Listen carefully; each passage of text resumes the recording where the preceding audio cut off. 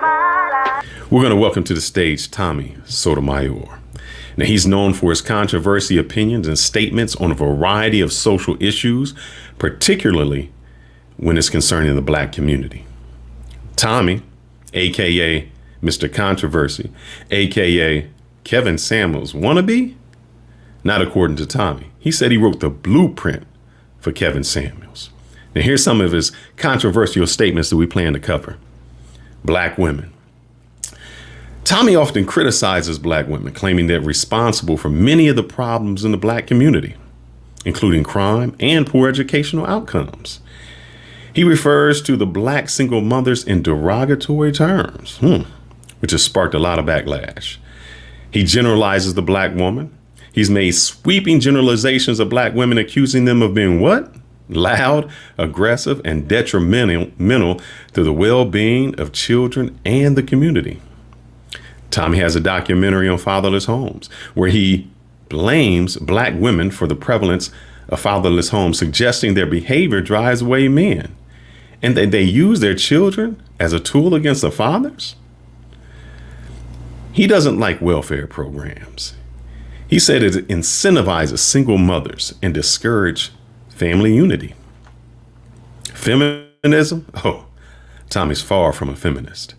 He has a vocal opposition on modern feminism, in which he claims it promotes misandry and the breakdown of traditional family structure. He has argued that feminism is harmful to both men and women. He's criticized gender equality movements, suggesting that it's unfairly demonized men and ignores the challenges of men. Black Lives Matters and police brutality. He's no fan of Black Lives Matters.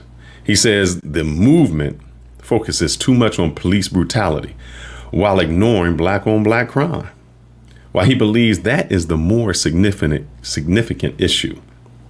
He defends the police. At times, Tommy has defended police officers involved in controversial shootings, suggesting that the victims often contribute to the demise of their actions. LGBTQ plus issues. How does he feel about that? He's made a lot of controversial statements regarding the LGBTQ community, arguing their advocacy often conflicts with traditional family values, and it receives a disproportionate attention compared to the issues affecting the black community. Race and culture. He's criticized the black culture. He said it's trash. He said the black culture is trash, including the music, the fashion, the behavior, suggesting that black people contribute to the negative stereotype, and that hurts the black community. He also doesn't believe in reparations. Slavery, you're not getting no money for that, arguing that it's not a practical solution, and it fosters a victim mentality. Now, my favorite subject, and what we're going to be discussing tonight, passport bros. Now, this is where we may agree. He supported the passport bros. Tommy supports passport bro movement. And the passport movement is where men seek relationships abroad, often criticizing American women, particularly black women, as being undesirable partners due to their attitudes and behaviors. He has frequently criticized Western women, claiming they are too focused on career independence at the expense of family and traditional values. That was what I said. Now let's hear some of Tommy's words, and after that, we're bringing Tommy to the stage to face the lion's den. You are attacked too. I mean, they call you names, sellout, Uncle Tom, crazy, you hate women, you hate men, you hate everything. Because black women are like God. That's why a lot of them call themselves goddesses. And what happens with God? He gets all the credit for when things go right, ain't none of the blame when it goes wrong. And you look at black women, when they raise a child that grows up to be a doctor, the black woman will say, I did it myself. Look how great my son is. But when he grow up to kill 30 people, she say, his daddy wasn't in his life. Hold on a minute. If you get all the credit like a coach who wins the Super Bowl, you should get all the blame like a coach who don't win a game. My grandmother, which is why I quote a lot of things. My grandmother was really difficult on black women. she felt like where they were versus where they are was a complete drop off, like a cliff. She the one who gave me the saying where I said, it's two places that you'll end up if you end up dealing with black women in hell or in jail. Better, she was grown. No. She was grown. See, here's How what. do y'all giving these women a pass for But doing there's black something? men Never too, said though. to men. But it's black men Okay, too. so then men, why don't you give men a pass for being deadbeat dads because of slavery and history took us out of the family? But you went. You look in America right now, blacks still make the poorest excuse I've ever heard for failing in schools by saying, well, it's culturally biased. But then I watch people who come from China, first generation Chinese. I grew up with a girl, she came to high school, that was her first in America, 9th grade. She was valedictorian. So why is it that blacks believe that, well, the SATs are culturally biased when this is the only culture we know? Yeah. So everyone else comes here and they get it right. Even the blacks from Africa come here and they're the smartest students. But now, where you're But you combining can't it, tell them that when a nigga whooping their ass. You can't tell them that when a nigga ain't taking care of his kids. right? You can't tell them that's just the type of nigga you attract.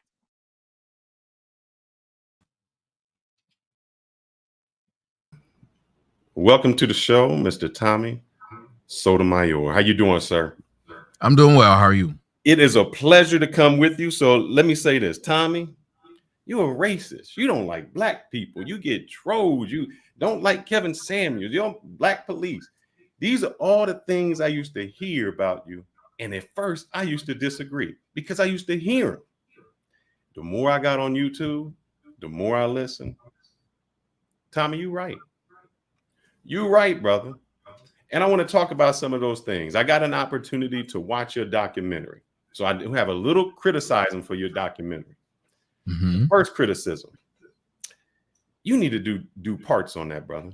It was so much information and so many stats that I walked away wishing you could have done more. You know, it was almost like the things you went into, I was saying, but there's more, Tommy, there's more. And I wish they could have done more.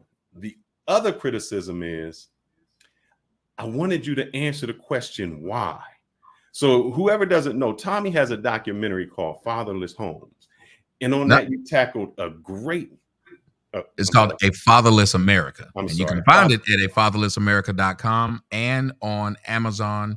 You can go to Amazon and you can order a physical copy of it, and you can order it. You can watch it on Amazon Prime. But it's A Fatherless America. A Fatherless America. Please, I apologize for that. I watched it, and the only thing I could walk away from was the question, why? Why is it a fatherless America? You covered some great things. One of the things was, I'll talk about a few issues. How vengeful women keep their children away from their fathers. You talked, I remember the girl, she was crying, and she was saying, I'm so sad. One reason is because my dad loves the new baby more than me. And the first thing I could think of, sometimes a guy walks away from the family or from that child, not because of the child, but sometimes because of the mom. What say you, Tommy? Give me a background on your Fatherless America. And do you think like the courts can be involved? You tell me. Well, as I said in the movie, they're incentivizing single parent homes. And they're not incentivizing single father homes. They're incentivizing single mother homes because they create the most chaos and the most disenfranchised, disillusioned, disorganized children. They come out of those households. You can see the numbers show that for the few single fathers that they are, the single fathers who raise their children tend to raise more grounded children. They raise more law-abiding children. It's because what happens with men is we have the mentality of no matter what happened before us, what's happening to us is the most important. And how do we navigate what's happening to us? We can't use the excuse of what happened to someone else. And so that's why I think men do a better job. And the reason why the government doesn't want that is because they want to fill the jails. They want people to be dependent upon the government.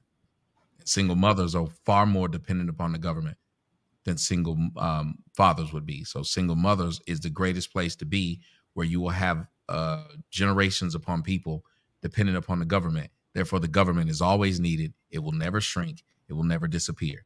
It will be the equivalent of McDonald's putting something in their burgers, which many people believe that they do, which will make you always need a burger. As a matter of fact, if you had to now live off of eating burgers, they have created customers that will last for the rest, the end of time. Yep. As long as humans exist. Now, a lot of women would say, no, it's just a deadbeat dad. It's that, they don't take the responsibility. It's all on the father. And I see that a lot of time you believe that single mothers bear a lot of the responsibility of fatherless crisis. So why do you believe that?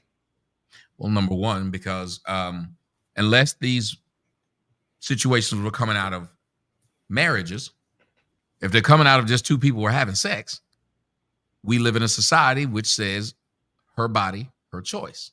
Mm-hmm. So just like I said about the coach, you have to take responsibility of your body, your choice. You can't tell a woman, it's my house, bitch, you do what I want. Then when the bills aren't paid, you talking about, girl, what's up? Why we ain't paid the bills? No, why you ain't paid the bills? You said it was your house. You said you could do whatever you want to. So then you need to sit there and make sure everything goes right. Exactly. Women claim the responsibility of who gets to sleep with them, if you sleep with them raw, if you get to come inside of them. Everything is up to a woman when she decides if she wants to take a morning after. She decides even if she wants to go and check and see if she's pregnant. She gets to decide everything about the pregnancy, then the birth. She can decide to give that child up for adoption. If she's not married, it's not 50-50. So that's why we'll put the blame on them. Man.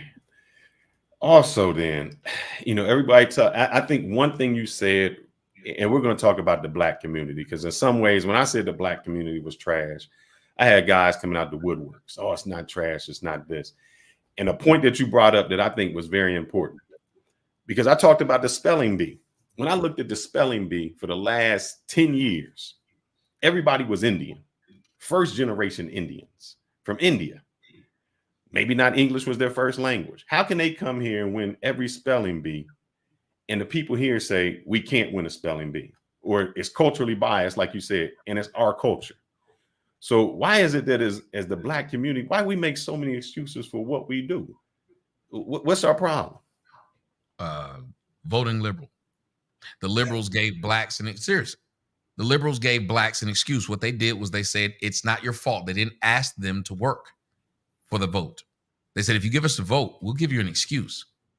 And if you can imagine what will happen if you have children and somebody outside of your house got into your children's heads and started telling them everything that's going wrong with them is somebody at school or somebody at home's fault. And as a matter of fact, you don't have to imagine that, because isn't that exactly what society is doing to the children now, which is making them more suicidal than they've ever been in history, mm-hmm. which is making them right now not even know what they want to do. And I mean, we grew up saying, I wanted to be a firefighter. We didn't end up being it a lot of times, but at least we had goals and aspirations. It was one of the greatest parts of being a child. They don't even have that. They're lost at young ages. Yeah. That's why their goals and aspiration for little boys now isn't being a firefighter, isn't being an Indian or a cowboy or a cop or a baseball player or a sports figure or entertainer. It's being a woman. Yes. And why do they want to be a woman? Because the woman has been given the least amount of responsibilities that there is, and yet the same, and yet more praise than anyone. So imagine if you do nothing but be, and you get praise for it. And you'll be a man and you'll work your whole life and you'll still be told you didn't do enough. Who the hell wants to be one of those? I have a theory, Tommy, and maybe you can tell me otherwise. My theory, when I've dated, I think I've told this story before, that I've dated in college and I dated Black women. And what I found was those Black women were raised by single mothers. The way they raised those single mothers were, you strong, you independent, you don't need a man. Well, I was raised by a mother and a father. So, it becomes more alpha. And it was very difficult to date those Black women because it became a power struggle. And it seemed to me the women that those, independent, strong boss bees dated was actually the men or boys that were raised by the single moms, because they were weak. And they always looked at a mother as someone who is their role model. I think in one of your sayings, you said everybody respect Big Mama. It's Big Mama. Do you see that as the crisis with feminism and things like that? I don't even know if it's feminism, because the feminists still realized that they needed men. They just wanted to be able to go work. That's not what happened. There wasn't a want for Black women to go work, because you got to remember, Black women have been working since they came to the United States. They've never not worked. So there was no need for them to go the feminist route, number one. And number two, they were never oppressed by their men. So they had two things that the feminists were going for that they never had, and yet they joined them. The biggest thing that was the problem there was they wanted to be a part of the white woman struggle, because in my opinion, the Black woman envies the white woman for a couple of things. Many of them are shallow. For a few things, excuse me, many of them are shallow, but it's two big ones. That the white woman has access to the white man, which is the most powerful man on earth, and women want access to power. Black women wanted the same thing. Black women fell into the European standard of beauty. Because the white man chose that woman, she wanted to compete with that woman. And most of us, whether it's a man who wants to sleep with a girl who's already has a man, what you would do is try to compete with what she has. And a woman does the same thing. Or if you're trying to get a job, you compete with what you know the person already wants and likes, and you try to compete with it. So we then became secondary, thirdary. I don't know if it's ever happened to you, but when you get a woman who cheats on you, she doesn't respect you because you stay. She doesn't respect you because whoever she's cheating on you with is who she really wants to be with. I'm going to play a clip. Let me play this clip of you, Tommy, and I think it addresses some of the things that you just said, and we'll get right back. It's about 2 minutes, but you addressed a lot of that. Give me 1 second, Tommy. Part 2. Because I was the simp du jour. I thought my mom was telling me, save these hoes, because she was out there and she needed to be saved. Oh my God. She had kids by different men and she got a man to marry her. There you go. Ask you a simple question. Why is there no examples of white women taking the sperm of Black men just to have a mixed kid? Why? And I want to ask you a question. I just want you to think about it. You know, Black women have been running around lately and saying, we're the most educated group in the United States. If they believe that, number one, it's not true. But number two, if they believed it, why are their kids the least educated? That wouldn't make any sense. That I'm really good at basketball and my child's never played. If these women who are raising their children at a 76% clip, single, why aren't their children as smart as they are, since they're so smart? That's a good. Is it wrong to say that white women are the trophy when almost every culture views white women as the trophy, when they're the best car on the road, when they are typically the expensive one, the Maserati? That's what white women are. I'm gonna tell you. So women were the best thing in the world. Men wasn't shit. That's right. I'll do all the things your man won't do. That was what it was supposed to be. Joe. And then I got hit with reality that these women were using men who felt that way about them. Wow. That men who felt like, oh, I see you've been hurt, let me fix it. Well, they didn't like that guy. Right. They actually liked the guy who hurt them. That's right. That's right. Speaking of women, you know, I've heard over and over that you hate women, and that you especially hate Black women, and you call them the B word, and I've never heard you call them B word. Do you call them? Oh, I do. You do. I'm not gonna lie about that. I call them bossy all the time. No, I'm just kidding. And so, first of all, just for the record, do you hate women or Black women? No, I don't hate Black women. What I look at it is they're the ones who have been in control for the last some odd years. And they've been proud of it, saying that they're the backbone of the community, to the point of where people said in public, and Barack Obama said it. Yeah. So if you're going to be the coach, or you're going to be the GM of this team, if the team is failing, where does the blame lie? So they get mad that I point the blame at them, but they stand up every day, say they don't need a man, I'm independent, I run everything. Right. Tommy, you put a lot in that, brother. You put a lot. I want to address. I ain't gonna lie, I don't get to see myself very much. I'm pretty damn good. Like, I was sitting there looking, I'm pretty damn good at this shit. I was like, somebody need to hire that guy. Brother, go ahead. What I don't understand is, let's talk about the black community. If you like the black community and you're a Republican, even though you are a brother who has a lot of melanin in him, they say you're not black. You ain't black enough, Tommy. How can you be not black enough? And in one sense, you dark in another sense. Why is it with the black community? We the only community that thinks monolithic, where you can only think one way.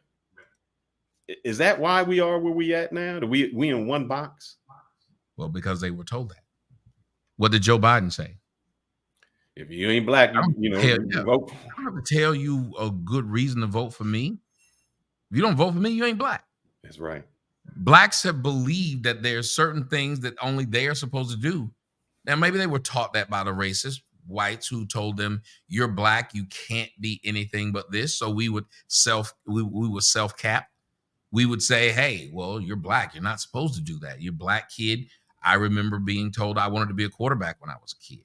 The white coach wanted his son to be a quarterback. I was more athletic than him, and I could throw better than him. But he said that my skills would be better used as a running back, receiver, or DB. You start to believe it. You don't argue it. I was a kid, and there was no one there to argue for me. I didn't have a father, and no one was there doing the practice. So when he said that stuff, you believed it.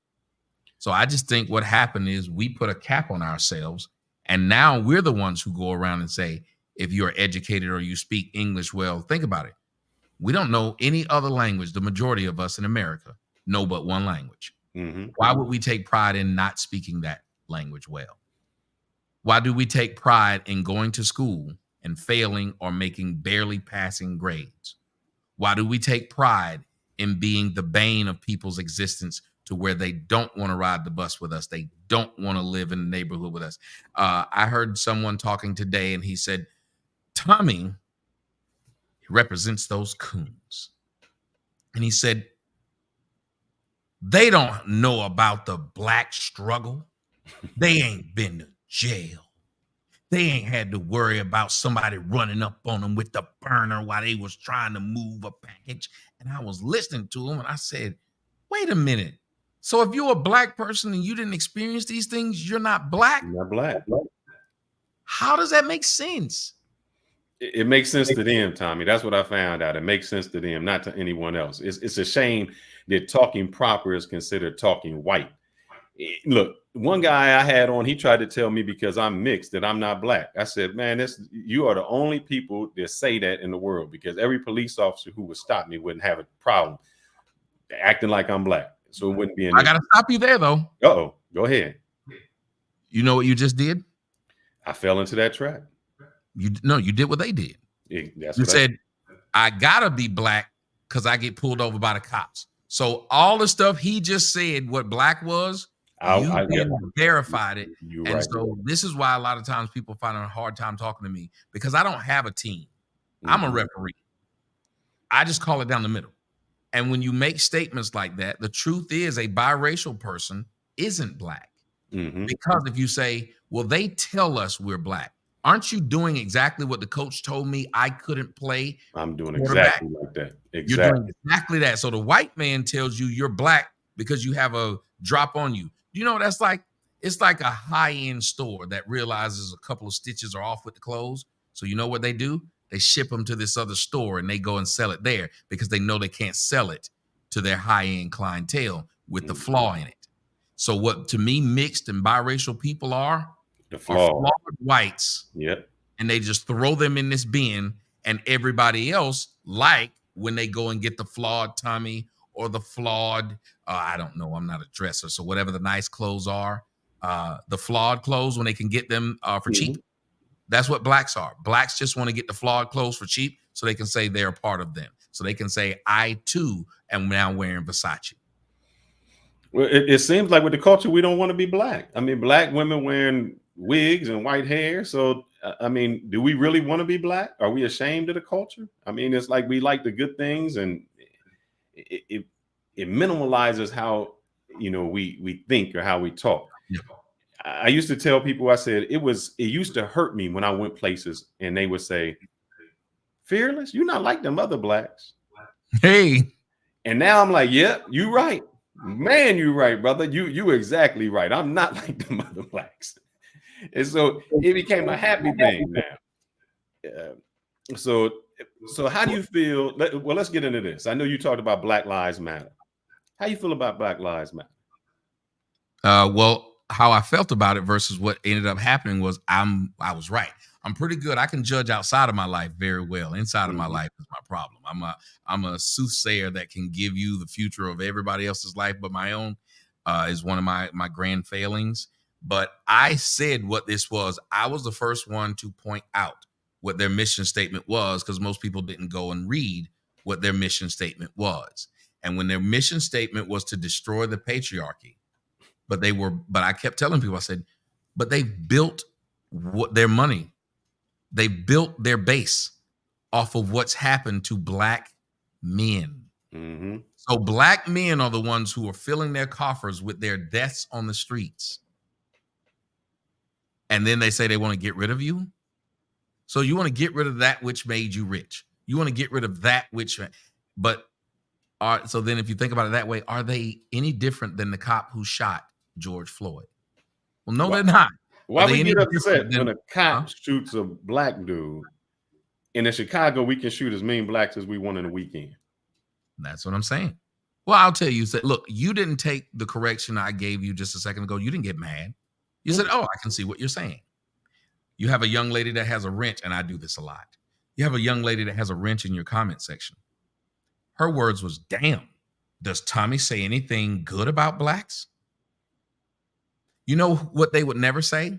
What's that? If I was Black Lives Matter and I was talking about cops, nobody would just jump up here and say, damn, do you say anything good about whites? Exactly. Or damn, do you say anything good about cops?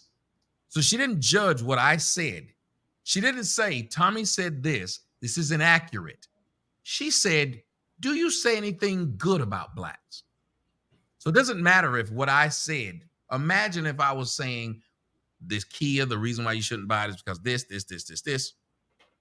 Do you say anything good about Kia? Imagine if I was saying that this movie is this, and it sucks.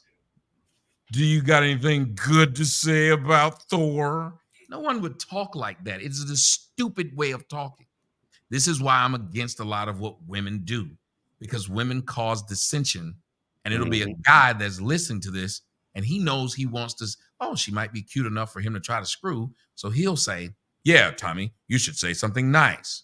But that doesn't make any sense. Where's the requirement to say something good? What is good? Good is relative anyway. In one respect, someone says, I've been to jail, and I know girls who say they like men who've been to jail. So him going to jail would be good. I think you talked about it in your last one. You said you grew up a simp. You know, you was the nice guy listening to the baby face. You know, I'm going to pay your bills. And then you found out it was the dudes who whipped their ass and cheated on them as the ones they wanted. Can you make that make sense?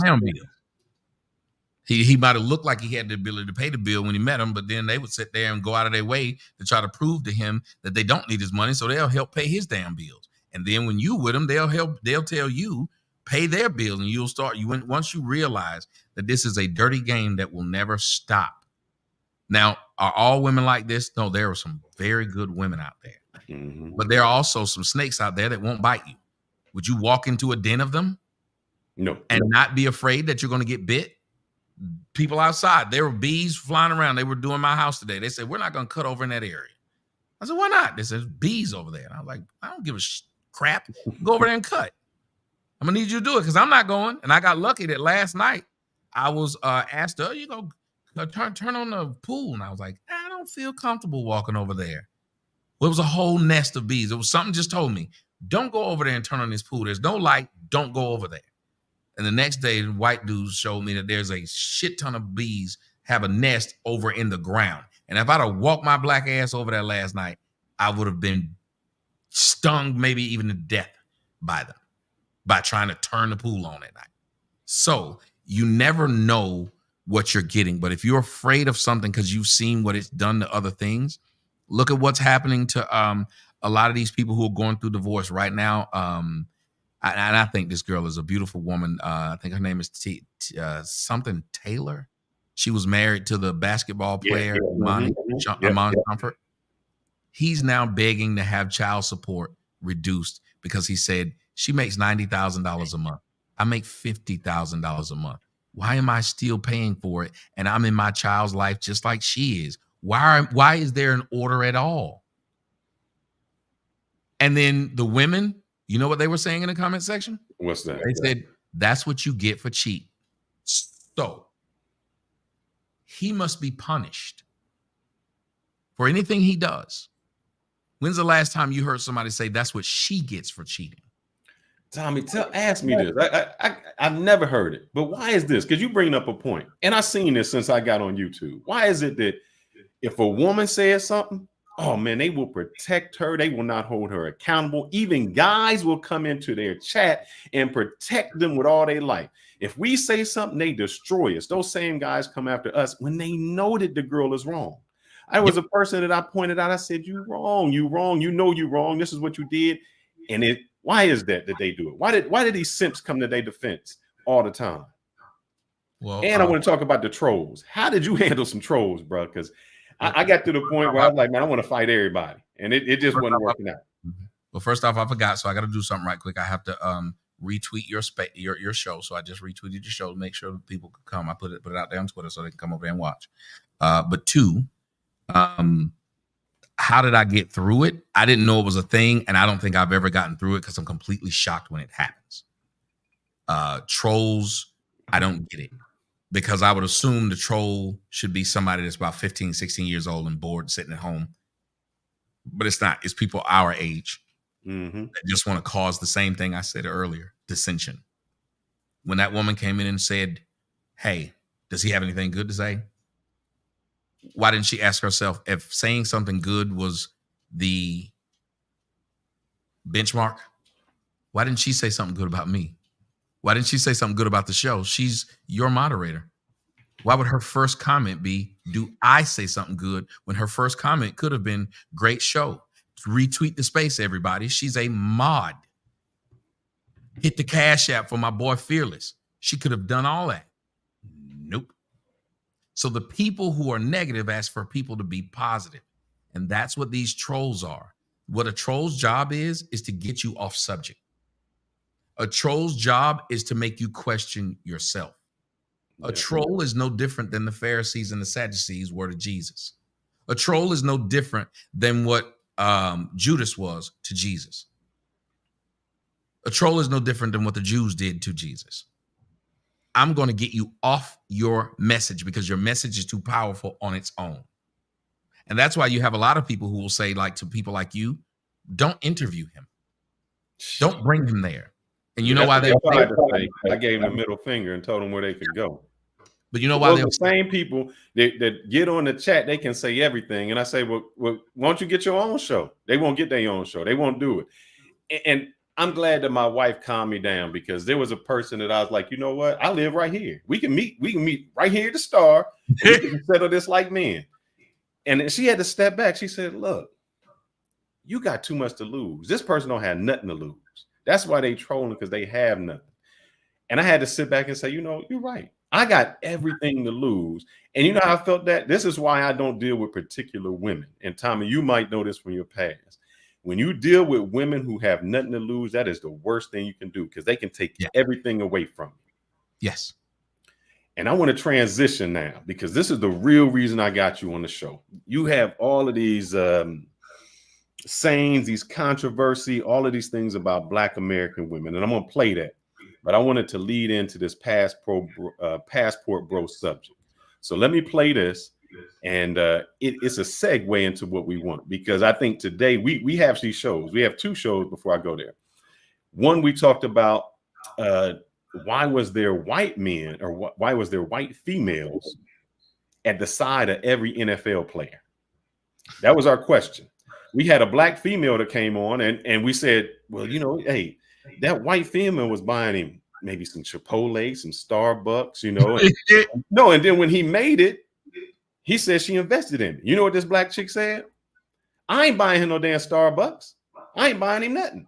And the guy said that girl made a $3 investment that got her $3 million. That's the best return you can get. And they don't want us when we build, and they only want us at the finish We've line. gotten it. And that's crazy. I'm going to play this because I think you had something to say about it. You said something very similar. And I want to get your reaction to it and then go into this Passport Bros. No other group would complain about my personal choice but black women, and I did not say black women in the post. Nobody thought Wesley Snipes or Michael Jordan were handsome. Can we be honest? Excuse me, not nobody. Very few people thought they were handsome. Wesley Snipes was handsome because he was Nino Brown. He was on television. He was in the movie. But remember what they started saying to Wesley Snipes when he married the Asian woman? Tay Diggs. Said Tay Diggs, yep. So he went from black women calling him dark skinned and ugly to those same women giving him nasty looks when he got a white girl. Yep. Soon as Wesley Snipes married a non-black woman, they started right back calling him a sellout and ugly and saying that he's stupid, that the only reason that white woman want him is because his money, which was ironic because the only reason the black woman wanted him was because of his money. How many of you black people ever thought, how many of you dark-skinned people, because we know, how many of y'all have ever thought about how weird that is? They call you ugly, you get a good job or something happens in your life, they try to fuck you out of your money. But if you go with somebody of another race, they will tell you the only reason that person wants you is because of your money. But the only reason you wanted me was because of my money. That doesn't make sense. So I'm not supposed to give it to this white woman. I should give it to you who's turned me down my whole life until I got something. Tommy, brother, if you was near me, you would have got a high five. You would have got the brother shake. You would have got the pat on the back, because this is the exact thing that the brothers in the Passport Bro community talk about. We say, y'all didn't want us. You want this 6-figure guy. All right, what we'll do is we're going to get our passport and leave to somebody who wants us. And what did they say? They only want you because you got some money. They poor, they this. You only wanted us because we have some money. That's the only reason you dated us. So why is it, Tommy, that when we make a choice to go somewhere else to find the traditional woman that we can't find here, that we everything in the book? Like you said, they talked about Wesley Snipes. He was cute until he got with somebody else. Now nobody liked him. That's the same with a lot of brothers in the community. Help me out, Tommy, please. Yeah, well, that's an easy one. That is another byproduct of being raised in single mother households.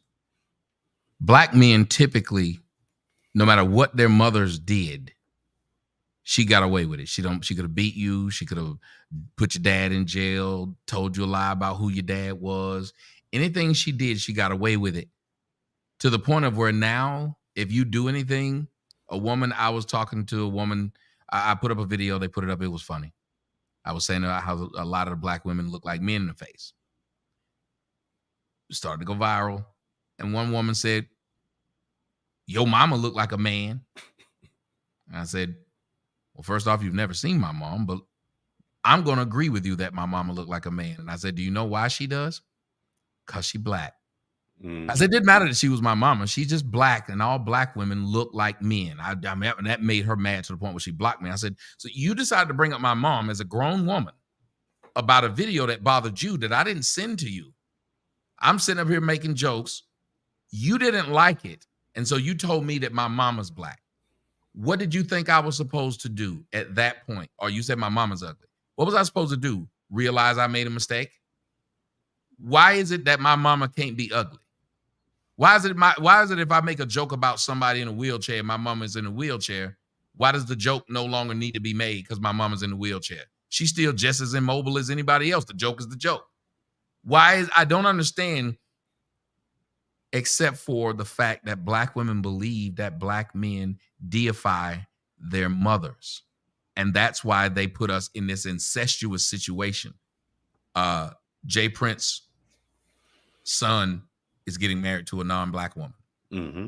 One of the women in the comment section said, these men don't like their mothers. because they don't pick women that look like their mothers. I love my mother to death. I don't want a woman whose tits is sagging like my mom and who's fat like my mom and who fucked my dad. I don't want that woman. I don't want a woman in her 70s. Sorry, I don't. I don't want a woman who has 0 eggs left. I don't want a woman who has no uterus left because they done threw that thing in the trash can. Why would I want this? Why is it we never get to say to them when they say they don't want a man who's under 6 feet? Bitch, your daddy was 5'3". Exactly. They don't want a man who don't have a good job. Mm-hmm. Your daddy is a janitor. They don't want a man. So they can actually want things that remind them not of their father at all, because many of them didn't have fathers.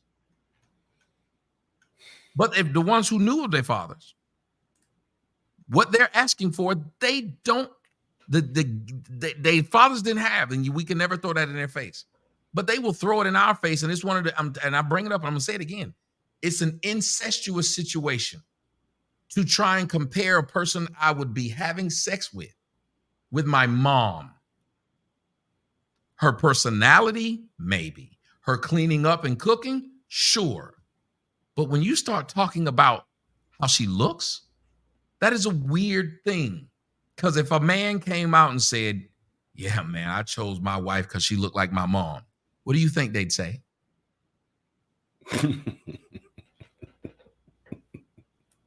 You crazy. So the passport bros, they decided that I don't have to be held to this standard that black women don't even hold themselves to. Exactly. They started to realize that black women had no problem dating out of their race. And as a matter of fact, since this thing allows me to show you something, I want you to play something for the audience, and it's just a couple seconds. Let me see if I have it. Do I have it? Yesterday, 6 red beetles. My question is, Tommy, if somebody, while you're looking for that, if I talked about, because they say it, if I talked about gay people every single day, gay this, gay that, gay this, and I say I'm straight, at some point, somebody's going to question me being straight. Am I right? Because that's all I talk about. Yes. If you keep on, I'm in 1,000% agreement with you. Then why is it that these women only talk about passport bros, and they say they don't like them? But they in every chat, every channel, every video they do is about passport bros going out of the country, doing this, but they don't like them. I can't understand that for the sake of it. Can you help me explain that? What it is control. Black women want control, and they understand that what they've been able to do is control black men by insulting them. Why do you think that the language of blacks is always insulting? If they don't agree with what you say, they will insult you before they debunk you. Yes. They will call you gay. They will call you all these names before they ever try to debunk you. So therefore, you have to watch where they got this from. They got it from their mothers. And what is it that these women do to men they don't even know? If you didn't want passport bros, if you had most of them ugly and be going over there and get tricked out their money anyway, so why do you care? Exactly. And then here's the biggest lie that you hear black women tell. We wouldn't care what y'all did if y'all didn't bring us up. Well, hold on, ma'am. Last I checked, Michael B. Jordan said nothing bad about black women. Last I checked, the brother Jonathan Majors said not one bad word about black women. Nope. Jay Prince Jr. did not say a bad thing about black women. I can name you man after man who never said one bad word about black women. And guess what happened? They still were being harassed by you because they didn't make the decision you wanted them to make, which makes no sense. But it does make sense when you realize it's about control. They call black men who are straight gay, but still hang out with gay men. So if being gay was a problem, why do they hang out with gay men? And if being gay was a problem, why aren't gays upset with them that they call straight black men gay? A gay person would immediately and should stand up and say, hold on, lady, you and I are friends. And to insult him, you referred to him as gay. So that means you think it's something wrong with me being gay. That would make sense, right? Just like if you had a white friend and the white friend got mad at their black friend and said to the black friend, nigger, or got mad at somebody else and said nigger, And the black friend is standing right there when they said it. And then the white friend said, oh, I don't mean you. I just mean him. You'd be like, wait, what? If you call them that when you're upset and you think being what they are is a bad thing, then that means you think I am a bad thing by logic. This is what they do, though. Their arguments are not based in logic or facts. It's based in fear. And they want you to be fearful of being called a sellout and a coon. Yeah. Well, who's the bigger sellout and a coon? You for putting your penis in a non-black woman, or them for putting a non-black woman's hair in their head because they think they look better with that in it? Tommy, I got a question. You know, they say the black women don't like you. You know, I'm just saying, say there's a group of black women that don't like you. They hate you. Tommy's a racist. He don't like black women. Would it be those same people that would be talking about you if you was with a white woman? Like if you got with a white woman, they would be like, they don't like you. They don't want to be with you. But if you went with a white woman, they still got something to say about you. How can you please them, Tommy? Well, I point that out. I said, if y'all call me a coon and a sellout, why are y'all surprised when I coon and sell out? I would never call a person gay and then get mad that I see them doing gay things. I would be mad if I saw them not doing gay things. I'm like, I must have been wrong. So if you believe I'm a coon and a sellout, why do you still follow me talking about you'll do anything them white people tell you? Who should I do anything that they tell me? The black folks? Why do you get mad at who I do anything for? I do anything for whoever I want to, but you're jealous that it's with white people and not for you. It's the same as these women. Soon as a black man get a divorce from a white woman, the white woman take half. Why does the black woman feel vindicated and say, see, that's what the white woman do? Well, hold on a minute. Did you forget all those black men who've gone through divorces and had half taken from them by black women?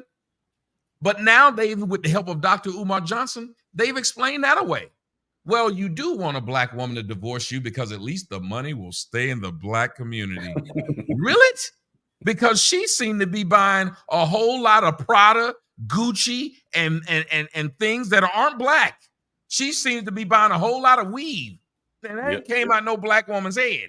She seems to buy a whole lot of Nine West shoes and things that aren't owned by blacks. So why would Dr. Umar Johnson and black women tell that lie that if you're a rich man, at least if you get with a black woman, your money stays in the black community, when literally the studies show that the black dollar stays in the black community no longer than 15 minutes. Y'all don't want to talk to me about facts because I got too many of them. Exactly.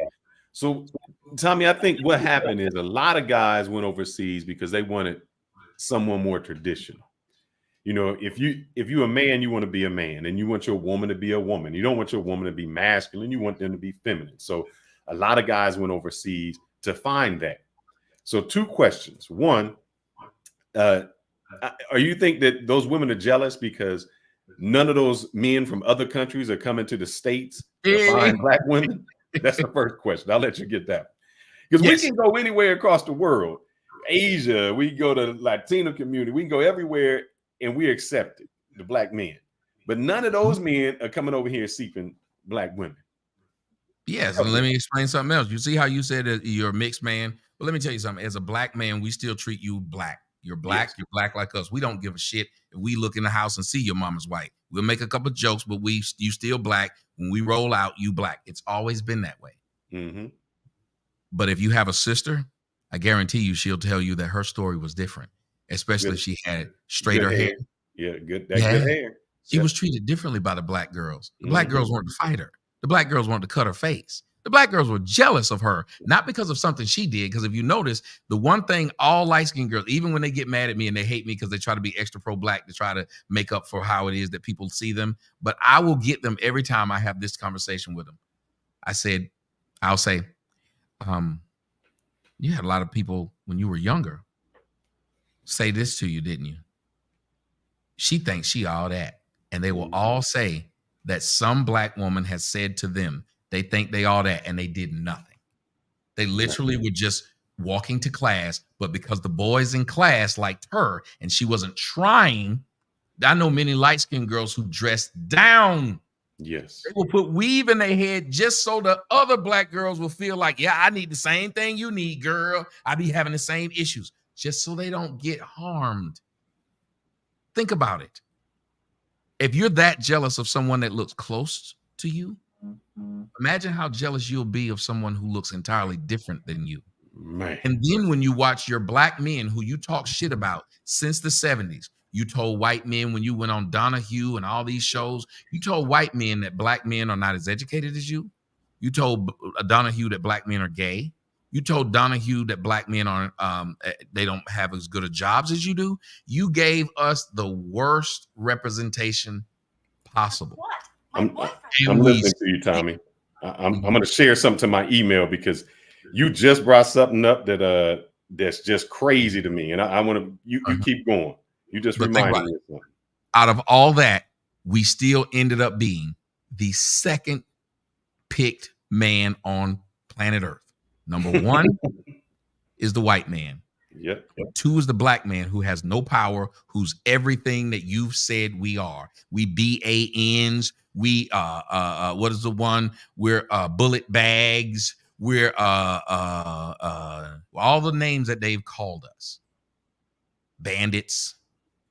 We still don't have to put on somebody else's hair on our head to be considered pretty. Here's another thing you don't see people do. Lil Wayne gets to date outside of his race. Yep. You don't see Lil Wayne on television going, "Hi guys, I'm Lil Wayne," changing his entire voice. But you know who you do see doing that? Them. Yes. You see Eve no longer talks like she the Philly chick because she got a white man. Exactly. When they get a white man, their voice changes for some reason. The hood chick leaves. And as a matter of fact, you can find videos of black women telling other black women how to get white men. And one of the first tenets they tell them is to get rid of the black girl attitude. So that means you know that there's an attitude that's a problem, and yet you won't get rid of it for us. And you know what that is? I can tell you from someone that's been in a dysfunctional relationship. If the person doesn't respect you, you'll keep asking them over and over again to stop doing the same thing. That another man never had to ask because she felt he deserved it. Why is that they'll go to another race and treat them, and they won't have that attitude when they go to that other race. They'll treat them entirely different, but we get the worst of them. And I don't want to brush every black woman with the same stroke. But nowadays you hear you got to have 6 figures, you got to be 6 foot, you got to have all of these things. One girl I played a video she said, I don't date a man. You know, if you don't make as double what I make, then you broke. And I'm thinking, chick, what that make you? Don't that make you broke? So it make you broker. I'm gonna add this. I gotta double your output. I'm gonna play this, and then I'm gonna bring the guys who are backstage up because I know they have some questions for you, Tommy. And this may be what you're talking about. This Asian lady she understands it, and I think this will be played especially for the black women once that goes up. And then I'll bring him up, Tommy. So guess what? My boyfriend just left me. Which one? Bill or Sam? No, the other one, Greg.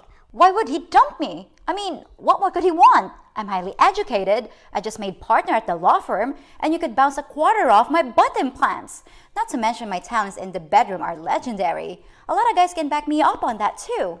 Yeah, I heard about that time with the power drill and duct tape. Yeah, I couldn't walk for 3 days, and neither could they. So anyway, he left me for some third world skank whose only goals in life are cooking and making babies.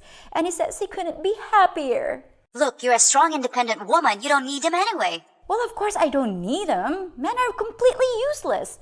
But why would he dump me? I'm every man's dream, aren't I?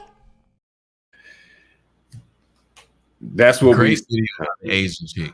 That's what Great video about the Asian chick. Yep. Do you see that? We're supposed to take garbage as black men. A woman can go out and fuck everything moving and still tell you, I'm a good woman. You should just forget all the shit I've done and trust that I won't do it again. Exactly. Trust that, like, you listen to that, and it's funny, that woman is speaking, and it like resonates with me. Like this idea of you're supposed to be such a great person and you fucking everything else that moves, but I should be the one that set up there and take you seriously. And if I don't, there's something wrong with me. Before you bring them up, do me a favor and play this 10-second video that I just sent you. All right. It's just 10 seconds. Baby Yep, girl, I you got it. something special, you my little angel. I love how you Read what love it God says. and you getting paid. You and your pretty girl vibes, you ain't nothing basic. Every time you post a picture, likes going crazy. Did you see what it says right there? Can you read that? Let me says- see. I'll read it for you. Oh, nothing. Just a black man's baby mama, a white man spoiled, married, and moved to Hawaii. Man.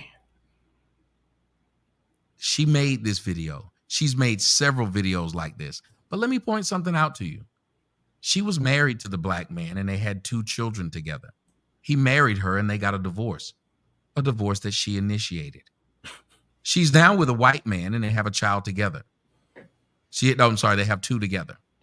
So she's saying this as she has 2 black men. Now, if she was happy with the white man that she was with, would she have to have a post that says that?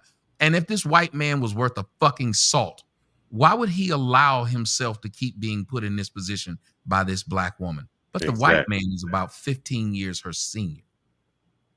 All of her videos, and many black women out there who know who this woman is, this is my first time seeing it. And the black women aren't calling her a sellout. Nope. They're not calling her a coon.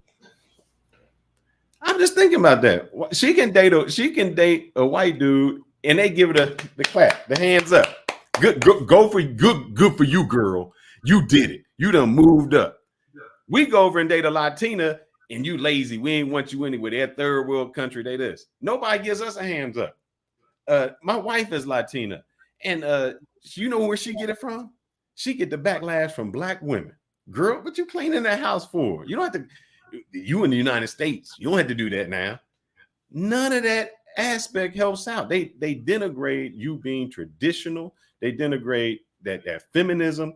And I've tried to tell women, I said, the crazy thing is you can get more being a traditional, submissive woman than you can being this masculine. A dude to do anything for you. If a guy flying 2,000 miles on a plane, getting a hotel, getting all that to be with a woman, that says more about what you're not doing than what he doing. Because that means you got him here and you can't keep him. He's spending all that money to go somewhere else. Yeah. And like one of your the same I think it's the same mod. Literally blamed. She said, I'm biracial. And yes, black women picked on me, but I blame black men for that. So black women picked on her. Her name is Lovely something. She said, yes, they used to bully me, but I blame black men for black women bullying me. How would it be black men's fault? Not even men, children, black boys. It's their fault. Imagine that. Because they have the same fear that black men have. You don't want to piss off black women. Because if you piss off black women, especially if you light skinned, they're going to whoop your ass, lady. Yeah. They're going to grab your hair and beat you in your face. So you don't want to piss them off. You'd rather say something to the men because the men won't put their hands on you. It's the same thing. The men are afraid that when the women go off on them, they won't sleep with them. So they're afraid to upset the women. So they will go against people like me, even though I'm the one preaching for their benefit. Because they're afraid that if they back me up, they see how they talk to me, they see how they act with me, and they don't want them to ever sit around and do that to them. Black women live and rule over the black community with an iron fist to the point of where somebody will say that. Imagine if I said the reason me and my black girlfriend fight is because of white women. Think about it. Yeah, me and my girlfriend fight, but it's because of these white women. What? Tommy, the problem is, man, you just make too much sense. You make too much sense to people who senseless. Let me read these 2 cash apps. We're going to bring the brothers up.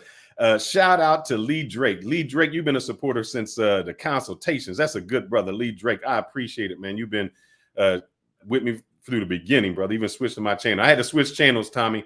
That's why you didn't see me, because I had so much garbage on the other channel, so many trolls. I had to make a new channel, just something like you. So Shout out to him. Also, shout out to Wills Harrow for the $50. I appreciate it, my brother. That brother done helped me out. I can get a sip of drink with that, Tommy. Hey. That helped me pay when I had to rent your movie. I had that deposited on that. I think I'm about to get me one. I'm gonna go and get me something to eat late. Hopefully something will be open when I get done with this, but I'm gonna get me something to drink so I can just sit back. Before you do that, Tommy, I'm gonna bring them No, up. But I I'll be able want to to show hear you. you. Hold up, I want to show you Oh, something. you gonna 'Cause show me something? Go ahead. This Oh, brother shit. here has been waiting. This is brother. Yeah. He said, I met Tommy way back in the day. He said, man, I back when I love was that skinny. brother. He was even going to When I was skinny. So I wanted to say that's a great supporter right there. You know, that's a brother who's been with you since the beginning, and I wanted to show some love for that brother. Go ahead and get All your right. drink. I'm gonna bring these brothers up, and by the time you get back, we'll be ready for you, brother. All right, perfect. Thanks, man. Yes, sir.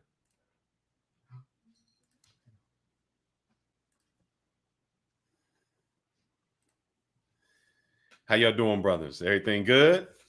Yes, sir. All right. I know y'all got some questions for Tommy. So just to let everybody in the chat know, I'm gonna let the my co-host, they can ask Tommy whatever questions they want. We'll do that for about 15, 20 minutes. And then if you want to come up, you want to ask Tommy a question, you can come up. We got a bounty for that.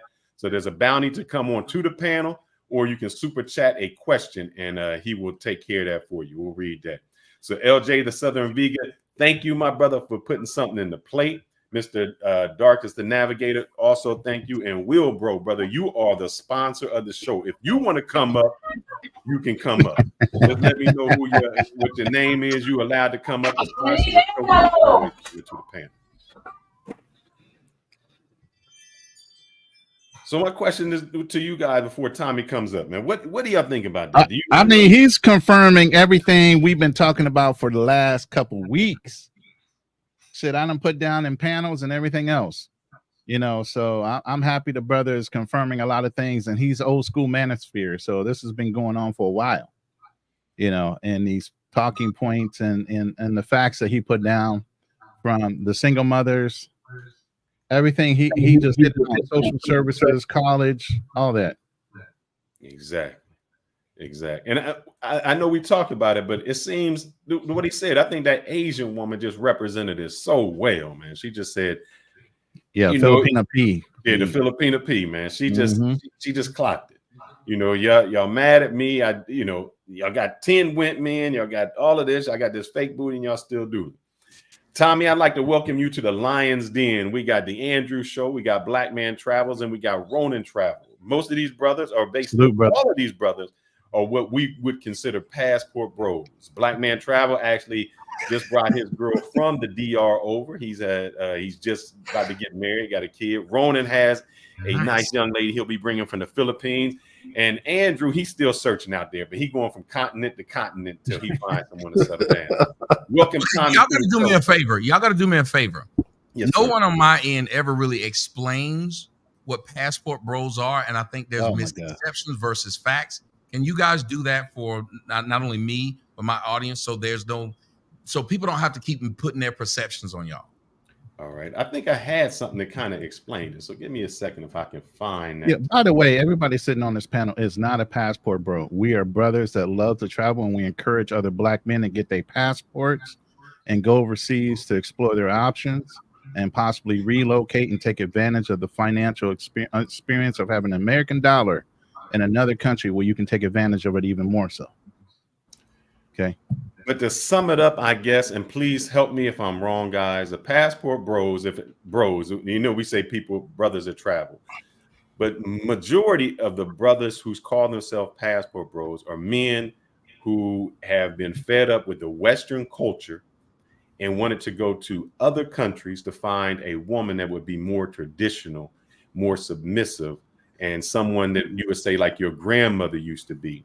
That the women in the Western culture have become so indoctrinated with making money, their expectations are so high that they can't even fulfill them. You got somebody like Ebony Williams, who 40 years old, a lawyer, and still can't get a man. And so the guys just said, you know what? I'm going to go where I am celebrated, not where I'm tolerated. Mm-hmm.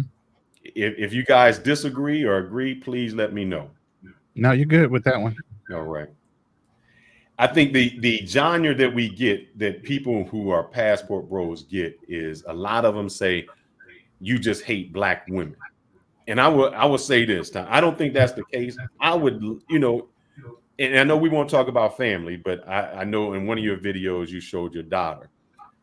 I'm assuming that her mother would be Black. Yes. Okay. And I think as a black man, you would always, your first choice would be like, I like a black woman. They understand my culture. They I understand really how I have work.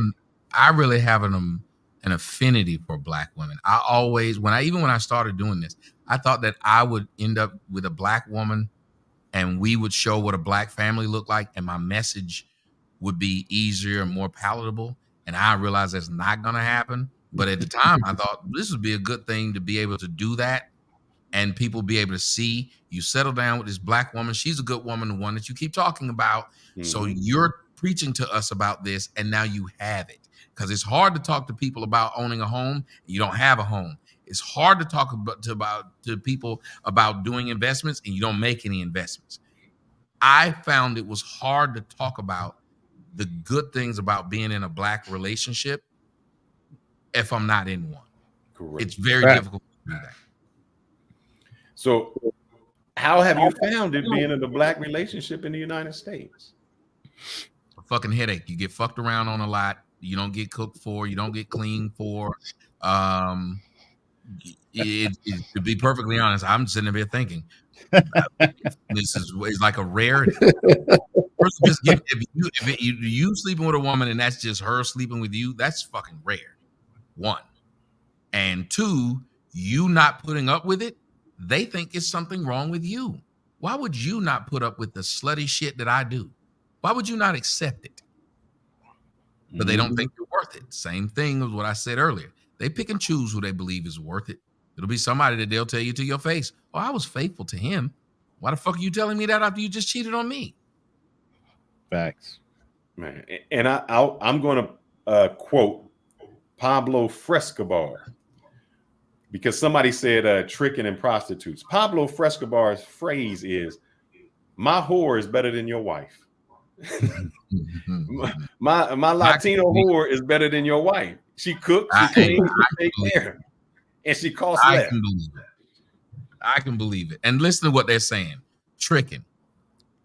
The American black woman wants every man who meets them to trick on them anyway. Yes. So they're just mad that you're tricking on someone else. Even if I go to another country and trick, it costs me less to trick on her than it costs me to trick on you. You're just mad that you're not getting my rent money. You're mad that you're not getting my car note money. You're mad that you're having to work harder now online than you should be, because I'm deciding, well, if I am going to pay for a trick, which if you go to Brazil, you get you one of these tricks, this chick will wake up and cook and clean.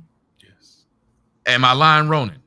They're not lying. All these brothers can testify. They'll tell you right now, all of us done it. They will treat you like a king for $100. Yep. Even for less. And you get into a WNBA game in the United States with $100. And you can take them to the Cheesecake Factory, Tom, and they be happy. Well, they gonna think you balling. Yes. Yes. So do you think there's any hope for the Western community, the Western culture anymore? Do you think there's any hope for those type of women? Because they don't, here's the thing, Tommy, I'll say this. You have not changed. They still want you to provide. They still want you to protect. You go on that first date, you going to pay. You better pay for that first date. You ain't no going 50-50, none of that. They want you to provide, protect, do all of those things that a traditional man would do. Yet they not traditional. Let me ask you something, Fearless. I want to ask all you guys on the panel. It's a few people in the comment section right now talking about some, we don't care, Tommy. We just want you to leave us alone. Last I checked, this ain't my channel. Last I checked, I didn't ask you to come over here. If you don't care, why are you here? Man, Tommy, why are you worried about anything that I say? Brother, why are you preaching to the choir, Tommy? We say it. I say, look, I got people that make so many reactions to we do a Lions Den, and they make reactions to the videos and the things that we say. And I say, if you don't like it, why are you even watching it? There's a girl in the chat. Around and make me join y'all. We're gonna form Voltron. Y'all gonna make me join. I was about to say you have a lot of our talking. I was about to say you have a lot of our talking points, brother. I'm trying to tell you, we be talking like this all day, every day. Yes. So I love all your talking points. And yes, anytime you want to join on the party, come on in. Thank you. But it's just sad to watch that. If you are going to sit here and listen to us, at least listen to us. Yes. If you're not, then get the fuck out. Exactly. But have y'all noticed that black women are such crass people that they will come to talk to you on Twitter? They do it to me all the time. Shut up. No one wants you here. You mean on my own page? What the hell? They Did you love to really hate, just Tommy. on my own page? The hate is real, as they say. They love to hate, man. My name They is in the like to see title. you. This person says, "I'm not listening to you, love." You better be glad I don't have no wrench, ma'am. 'Cause I bet you- Oh, that's Zed. She's, Tommy, did you call her a she's winch? from, Did you she's call from her a Oh winch? man. Oh, we You need didn't Zed call and her a Tommy. winch, did you? Yeah, Definitely. she's Ethiopia, man. She doesn't like anybody that It's travels. really especially black. insane. Oh, we need Zed up in here. As you speak to me, you're not listening to me. You literally, I didn't know you exist, bitch. You keep talking to me. I am a guest here. You could have left. Where's the nigga that you with at? No, You I tell you, could wait, be with that man. Tommy, you want to know who the nigga she with? He a 25-year-old kid that travel around the world. She got a channel Oh, and man. she made 100 videos, 99 of them about a 20. She 50 Obsessed. years, 60 years old. She make 100 videos about a 20. I can't mention her no more. My wife said don't even mention her anymore. but there's 200 people watching right now. Everybody should have hit that like button. We need to have those likes, first of all. Second of all, for an inexpensive price, man, you can go on to Amazon and rent. If you want to rent Tommy's movie, you can rent it or buy it. Great. You're going to get all the statistics in the world and you're going to see things from a whole different perspective. Is it a well done movie? What's that? Is it a well done movie? It's well done. And I said my only gripe was it was just so much information that you could have broke it up and delved so deep into every section.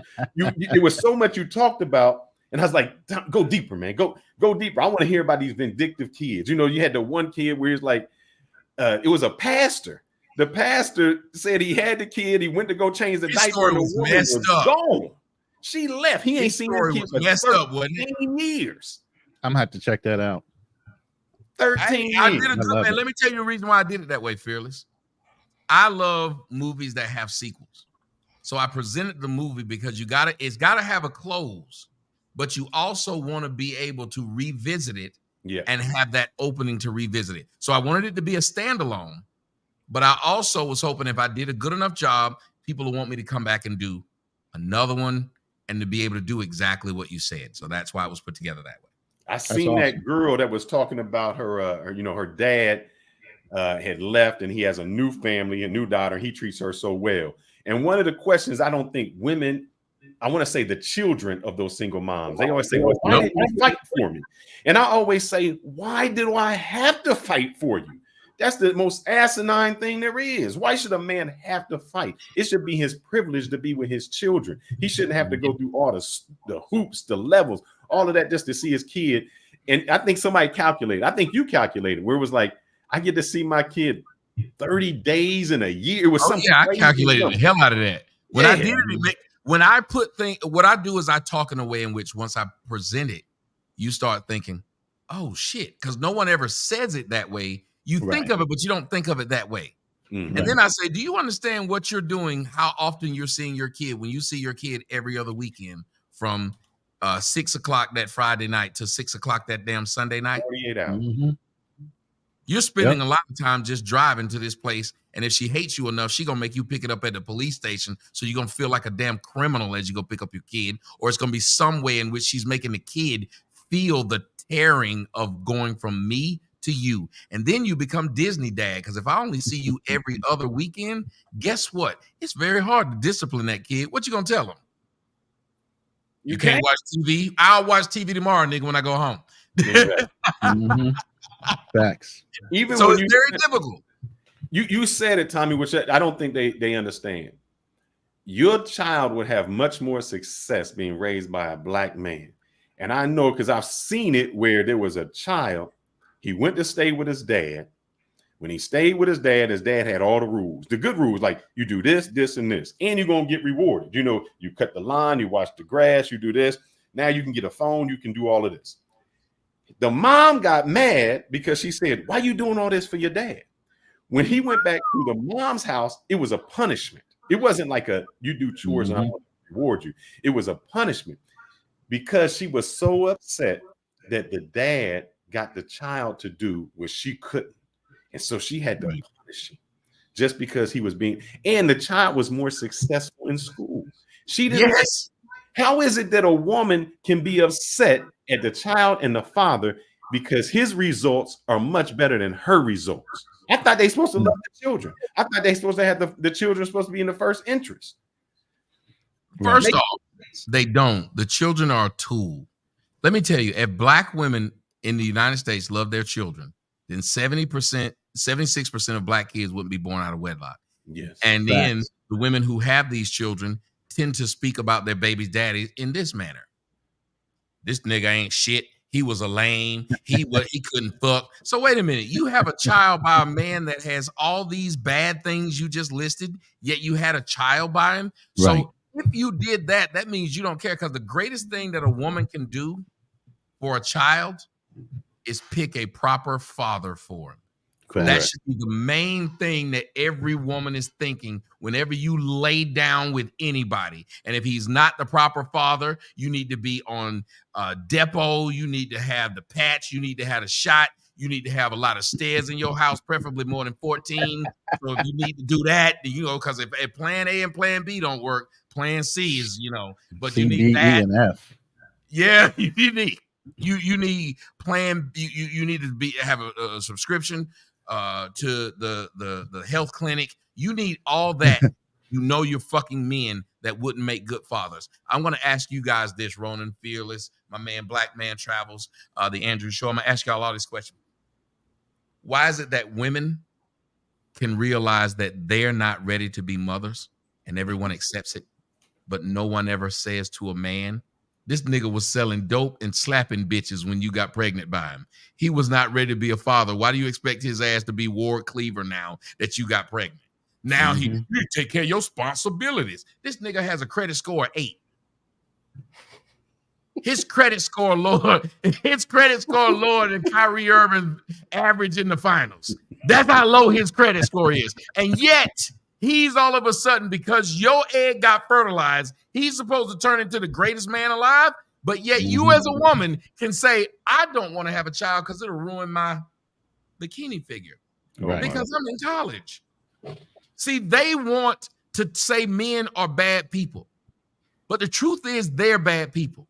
Because men keep men from doing bad things to women.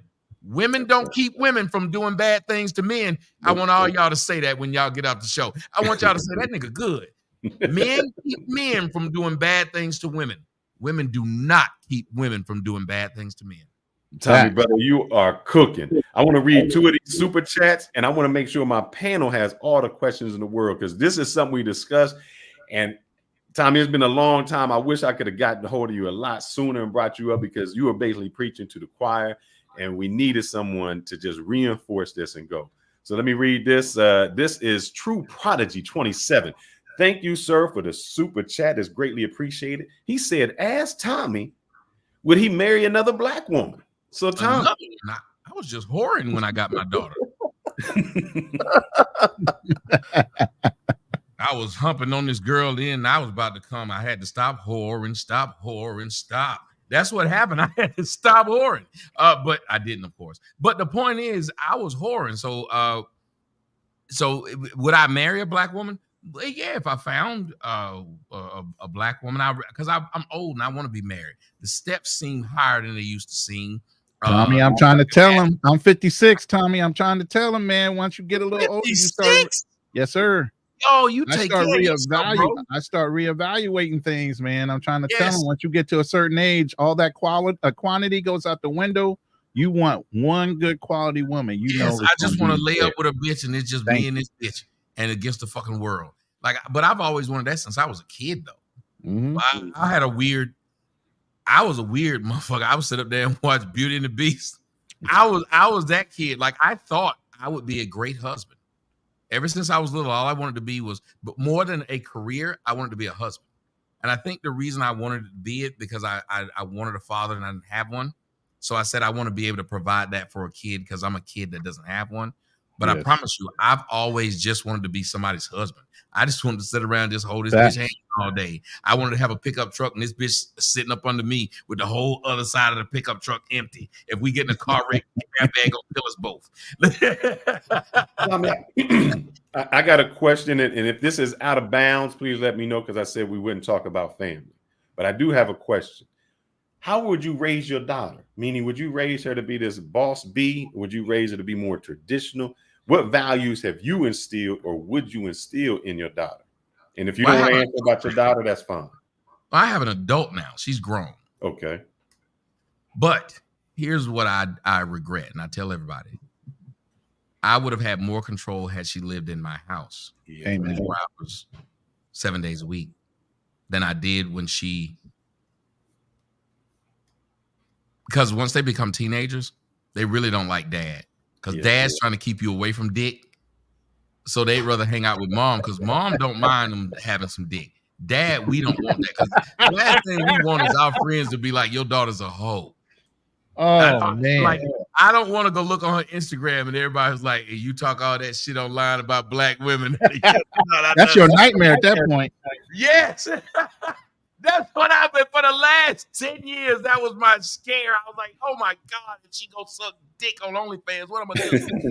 So I did everything I could to keep her off of that and off the pole. But I say this. My daughter's a really sweet girl. Mm-hmm. Do you know in 18 years of her life, I've never heard her use a cuss word. And even now when I cuss, she still says, Dad. I always make fun of her. I always say, somebody stole my black child and left me with this white child with a black face. Like, I always laugh at her. She's really sweet. Now, I hate it for whoever she married, because I hate to talk about her like this, but she don't cook and she don't clean. So Set them up. I can say that, but that's because of society right now. Like, it's hard. I mean, you can't punch your kid in the stomach like you used to be able to. If they didn't clean their room, you could punch them in the stomach, and everybody was like, that's what you get, and go clean your room. Now you can't do that. You got to negotiate with the kid. Please clean up your room, and I'll give you another PlayStation 5. I know you can play two of them at the same time. Like, it's hard to be a parent now, and during when I was raising her. But I wish I could have given her, because her mother's Guyanese and her mother knows what it's like to be a traditional woman. Hell, when I go by their house, she still will cook for me. So do you think it's the Western, because if she Guyanese, she comes from somebody traditional. They cooking in their household. I know her mama cooked. So do you think it's more the Western culture? Yes. That's why when you talked about passport roles, a lot of time black women will show their guilt when we don't say black. Have you noticed that most of our argument with, and Ronan, and I can see him shaking his head, and Andrew's show, they both shaking their head. They know where I'm going. Most of our gripe is with Western women. Yeah. All day. If y'all leaving the United States, you didn't say white women were better than black women. You left them too. Yeah. Yep. But black women think it's because you want white women. Well, let me tell you something what white men been doing. White men went over to them rice paddies and fought and had their limbs blown off and everything in the 70s. The original passport bros, them motherfuckers said, I'd rather stay over here with this Asian chick than go back and deal with that bitch in the United States that's talking about free love and all up in Woodstock. Am I lying? Tommy, I got a question for you. You see all this behind me? You see all this behind me? Ronan, am I lying? No, you're not. That's the whole point. Tommy, why is this? Veterans have been doing it for years, way longer than it's been in the scene. That's my question. Why is it, Tommy, that you talk about them dudes been doing that since the 70s? Them white dudes been going over to Thailand, Asia, all of that. Why was it never a problem when the white guys were doing it, and now it's a problem that the black dudes decided to get their passport and leave? Explain I just told you. Because black women feel like they own black men. They get to dictate what you do. They know they don't own white men, so they accept that white men will fuck. It's just like a really rich man. A woman accepts that he's going to fuck different women because he's really rich, but she expects your broke ass to be faithful. She will fuck around on you with this nigga who fucking 98 bitches and will let him do it.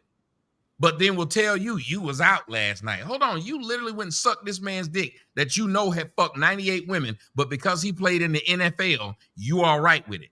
She ain't But got a problem. me, I'm held to a different standard because I ain't shit apparently. Well, black women look at us that way. They don't think we shit, but they think the white man is. They know every woman on earth wants the white man, so they're willing to compete. They don't like that about us. They don't like the fact that my man rolling up there looking like he in his late 30s. They don't like the fact that my man Andrew up there got the coolest hat I've never seen. They don't like the fact that Phyllis got a rock wall, a nigga want to climb it.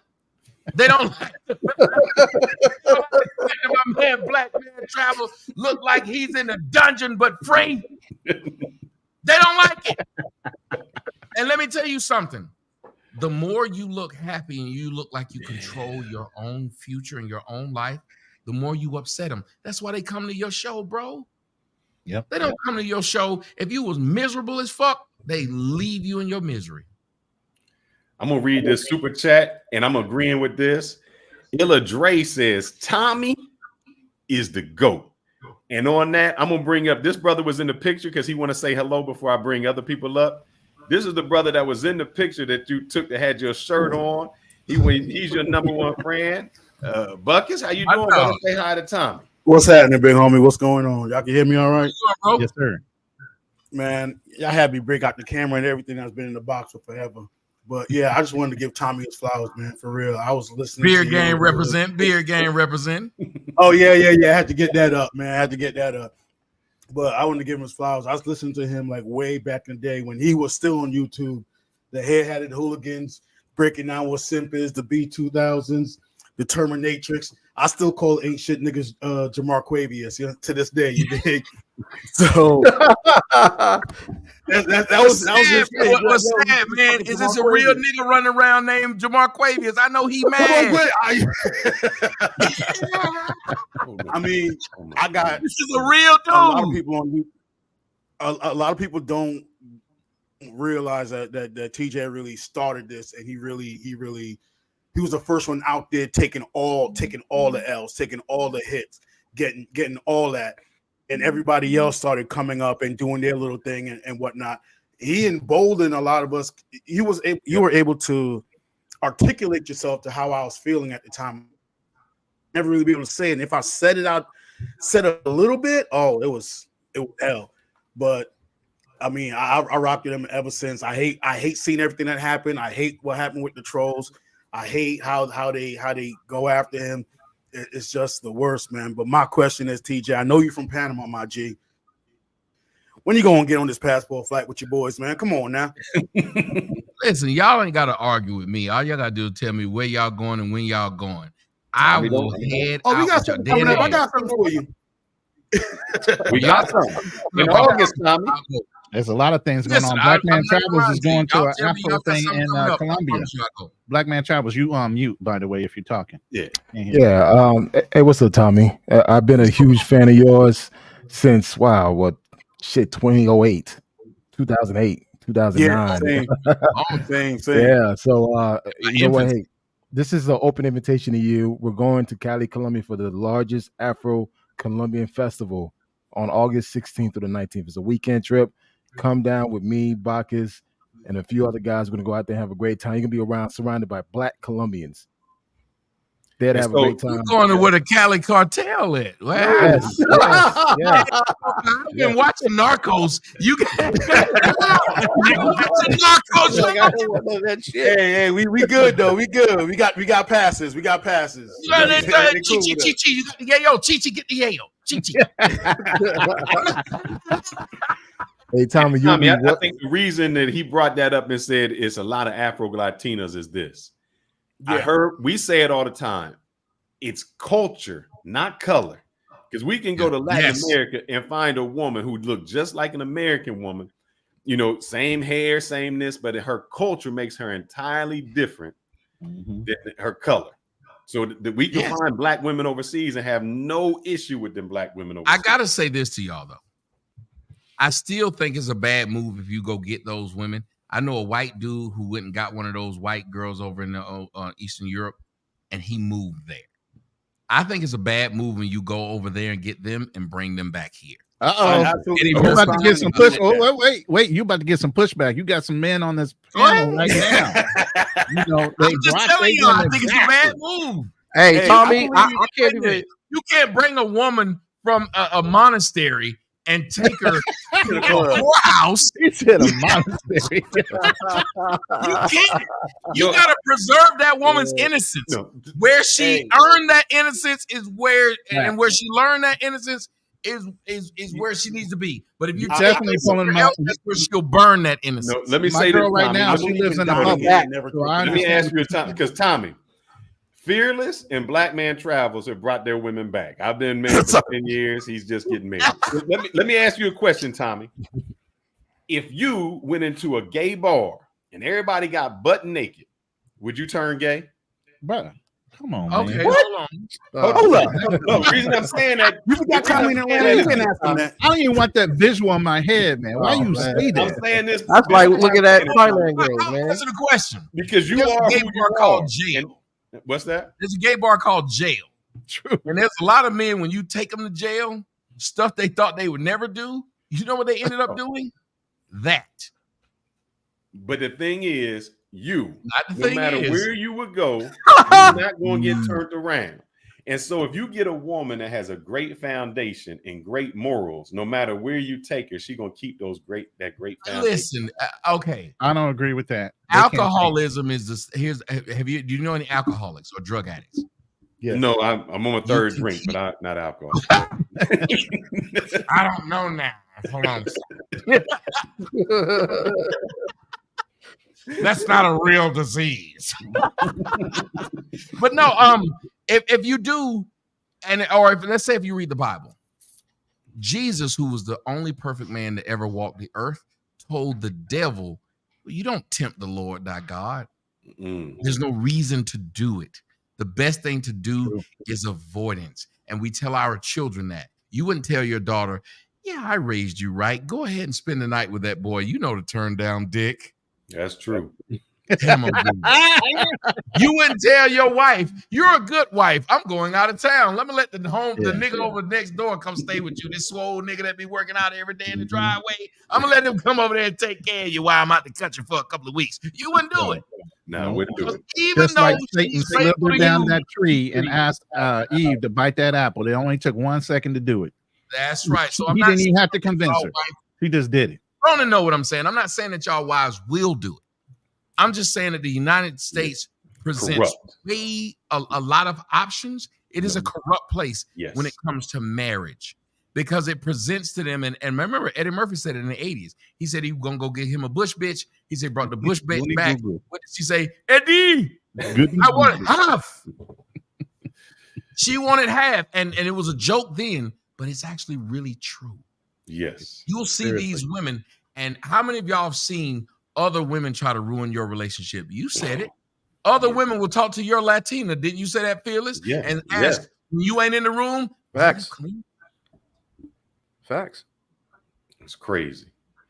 For some reason, Tommy, I don't know what it is with us. And I say us meaning the Black community.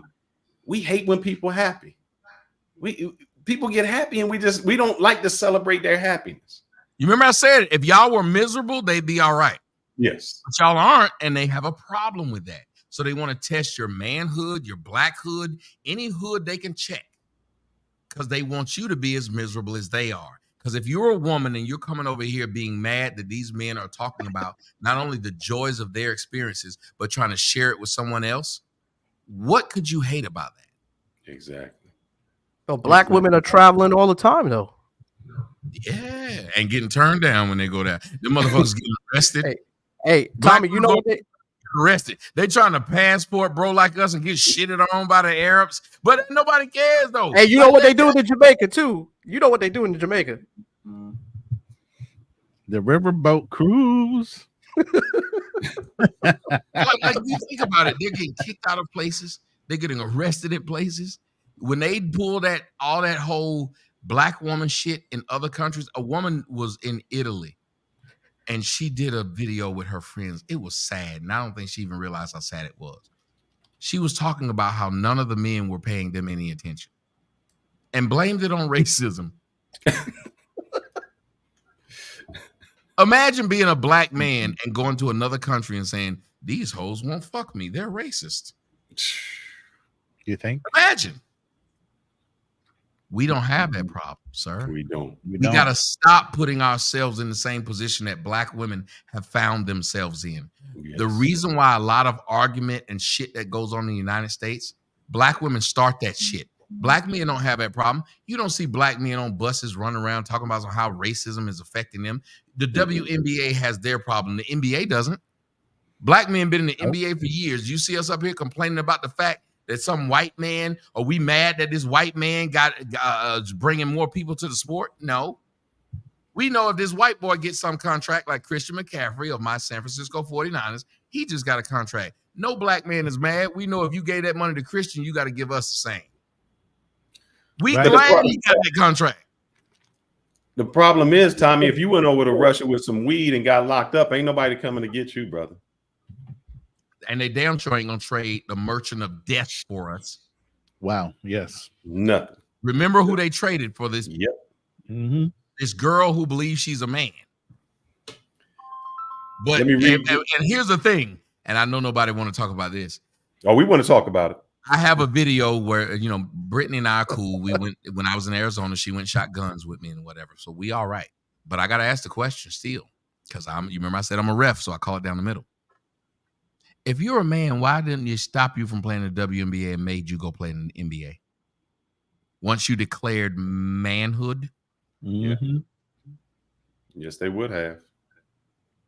If we're going to believe the dumb shit these women say, once you declared manhood, you should be forced to go play in the NBA and forced to leave the WNBA because you're a man, remember?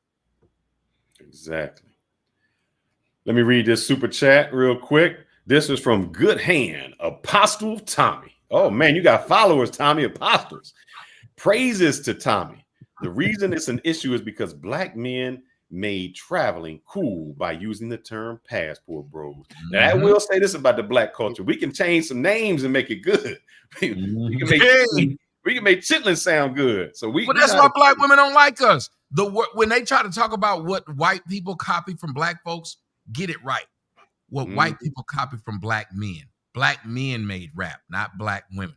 Exactly. Black men changed the way that white people dress, not black women. Black men change the way that that white people talk.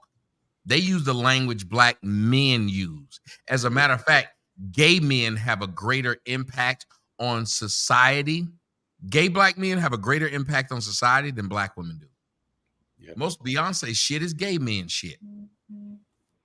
Mm-hmm. Yes, hunty, all that. They got that from gay black men. Exactly. That's why they have a problem. Nobody's trying to be like you, Keisha.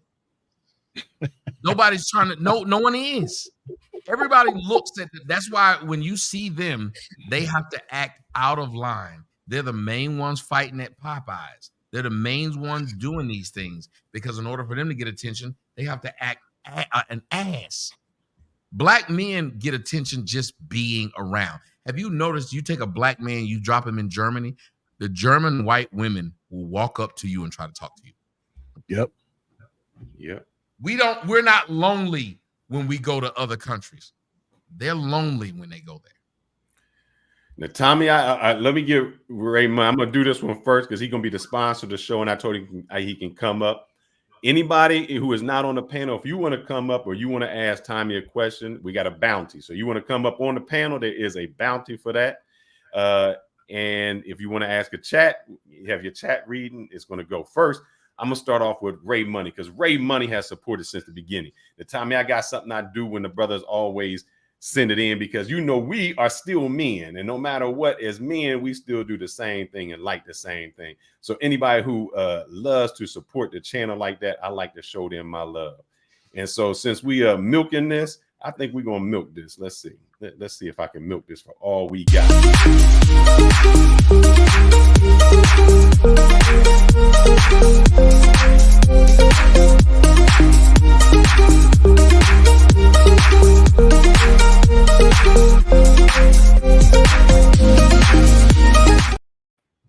Now, Tommy, don't get too excited, brother. You know that. Yeah, that's Tommy. Whoa. Look. How much money I got to send you to see that again? I tell you what, I'm gonna play a long one because my man Will, my brother, Will. Salute to the Andrew Show. Great discussion, Tommy. I hit your Cash App as well. So Tommy, he might have hit your Cash App. We got Will, who the sponsor of the show. By the way, Will hit my Cash App for $50 as well. So thank you, Will. I appreciate that. Y'all appreciate you, We'll Will. be dropping cash. Will is the man, big brother. time in it, bro. Will And is the because big time. He got hey Tommy, he got that African money. I heard he got that African money. I need to see. I'm trying to figure out. I'm still trying to figure out how to work my damn my Cash App. I know it's on the screen, but I don't know if people be hitting it or not.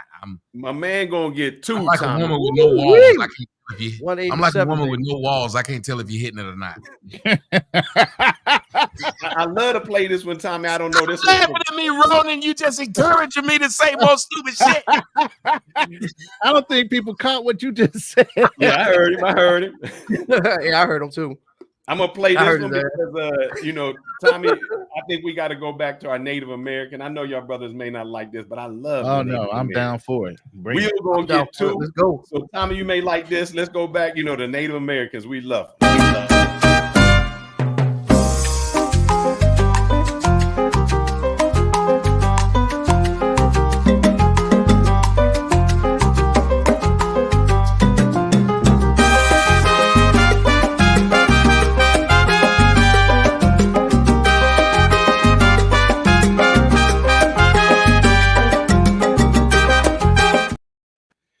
Tommy, yes. If you ain't got your passport yet, brother, there would be. Yeah, that's out there, Tommy. Get your passport. Yeah. Wow. Yeah. Oh, Since Will did it. He did that good one. Tommy ain't gonna come back. You couldn't tell me. I gotta give Will I the don't two care whether you points. control me all day. Look at this bitch I'm with. Let me You give see Will why a the lot two of us points. have attitudes? Yep. Yes. One more for Will. Now, Tommy, this is gonna mix it up for you. Since you might like yours a little lighter, some people might like theirs a little darker. We bring it in for him, and then let's do it.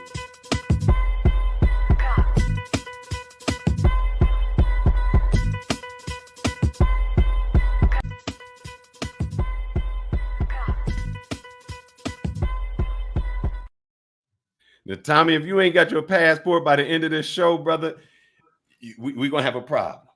Hey, listen, I already got my passport, but like that brother said, You need to get some more stamps in that bitch. Valles con Dios in Miami. Miami. Let's my man Will. Will did hit the Cash App. He hit me, said for the Andrew Show chat. He hit your boy with 100.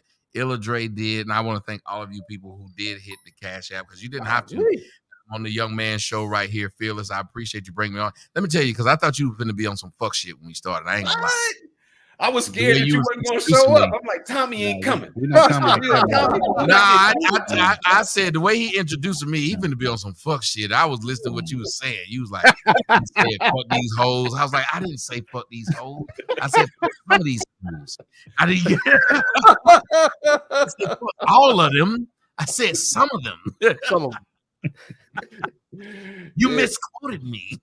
That's how you got to get the hook on him, Tommy. You got to, I got to think Tommy don't like me, don't hate me. And I said, man, it's hard to not be controversial when you like the brother. When you agree with 99.97% of what he says. It was a good setup because I was like, oh shit. What I don't walk into. I said I don't walk into a setup. Son of a bitch. I'll read this one from Dre, and then anybody who got some questions, let's do it. Drew says, salute to the panel in the chat. Salute, that brother Drew. there for the $4.99. Shout out to Drew. Yes, sir. Shout out to Drew. Shout out to Drew. I know y'all got a lot of questions for Tommy. I don't want to keep bombarding. I want to sit back and let y'all roll. And anybody in the chat that wants to come up, roll with it. Because Tommy, I agree with you. I said. Brother named Juju said, bitches ain't shit all over the globe. Wrong answer. How do y'all feel about that? Like some people think that women in other places are just acting like that because they're in economically depressed situations, and that if you took them out of it, they would revert to, because hypergamy is the number one thing about women. What do you guys say about that? Great question. I'll answer it and then I'll let them go. Tommy, can I ask you where you have traveled before? Yes, I have traveled to Israel, Tel Aviv. I have traveled to Cancun. I have traveled to Mexico City, and I have traveled to Panama. That is it.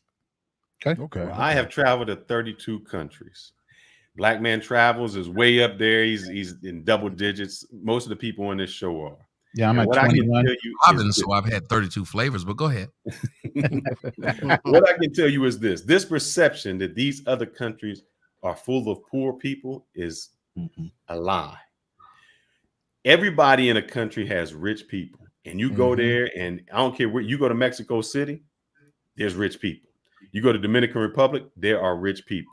So don't fall into this thing that it's about these poor people wanting to come up, because some of the people there don't want to come to the United States.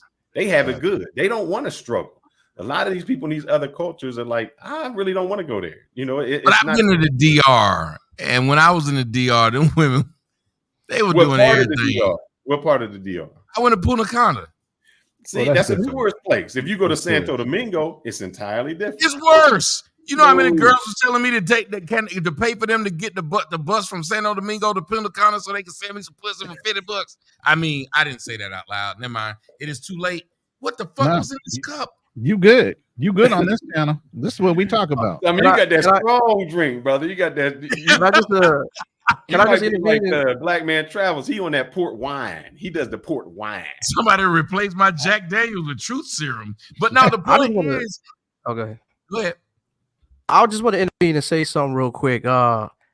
There is a certain side and a section in a lot of these foreign countries where the women are trying to get close to being westernized. Yes, we see that. But I believe that you have a lot more options to spread out and not be around that. That's all I'm saying. We have to be fair, Andrew Show, and I'm glad you said that. We can't act like these women have every option in the world, because I sit down and I talk to some of those women. A lot of those women got boyfriends who live in Germany who just come there to fuck them when they're on their off season. Yep. And they have enough money to do it, and they'll put them in an apartment because they didn't have anything else. And as a matter of fact, there's a lot of those Dominican dudes who will drop the girl off to fuck you because she's paying the rent by her selling pussy. I agree with that. Let's be real. Let's not try to lie to these brothers Those and are say, facts. all these women are in great shape and they're just waiting to find a husband. A lot of these women, that's their fucking job.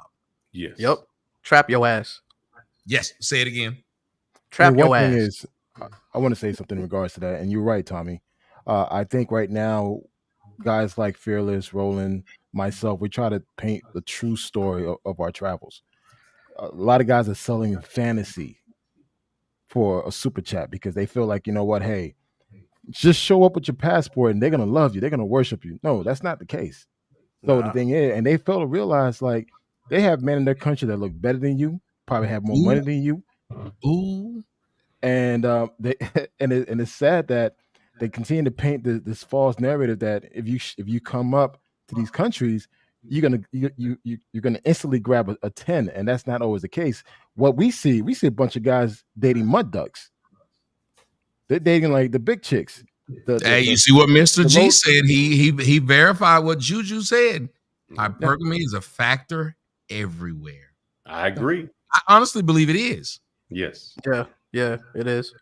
It's just that you got a better tax bargain or a better tax racket overseas because you're not That's paying. why I said, don't bring this bitch back. Yeah, it's affordable. If you bring her back, you just change the fact.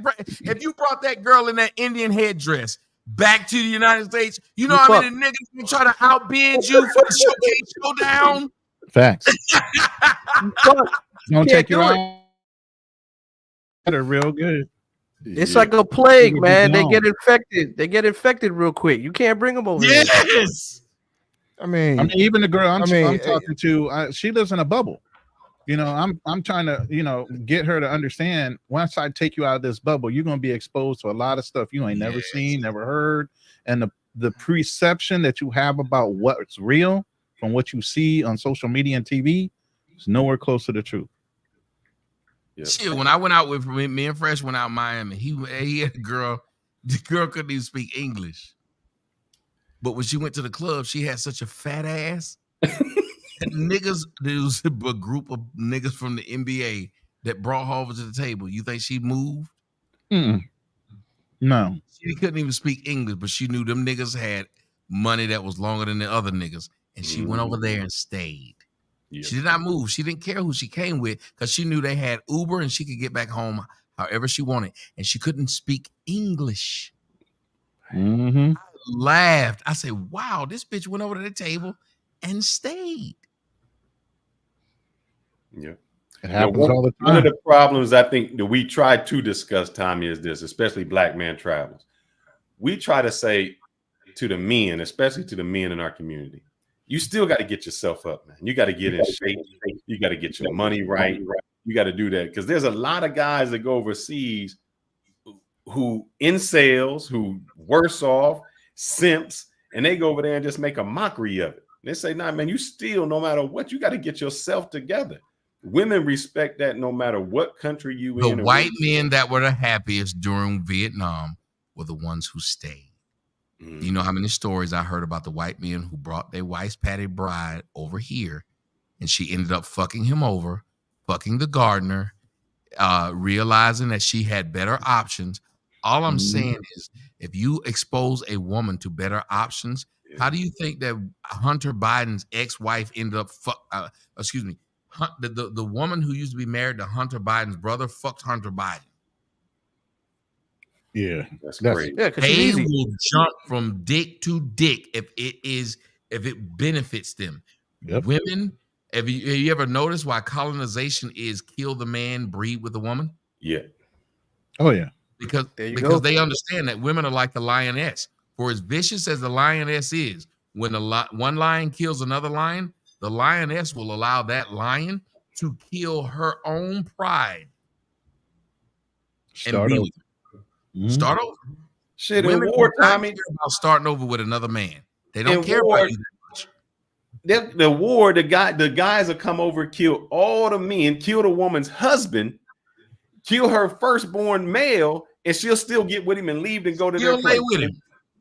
Black women used to lay up with the white slave master and thought it was a great thing when he picked them.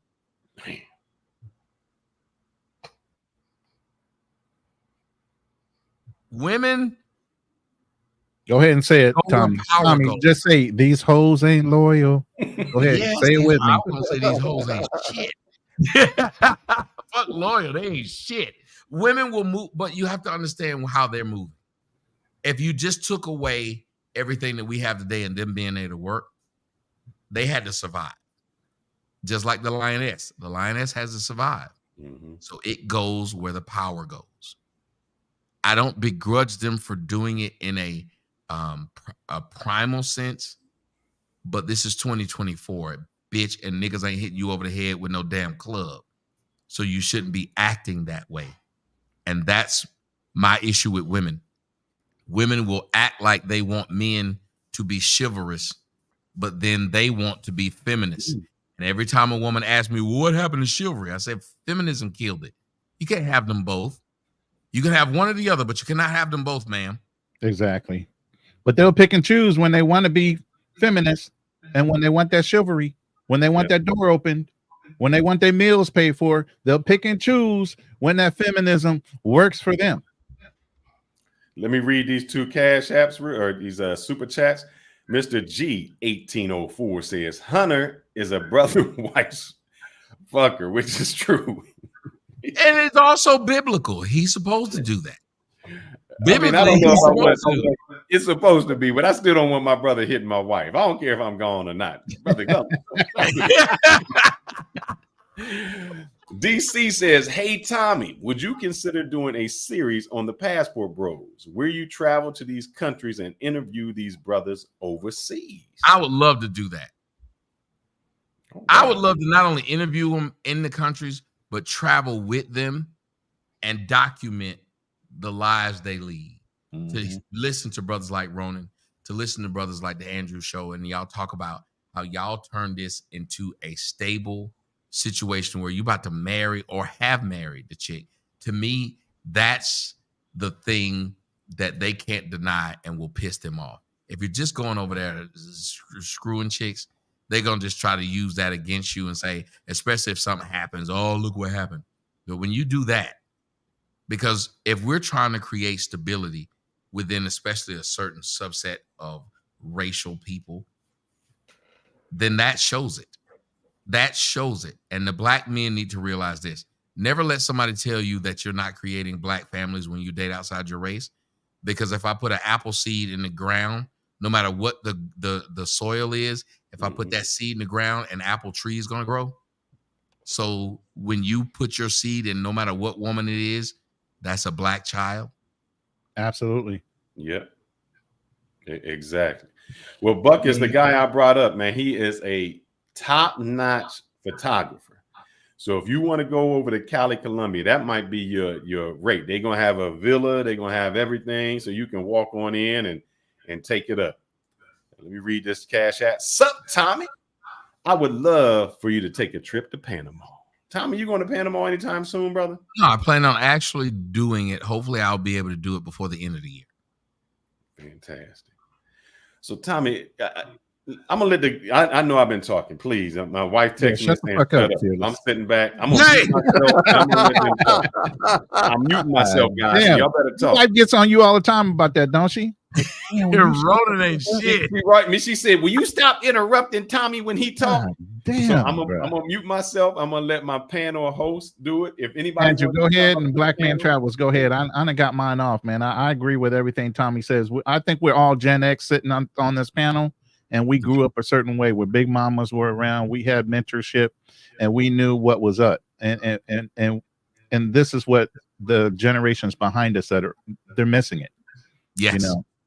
And I sadly believe that a lot of us didn't give it to them, though. Right, and you have to speak to it. And our generation let them down. Right, and what I tell a lot of guys, to be silent is to be complicit. Yeah, it's now time to start speaking up and demonstrating. I really hate that our generation let them down. Because so go ahead, Andrew and Black Man Travel. I'm gonna shut up like Fearless. Y'all go ahead. You want to go ahead, Black Man, first? Or? Yeah. My question to Tommy is that you've been doing this for quite a while, over 20 years. Where do you see yourself the next 5 to 10 years with your platform and your message? Are you planning to divert from what you talked about in the past, or try something different? Because again, you kind of went silent at one point. I'm not sure why, but I'm just trying to figure out what is your course of direction now moving forward.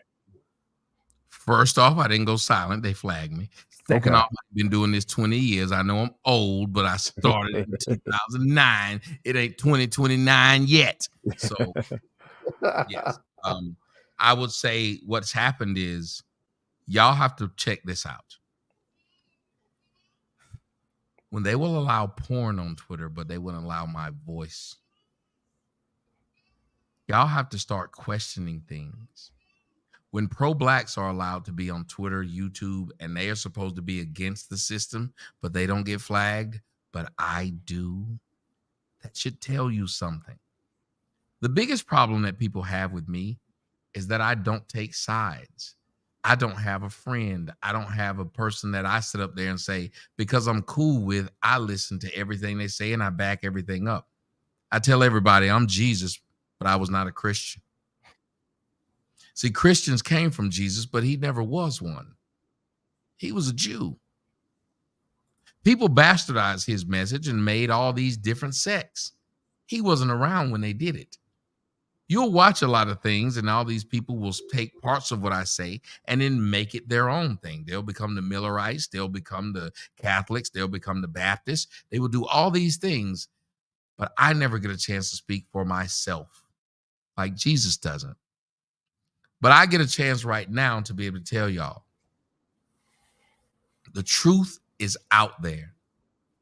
Stop listening to people that want you to be a part of a cult. If you listen to most of these people who claim they're red pill, it's just a bunch of motherfuckers who were lame in high school and lame in college. Never did anything. They're trying to shut him down. They got Tommy frozen. Is that just I'm still frozen? I'm not frozen. No, you're not. You're not. No, you good. That's Fearless over there with that squirrel network he got going on. Hey, what I'm saying, you got to get out that crooked wireless. I see you up there, froze player. You got a Not look on to- your face They're like, trying fuck to what shut this you nigga down, saying. Tommy. We You see about to what go they to a do? commercial. Don't he look like he about to say, fuck this, what this nigga saying, we gonna go to a commercial? Yeah. You know what, Tommy? I do have a follow-up question to that red pill. What's your thought on this whole red pill thing? I'm curious. I don't like them. Fuck them. And I know that people say I'm the father of red pill. I'm like, they my bastard children that I didn't want. Okay. They like Joe DiMaggio Jr. Yeah, you got my name, but you retarded. my bad to Joe DiMaggio Jr., but you know you retarded. Anyway, the point behind it is like they took my message and bastardized it, and it really hurts because I will watch them and people will say, well, these people are just like you. I'm like, no, they're not. I don't know these motherfuckers. I didn't say what they said. These people are, and look, I'm not one to say anything about how people feed their family. Whatever it is you got to do to feed your household, that's what you got to do. But please stop saying that these people were the spawn of me. Just because I'm Gizmo don't mean strike my brother. He popped off my back because they weren't supposed to fucking feed me after 12 o'clock. And they fucked around, put some water on me. And now this nigga done hopped out there just dun dun dun dun dun dun dun dun dun dun. There he tearing up shit and eating damn And the it's all cushion. your fault, Tommy. I like Ronan. Me and him about the same age. We know, well, he know what I'm talking about. Yeah. He know I'm talking about the gremlins. But the point behind it is, I look at the red pill as it could have been a good thing, and it just turned into a grift. But almost everything, if you look at it, pro-black, if you look at what is that thing called? Black Lives Matter. All these things started out well. They went into a grift because we were so quick to push it. The woman who said, the white girl who said she don't date broke niggas on she came on my show yesterday. And I said, Really? Yeah, the white girl, she came on my show yesterday. Y'all should check it out over on my Rumble. It's called, go to rumble.com and look up the Tommy Sotomayor show. It's a great interview. But real quick, somebody please can you put that in the chat before we leave, Tom? We was looking for how to get I could, but I can't because I'm not a moderator. I got it. I got it. All right, he's gonna put it in the chat. I just want to make sure you get your flowers. Thank you. By the way, support Fearless's 360 on Rumble as well. And mine is Ronin Travelers on Rumble. Nice. Yeah, so get over there. That's where free speech is available. Certain things you can't say over here, everything you can say over there. And I bought stock in Rumble. If you guys have not bought Rumble stock, do so, because if you think that YouTube has gotten big, real smart. look at how much money you will make once Rumble takes off. It is a smart investment. But I want to say this. I talked to her and I had to ask her, are you just doing this shit because it's expedient to be able to say something quote unquote controversial and then you'll get a bunch of followers? Because that's what happened. Is it a grift? And see, what we need to do is stop crowning people. As soon as a woman says something we like, we crown her the next. Oh my God, we got to go listen to this woman. Don't y'all understand that women continue to use us every day? If it was a real red pill, there wouldn't be one woman y'all let in the space. This bitch could donate. She could be in the audience, but she's not going to lead a show. Somebody tell me I'm lying. If it was a real red pill, you'd never allow some woman to be the head of any show. Exactly. Because you don't know what her motives are. Yeah. But they do. And it goes to show you that a lot of these men are just hard up for women. Tommy, I got a question. I didn't want to go here, but I am going to go here because I didn't want to bring it up, but I am. I'm sorry. How does it feel where everybody says you're wrong only to be proven right? And I say that because I seen you on Fresh and Fit with the diaper guy, and you went on a Saint and Sinner and you said, bruh, that's what he is. And he tried to come at you. He tried to say all these things, Tommy, you backbiting, you this. That same guy went onto that same channel and he said the same thing. And I said, God damn, Tommy was right. Why don't you give him his flowers? What it proved to me was you was right a long time before he was right. It took him 3 hours to come to the same conclusion you came to in 3 minutes. How does that feel to be vindicated or to have somebody always come at you only to later on say, yeah, Tommy was right. It feels good to be vindicated, but it's sad because the accusation is always printed on page 1. The vindication is always printed on page 6. Facts. Those of you who live up north, y'all know what I'm talking about. Yeah. The accusation is always on front page. And if you watch what happened, I was right in the Corey Holcomb situation. I told them people that they were fucking lying on me. It took 6 years for the truth to come out. But no one prints the truth now. No one points out that Jeff Brown came out and said, we were fucking with this man. This shit wasn't true. No one points out that Corey Holcomb himself came out after he got mad at Zoe Williams and pointed out that I was right. No one does that. No one says a fucking word. No one points out that DJ Blag came out and said, if Tyreek was really trying to fight Tommy, he would have never came while we were filming, and he would have never had a camera in one hand and a train in the other. No one ever calls that out. Everyone lies and says, we'll just stick with the lie. And that's what hurts my feelings the most, that no one cares enough to say, fine, you misjudged me at the beginning. Can you print the retraction on the same page that you printed the accusation? Right. That's crazy.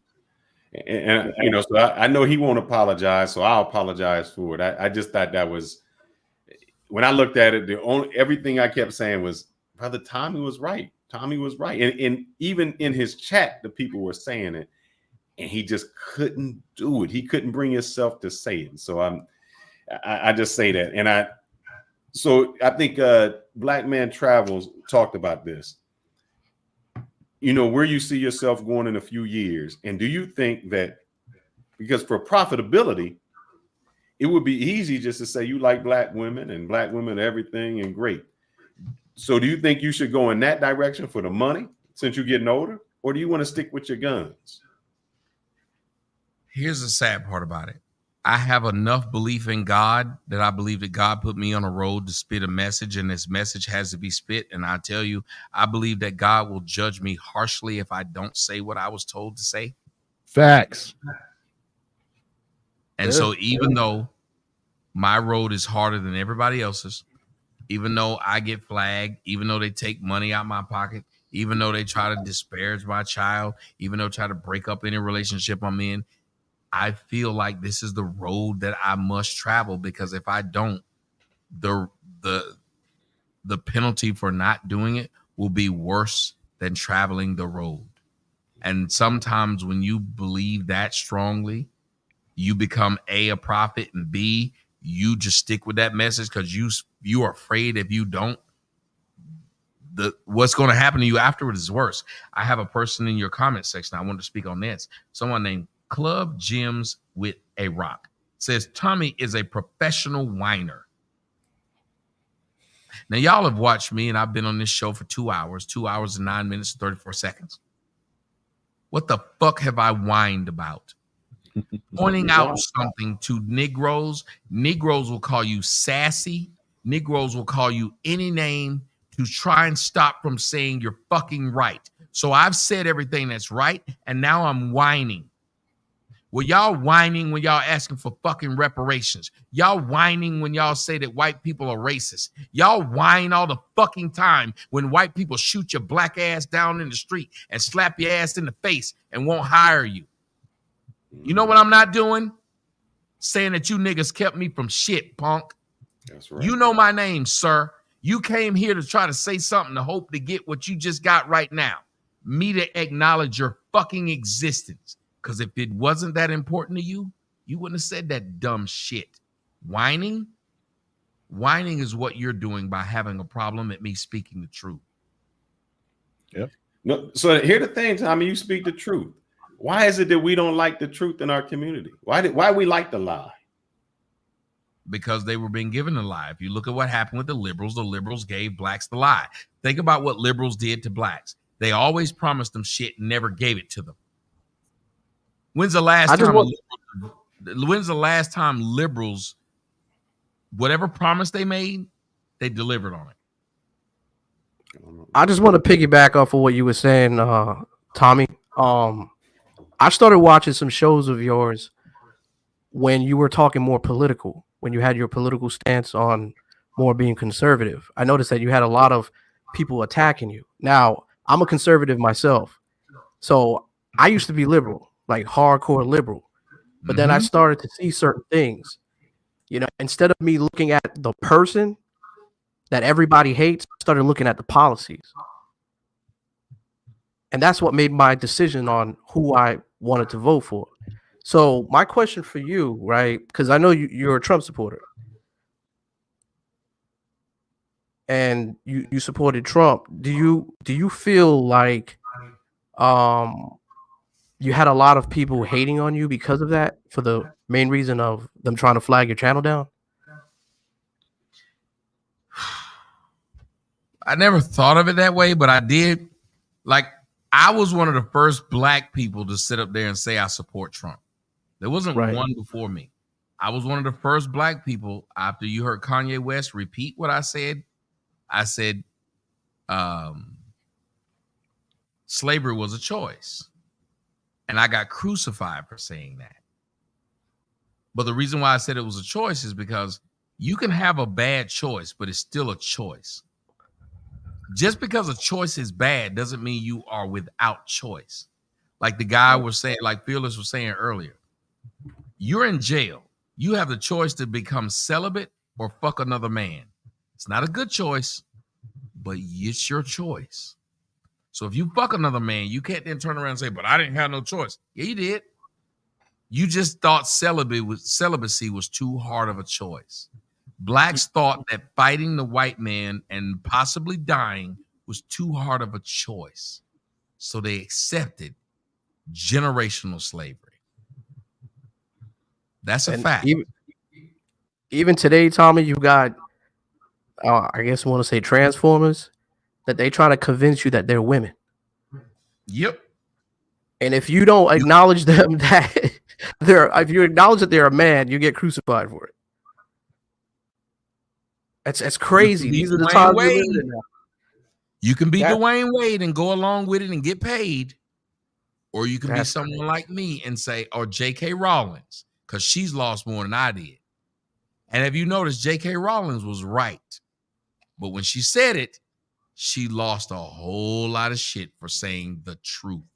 Yep. The majority of people, they get crucified for saying the truth. They don't get crucified for lying. They accept you for lying. They don't accept you for telling the truth. I'm going to read this Cash App, and then I'm going to ask you about that truth real quick. This is from, he gave it to the cause, but he did have a question. It's for the brothers. He says, of all the countries that you guys have visited, which one value black men the most? Guys, y'all do that in around to get me another drink. Oh, Tommy about to heat it up. Go ahead, guys. So for Charles, what do you think they value the black men most? What was the question? I missed it. He said, let me put it back up. Yeah, I missed that one. In all the countries that you guys have visited, which one value black men the most? I mean, that question's worded properly. Yeah, I think. Look, I think they value as a man, not as a black man. Yeah, yeah. It just. I agree. I mean, from Europe to Asia to Africa to the Caribbean to South America, they value you as a man, not as a black man. So I think we need to stop bringing race with us when we travel, because they see things a little bit different. Correct. I would agree. Do you guys? I would agree. I would agree with Black Man Travels on that. You know, it's more classism and station. I was just about to say that. Color. You know. Now, I mean, I won't be ignorant to the fact that colorism does exist. Like, my dark-skinned self will be treated slightly different compared to Fearless or compared to Roland. Hey. That does exist in certain countries, but at the end of the day, man, it's like, hey, you're a man. What can you do? What can you offer? You know, what can you bring to the table? That's how it is in most countries. And Baracus, I see you back there. Anthony RW, anybody who comes up to there, we got a bounty. So if you want to pay the bounty, you can come onto the stage. I think that's in the chat. Ronan, if you want to put that in the chat. Yeah, I'll drop it back in there again. Is. Hey guys, you know, I got my early morning workout and I got to yes bounce. But great show, man. Definitely, you know, you do an amazing job. Hey, Tommy, it was a pleasure. Hey, when you leave, do not hit end stream. Because, no, I'm not. It's so good. I did it one time. God damn, bro. I just hit one time. He said, I apologize. Shit. But you know what? Hey, Tommy, it was a pleasure speaking with you, man. Again, open invitation to come join me in Cali, Colombia, August 16th to the 19th. You're gonna have a great time, man. You're gonna have a great time. Y'all gonna be seeing a lot more of me. Y'all gonna be telling me to stay the fuck away. Watch. No, we're not. No, we're not. All right, guys. You guys take care, man. Peace out. 2 questions for you, Tommy. I know you've dated, so I'm gonna assume at one time you was poor. So I'm assuming that you didn't have money. How was your dating experience when you didn't have money compared to when you got some funds? When I didn't have money, at least I knew who was with me, wanted me because they loved me. Say that again for the people in the back. Yeah, when I didn't have money, I knew that the girls who wanted me, they liked me because they just liked me. It was something about me, my personality, my looks, but it was something that I possessed naturally that they wanted. And it was hard for anyone to take that from me, so I wouldn't lose that. So that means it was harder for me to lose her. But once it became money, once it became fame, once it became the perception of power, then I was dating women and started to realize that those same women that were dating me because I had a perception of power would leave me for someone that had the perception of more power. Mm-hmm. Same women who would date me for money would leave me for someone with more. Yes. We got Ray Money. He said he actually agrees with Black Man Travels. Now, it ain't so, Ray. It ain't so. Now Tommy, you don't understand. You were coming at him last night, brother. You were on him. We got an inside joke, Tommy. Every time I play the beautiful women here, it seems that the brother that just left, he likes a different persuasion. So what we say, he likes the, what is it, Ronan, the saggy waggies. So we got to play this for Ray Money. He likes the saggy.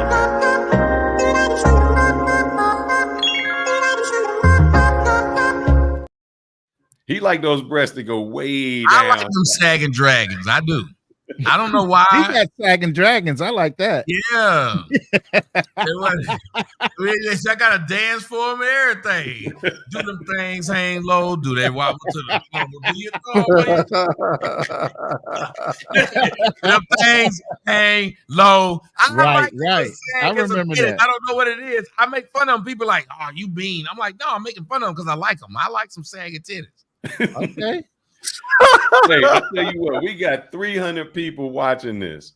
Please hit a like for the saggy titties.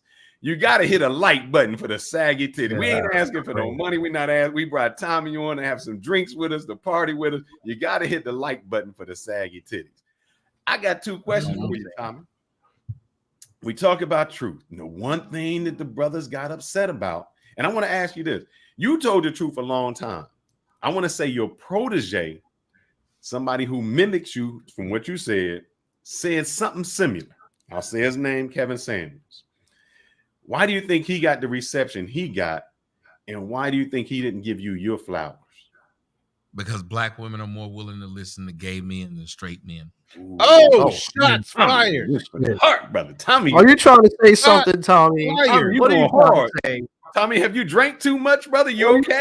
You okay, Tommy? Did that go straight to your head? Are you trying to say what I think you trying to say? Oh my God. I'm just saying. Black women have always been more willing to listen to a gay man than a straight man. R.I.P. though. R.I.P. I'm a t-shirt wearing, beer drinking, might get my hair cut, might not, might take a shower, might say fuck you, might sit up there and shave my beard, might not. I'm a real man and they can't question it. That's why they quick to call me out my name, quick to say you gay because you don't like the shit she's putting up with. But I didn't do certain things. You didn't see me and say, oh, now he's dressing differently because he's got money. You didn't see that. I was the same nigga the whole time. Yeah. Why? Because I spoke facts and it wasn't an act. Man. And blacks don't like that. Damn, I sound like Dr. Seuss. I spoke facts, it wasn't an act. And blacks don't like that. But the point is, they don't. It was easy for them to digest the message from him because he had the same mannerisms as they did. Okay. Didn't take him seriously. He's more like a caricature. You didn't sit up there and think, serious business. You wasn't thinking that Kevin Samuels was fucking no bitches. This wasn't what you thought. You thought he was hanging with them bitches.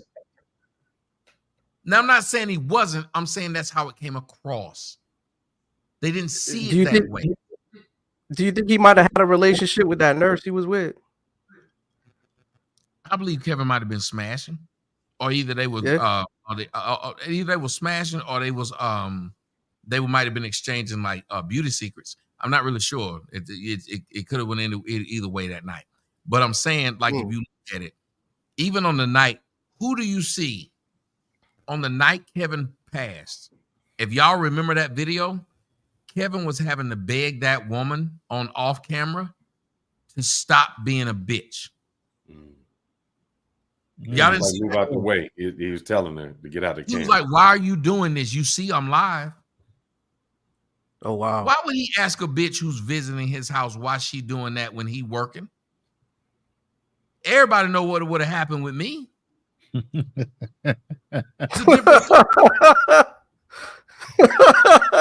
I'm gonna say right now, like, it's a stupid bitch in the house right now. This motherfucker's acting an ass, and I'm telling you, get the fuck out, bitch. Mm-hmm.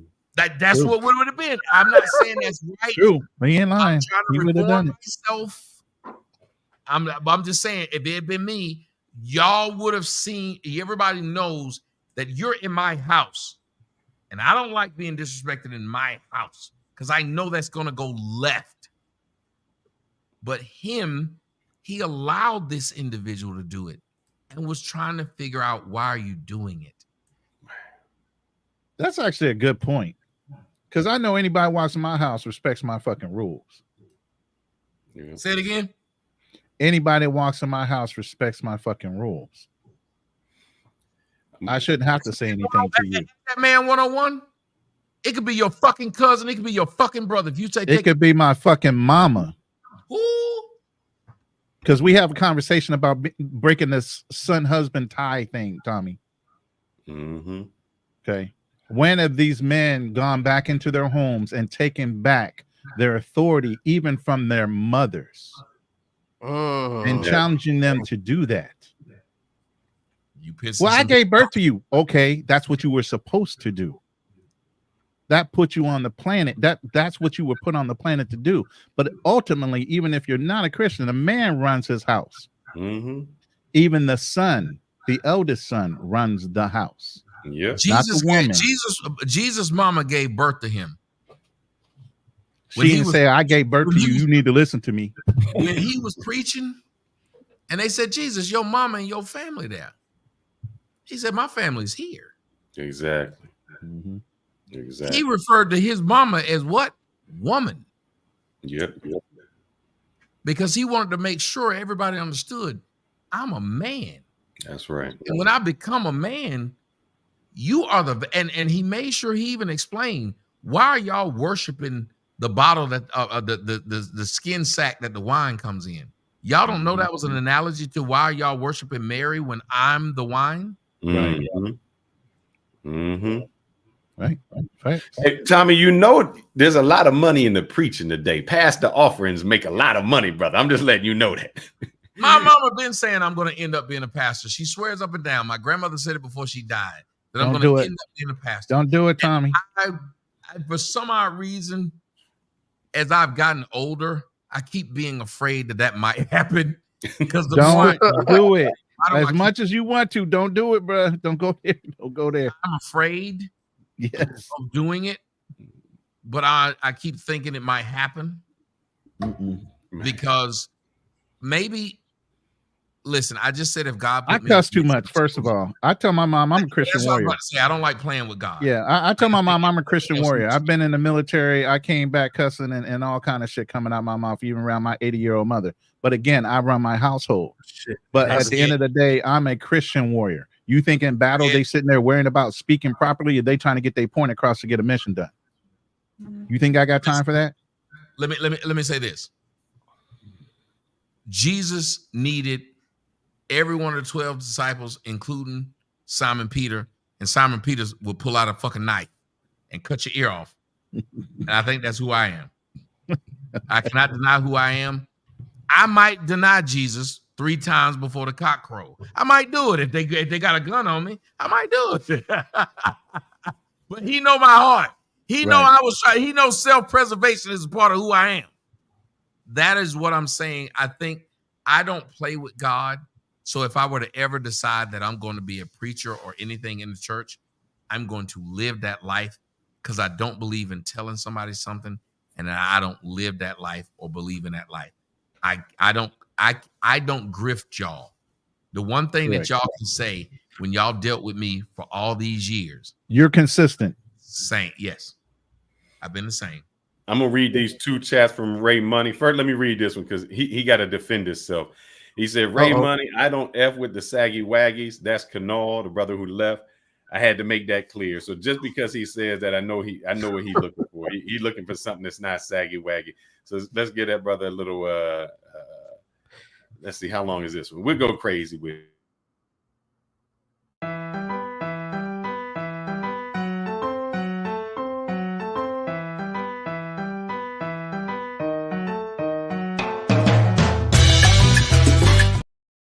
Tommy gonna get his passport. Tommy's like, where the hell you finding these? Where are you finding this? I need to look at what your tabs are on your website. Oh man, it'll get you in trouble, Tommy. We'll have you banned. And see, Tommy, his wife is right on it. Have you gotten to what Ray Money said? Or are you coming up to what Ray? I'm gonna come up to that one. That's the next one. So, but Tommy, you got to understand, his wife's right on the other side of that desk from him too. Yes, you're the one who find them for me. Do she look like that? Hey baby, you want to come in for a second and say hi to Tommy? You in for 3, Tommy? I do not want to come in another man's wife. Do not know. She might have her bonnet on. Let me see. She might have a bonnet on. Let's see. You want to say hi? Oh, she might have a bonnet on. Oh, wow. There you go. Yeah. How you now? How you doing? She sat with me and watched your documentary, and she was very much enjoying it. Hey, I'm impressed. I'm not gonna lie. If I was you, want to go overseas, you get right there. Every show I do, she would be right on my arm like a parrot. Tommy, if you're gonna go overseas, you get filet mignon and lobster. You don't go and get that bottom of the barrel stuff, okay? You said, is this your wife? Yes, that's his wife. Okay, I was about to say, sir, I was going to hit on you, and there's no way that woman should not have half of your life savings right now. I paid a lot of money for her, Tommy. What are you talking about? This woman should be able to break you if she leaves. That's what should happen. And he'd have a smile on his face while he's getting broke. Yeah. Really. I know this is what you wanted to see, Tommy. We're going to bring it up. This is Ray Money here. Ray Money says, he was on camera and had an image to maintain. I think he's talking about Kevin Samuels. Yes. He was more refined and image conscious than Tommy. But Tommy, why slander a dead man? It makes you sound bitter. What say you, Tommy? I will explain. I will answer that gracefully, I think. When people say how you sound as a person who's a leader, should I worry about how I sound? When you just pointed out that, well, he was image conscious and had to maintain an image online. Well, sir, I don't. And if I said this before he died, I shouldn't now, because he's dead, not say it, because it hurt his feelings more when he was fucking alive than when he's dead. And there's something wrong with black folks revering the fucking dead than the living. Life is for the living. So when you say stupid shit about people when they're alive and they can hear it, it hurts more than when you say it about them when they're dead and it don't matter. But y'all think that it's cool to talk shit about people when they're alive and make them feel dirty and want to hurt themselves and make them feel lower than. But when they're dead and they can no longer hear it, you expect them to deify them and turn them into saints. And that's a Negro problem. Yeah, we will do that to you dirty, you kill 100 people, you the dirtiest person. As soon as you die, it's like, oh man, he only killed 100. I mean, if he killed 100, we do that. As long as it wasn't 500. Hey, I want you to address this. There's somebody in the background. Zenor, hold on, Zenor. It is not. I gotta say this, please. Zenor said Tommy is wrong. It's not a black folks thing. It's a universal moral thing. No, it ain't, you son of a bitch. Because when George Bush Sr. died, people gave him the fucking blues. And nobody said, you can't talk about George Bush Sr. because he dead. There are plenty of white folks don't have no problem. If they hated you before you died, they hate you when you die. They don't change that shit because you're dead. Okay. Just like white men, if they don't like their mothers, they're able to say it. Nobody says to Eminem, you can't talk that way about your mama. White men are able to say if their mama wasn't shit, she wasn't shit. Yeah. That's that son-husband shit, Tommy. I'm trying to tell you. I think this was in your chat, Ron, and it's from this is a that ain't from me. Tommy. That's in one of said, those you guys blocked my other account, bunch of cowards. I've never blocked you. I don't block Zed. I like your titties, ma'am. That is a lie. I would have never blocked your account. Your titties would have kept you on screen. Tommy, I don't want to say this. Well, I'll keep my thoughts to myself. I'll back up. I don't. You don't want to be highlighted on a reaction film. Face, but I'm not. Listen, she might be ugly in the face. I don't care about that. He's worried about being. He's worried about being highlighted. That's what he's worried about. You got a nice looking woman at home, and I get it. You don't want to sit up there and lower yourself. I like hamburgers. Tommy, she is what we call a butterface. I like it. No, she look ugly. So you know what a butterface is, right? Yes, everything look good. Everything butterface. I didn't say it. Tommy said it. I didn't say it. And she wanted to have a conversation with Tommy. She don't have, bro. She knows her face ain't cute when she showed a picture of her titties, but not her face. Hey, that's a dead giveaway. Facts. That's a dead giveaway when they show everything but their face. But I don't know. She got some work. She got some smoke for you, Tommy. Tommy said I can work that body. That cricket.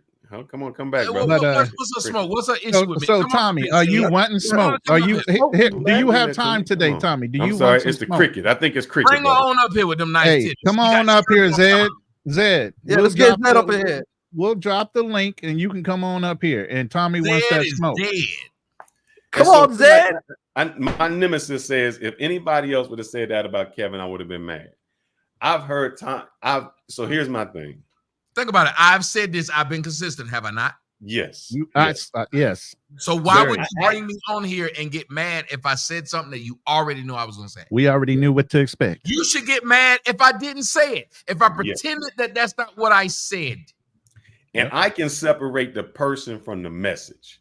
So I can listen to some things that Kevin said, and I can say, oh, yeah, I can agree. I can listen to what Tommy says and says, yes, I can agree.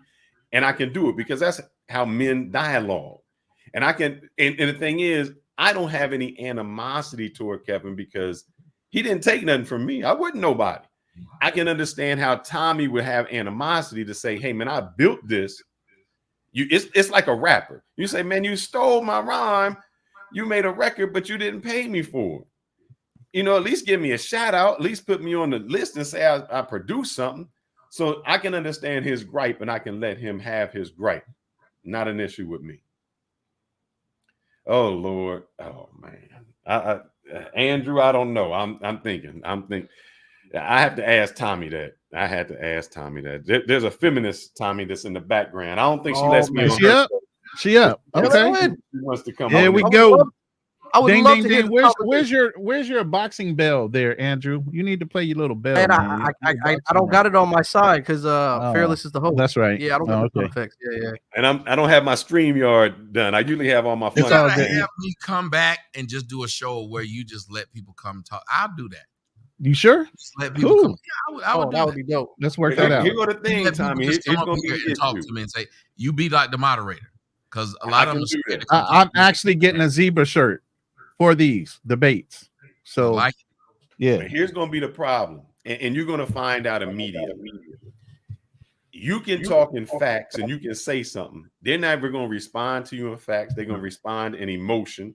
They're Yes. going to say it like if you said to them, if she says, Tommy, you an ugly dude, you black and you all this.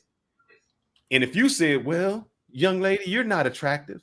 Oh, he's a sexist. He's a feminist. He hates. All that will happen. They can say something to you, but as soon as you reply back, you are the bad guy and the worst person in the world. yeah, it's just like this RY 2.0. What Hey, I would have done has been my channel, it's not mine.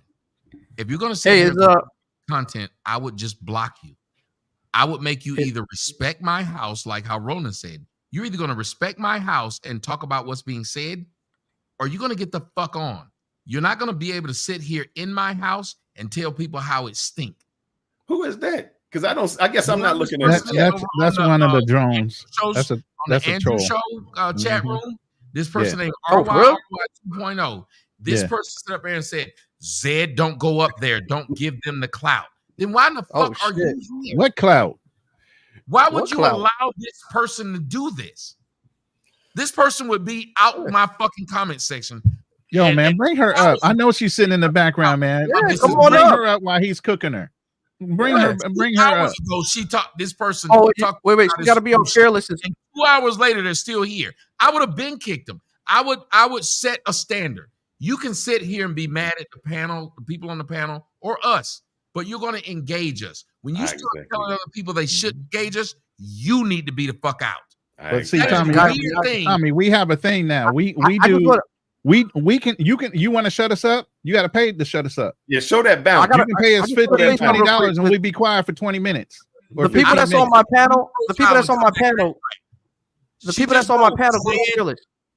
She just wrote, Zed, this doesn't do anything. Don't go on there. So you have a person that's trying to. Oh no, she'll be a highlight reel for the next month. Come on up She here, has Zed. to go. She got to go to Fearless's channel. You got to go to Fearless. All you have to do is click on that link. If it shows up in your room, it's highlighted. And I don't want to give her too much credit. We're spending a lot of time with her. Let me read this super chat. A couple of Ray Money is bringing it in tonight. Let me get Ray Money going. He says, the Bushes are genocidal maniacs. KS tried to improve the community. It is a poor example. But I understand your views. I don't agree. I understand. You might not. Okay. People make fun of JFK. He wasn't a genocidal maniac. Yeah. I heard a nigga say he went to the bar and got 2 to the head like JFK. He was out for the night. Right. People didn't like that joke. I guess the JFK fans didn't like that joke. There's a lot of people who've died. Matter of fact, I remember I told somebody, I said, I've been to the gym. I done got cut up like Nicole Simpson. Oh, shit. Why am I laughing? I can't laugh at that, Tommy, man. I'm not allowed to laugh at that.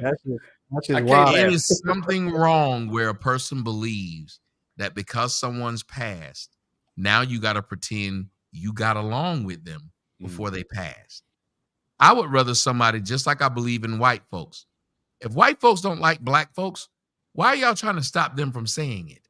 Shouldn't you want them to declare who they are so you will know who they are? There's something wrong with y'all. It goes back to what I was saying earlier about the lies.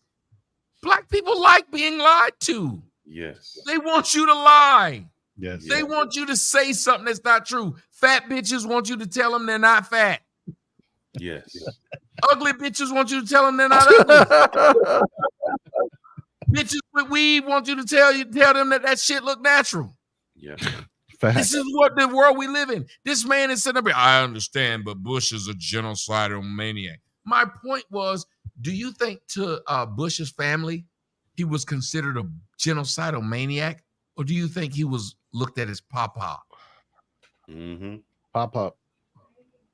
They don't care about that shit. That was a job. He papa to the grandkids. He ain't no genocidal maniac. So your ass want to say that because politically you don't agree with him, you think his family don't view him as uncle George. Jesus.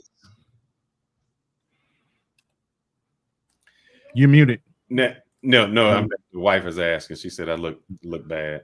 But here's the thing, Tommy. Even though he may disagree with you, he disagrees with Zed Moore. He wants you to cook her. He wants you to cook her up. Since he's talking about cooking, Tommy, I think it's more than appropriate to start cooking.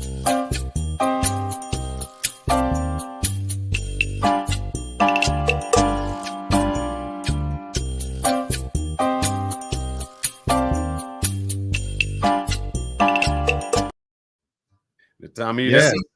I see why black women don't like y'all. You keep showing these bitches. Why do you keep showing these bitches that got hair that grow out of their scalp? They can go jump in the shower anytime they want to and not have a problem. They can go sleep issues. Y'all are sellouts. All natural. Hey, I got to talk about that. We was on a show, me and Ronan, and the feminine guy said, I bet you're a Republican. Who did you vote for? And my question was, why would it matter? Like, right. What does that mean? I don't know what the flaw was, meaning either I'm not black or not it. And I said, brother, I make some money now. I'm a Republican. I want to keep as much money as I can. Dave Chappelle said it. He said he was standing in line with all them white folks and they were talking about Trump this, Trump that. He said, bitch, Trump ain't for you. I don't care how white you are. He for me because Trump want that green. So it's crazy to me. I just don't understand. Again, it goes to show how they look at blacks as a monolith. You never heard a person say, you're white. How dare you vote Democrat? Yeah, that's right. Think about that. Yeah. Yep. If being black means you have to vote Democrat, then by the same logic, being white means you have to vote Republican. Yet they don't have that same thing. Whites can listen to rock and roll, rap, jazz, country, but blacks have to listen to rap and R&B. And if you don't, you're not black. Blacks pigeonhole themselves. Other people don't do it. We do it. We pigeonhole ourselves and say you can't speak correct English because you're not black. We pigeonhole ourselves and say if you didn't grow up in the struggle, you ain't black. We're doing this to each other.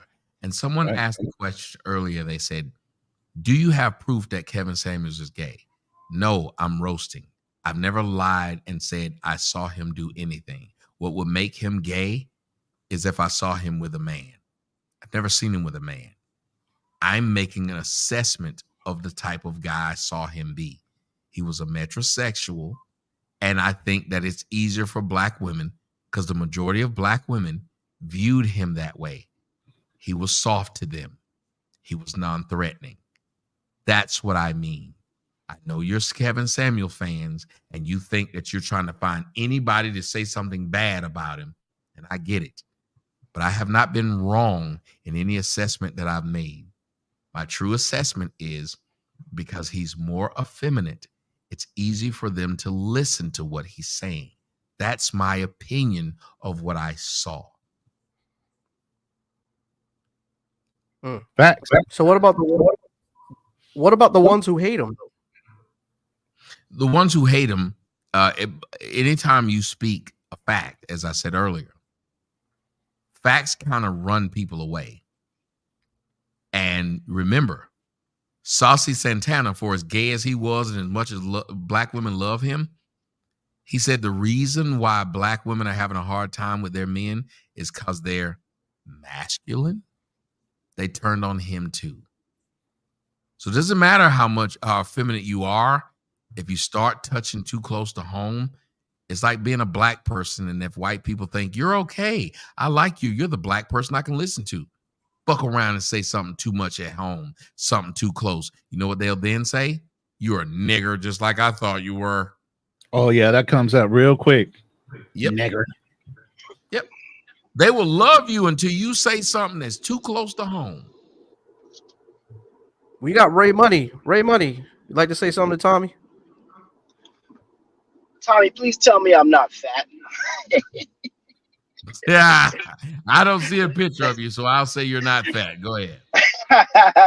Yo, what's good, man? So, I don't like completely disagree with you, and I don't want to get into the Kevin Samuels shit because the man is dead. I don't really give a fuck like that much, but it was just interesting to see that like you're still kind of a little, inflammatory towards him or whatever, which is He cool, asked me. I didn't bring up Kevin Samuels before he asked me. If you I watch thought this interview, did I say a word about Kevin Samuels before he asked? No. I'm not saying that. That's not the point that I'm making. I agree with your sentiment about him being easily consumable by the black woman because he was a metrosexual. I just don't agree with the inflammatoriness, but it's all good. Listen, this is what No, don't do that. I hate when people say a word and then skip it and be like, oh, but it's all good. That's like saying, I don't agree with the fact that you suck dick, but it's all good. I don't mind you. That's a slight big time. Bro. Sneak that shit in. Then I'll expand on it, Tommy. I'll expand on it. Okay? It's easy peasy for me. I feel like I'm someone who respects people that do good things for other people. And I feel like overall, Kevin Samuels was a benefit to society in general because he tried to set some people straight where they needed to be set straight. And so I tend to give a little bit more respect to those individuals in their passing than anything else. Than somebody like the Bushes, right? The Bushes are genocidal beta. They are. I'm not a leftist. You know what I'm saying? But that's just facts. That can't be denied, right? So that's my expansion on it. Yeah, I mean. Okay, can I elaborate on what? Or can I jump in and have a little verbal joust on what you just said? JFK, sure. Did he do a bunch of bad things? Of course. What bad things is JFK known for?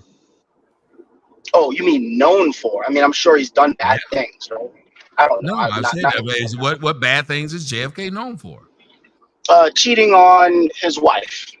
And he was known for that after he died, not before. We bring that up now. We bring up all the mistresses he had now, and he's dead. And I'm sure that JFK Jr., when he was alive, didn't want to hear people keep bringing up him cheating on his fucking wife. I'm sure they probably thought that's not cool to bring that up. Here's another person. Martin Luther King. Is he known for bad shit? No, he wasn't. And yet after he died, what did we find out? He fucked around on his wife. He had gay encounters. We found all that shit out after he died, not before. The point being, typically, when other races bring out whatever the fuck you did, your death doesn't mean they can't bring it out. Agreed.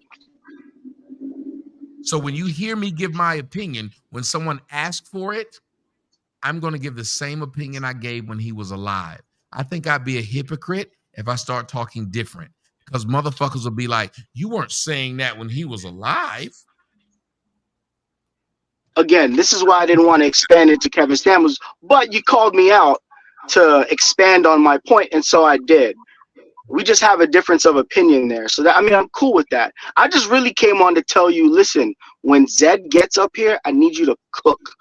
She was just up here and she bounced back. Is she Zed, get back on here.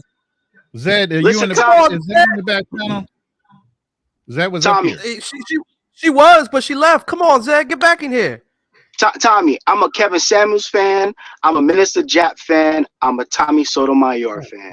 I appreciate what you do in your lane as much as everybody else does in their lane, because I think you guys are a general benefit to society in waking people up as to where we stand, whether it's politically or the dating marketplace or what have Zed, you. don't call us a bunch of cowards and you backed off the panel. Get back up here. Yeah, come on, Zed. Ray, let me ask you something, Ray. You didn't see when I went off on Vivica Fox, whose show I did when she was up there cheering for Kevin Samuels dying? I went to fuck up any of these bitches cheering for the fuck that this man died. Yeah. It didn't matter that I had a beef with him. Remember, I view myself as the referee. I believe in right is right and wrong is wrong. when they sit up there and thought that it was funny and it was karma that he died, I was like, so you were so upset that his words bothered you that you needed him to die in order to feel better? What does that say about your mind state? That's how bitter those bitches are. Exactly. You know? So, but either way, man, listen, it was good. It was good talking to you. Thank you for having me on the panel. Always, I'm leaving downtown Atlanta on the way home, so I'm driving. So I gotta. Oh, you in ATL? Where I'm at? Yeah, man, I just left Ponce City Market by the belt line. I was just out there on the belt line. Yeah, it's nice, man. It's beautiful out there. Really A lot of beautiful women out there. Yes. Oh, yes, it is, sir. Yes. I come down here like every weekend just to peruse and chill out and, you know, do my thing out here. So good man. But either way, salute to y'all, man. Appreciate you, Ray. Peace out. All right. Let me read this super chat real quick. It says, God hand apostle. Tommy, you got all these apostles, brother, following you. KS was a false idol, a man who was Papa Do's waiter making $800 a month and is in his 50s. Tommy was a successful before YouTube and doesn't hide from the smoke. I will say that. And I say this is what bothers me, Tommy. Look at this. This is the woman. She says a bunch of cowards. Now, nobody blocked her. She came on. She just hid. This is what you will get back, where someone would do that, and then they're gonna talk about you and say all these type of names, which is crazy. So, Tommy, I want to question. There was a gentleman, he asked a question some time ago, and his question was, am I going back blank again? It was about slavery. He said, why do you think slavery was a choice? Yeah, I believe it was a choice, as I explained earlier, because you could have chosen death. You could have said, I refuse to live in bondage. And what's funny is people didn't believe what I said until they watched Black Panther years later after I said it, when Killmonger said, throw me in the oceans with my ancestors who refused to live in bondage. Now everybody's quoting that. And I'm like, but for years you hated me when I told you the same damn thing. Right. A Marvel movie made you think that made sense? Exactly. I hate that I'm giving these advertisers screen time right now. Yeah, and what I won't want to do, guys, is because she don't give us any type of clout, I don't want to keep talking about a person who don't give us no clout. So if she ain't coming up or she not paying no fee, then I don't even. Oh, what you mean? She talk about you for 2-3 hours at a time, man. You her highlight reel. I guess flattery, but she run away. She just changed everything, so it's not even worth having that type of argument. Did nobody time you out? Hey, you can come up on my show. You can go on Andrew's show. If you timed out in one room, you can come in another, and I'll drop the link. I haven't timed. Don't use that as an excuse. You've come in my room before. So I always let them roll like that. Tommy, how do you deal with them, with the haters, man? So I guess, how do you feel? Because I don't want nobody to put words in your mouth. I want to hear from you. How do you feel about Black women? I said it earlier. I said, I have an affinity for Black women, but I have a hatred for what they've become. Exactly. This idea of becoming combative, not being in their own feminine energy, hating the way they look naturally, which means that they don't care how I feel, how they look. And that hurts. To watch the Eves of the world, to watch the Serena Williams of the world decide to change themselves. You seen the latest pictures of her, how disgusting she looks? Super, like she whited her skin out or whatever. Yeah. Tommy, I had a question for you. Go ahead. A certain traveler says that the reason why he doesn't deal with Black women and he travels to different countries is because most of Black women's pH levels kind of off. So, what's your take on that? But a lot of Black women's pussy smell like straight ass. Excuse my French. Yeah. Well, but it would be obvious if 50% of them have not HIV, but that's just Atlanta. But 50% of them have herpes. It would also Oh, make sense yeah. if you guys think about dating black women. What's the one thing you've never heard your black girlfriend say? I'll tell you. She never says, I'm about to go to my gynecologist. Why is it you've been in a relationship with her for a year and never heard her say she's going to a gynecologist? That's true. Why would she not have one? I don't know. Tommy, it's kind of crazy. That's the point. Have you noticed that most black girls, when they tell you they found out they were pregnant, it was a bodily function? They wouldn't even go get themselves checked. They just said, I realized my period didn't happen, but I just thought it was normal. I didn't go get it checked. So wait a minute, you've been fucking a nigga raw, and you still didn't go get to see what was happening after 30 days? My period was still happening. Okay, but he still could have given you something. Why didn't you go get checked at all? So when you point these facts out, because these are not opinion, those parts are facts. When you point them out, you get pushback. So when a brother that is to, and let me explain one last thing, to point to you that black women's pussy stink and it's a normal thing. Have y'all noticed that there are several movies in the black community where pussy is normally supposed to stink? Remember in Boys in the Hood, where they said the grandma came in, she could smell sex in the air. Pussy's supposed to stink. Black people are the only people who say in the movies, I could smell fucking when I came in the room. You ain't never seen no white movie where they said, I could smell fucking in the room. Did I lie? Tommy, here's the thing, brother. Let me say this. The reason he brought that up is on a show, I interviewed a gentleman, a 25-year-old guy by the name of Austin Hollerman. While I interviewed him, I was asking him why he leaves the country and why he isn't satisfied. One of the things he said was, you know, he didn't like the culture. And he said the pH balance of the women he dated were bad. That became an issue. They attacked my wife because my wife had come to this. I know she don't want me to say this, but I'll say it anyway. She worked in the medical field for the health of the Ministry of Health in her country. She came to this country, and you know, this is when she didn't know a lot of English. She didn't know a lot of things. She had gone to like some workplaces, and she asked me, why is it that when I come out of the bathroom and there are women of color, it has this smell? Now she wasn't saying it from Tommy. Here's the thing: she wasn't saying it from a bitter point. She was saying it from like why? Like, you know, inquisitive. Exactly. Smell fish, rotten fish or something. You know, I'm gonna say this. My girl in the Philippines, they take baths at least 4 to 5 times a day.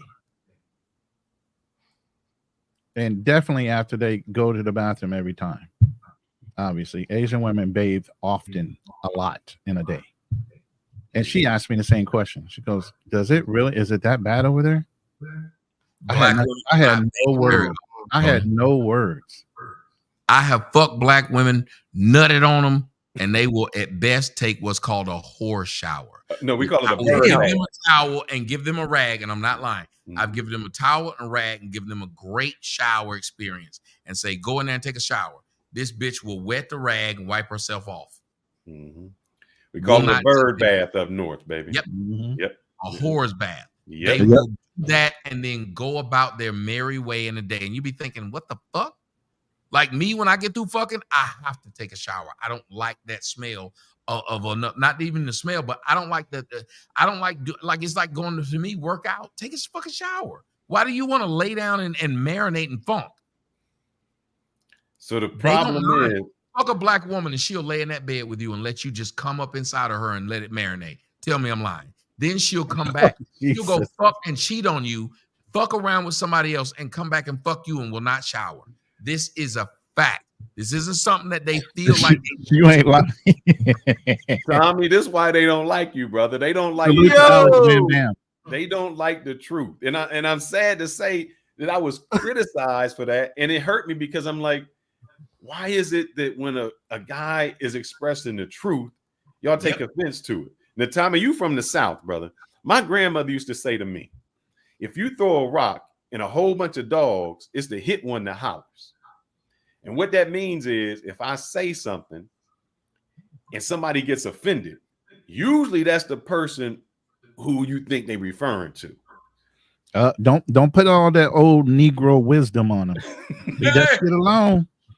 My boy November Zoe 78 said they made that joke on the show Power about Tyreek's girl. I've never seen the show. Y'all seen it? In the Power, show, yeah. They said in the show Power about Tyreek's girl stinking up the room on 2 different episodes. Oh shit! I wasn't even paying attention. But I know Let me read this super chat real quick. Go ahead. This is from At Your Wife's House All Day. Is that brother? Hey, has he been at the house all day?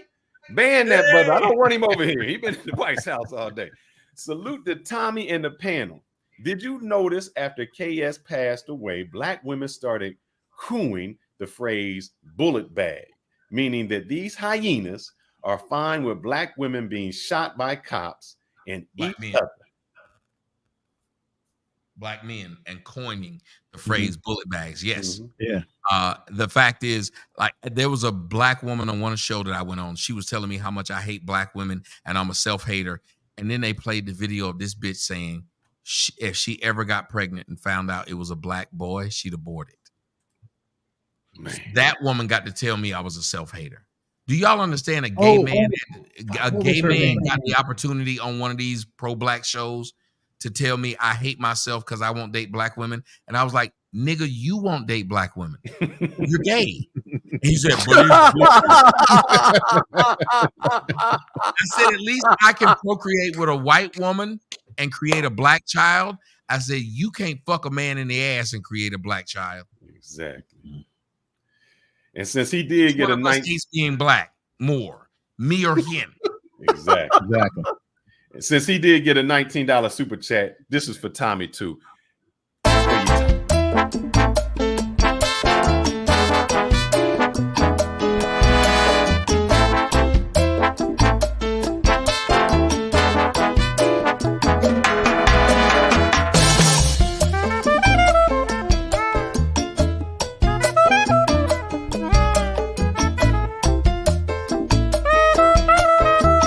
Tommy, stop it. Pull your tongue up, Tommy. Pull your tongue up. Tommy, that's just a regular.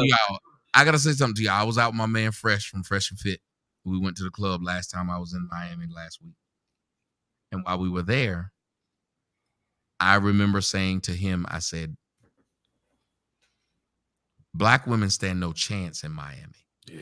If you've ever been to Miami, you realize black women stand no chance. People aren't choosing them at all. I watched the VIP sections and the black women, nobody was fucking with them. They would rather pick these Hispanic women that barely had an understanding of English. They were bringing them into the VIPs because one, this bitch's hair grew out of her own scalp, so it didn't smell like no Foot Locker. Wow.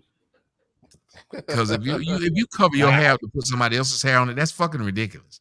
Wow. If you right now, Fearless, put on a Tom Cruise wig and was up here while we was interviewing doing this to your fucking hair, they make fun of you.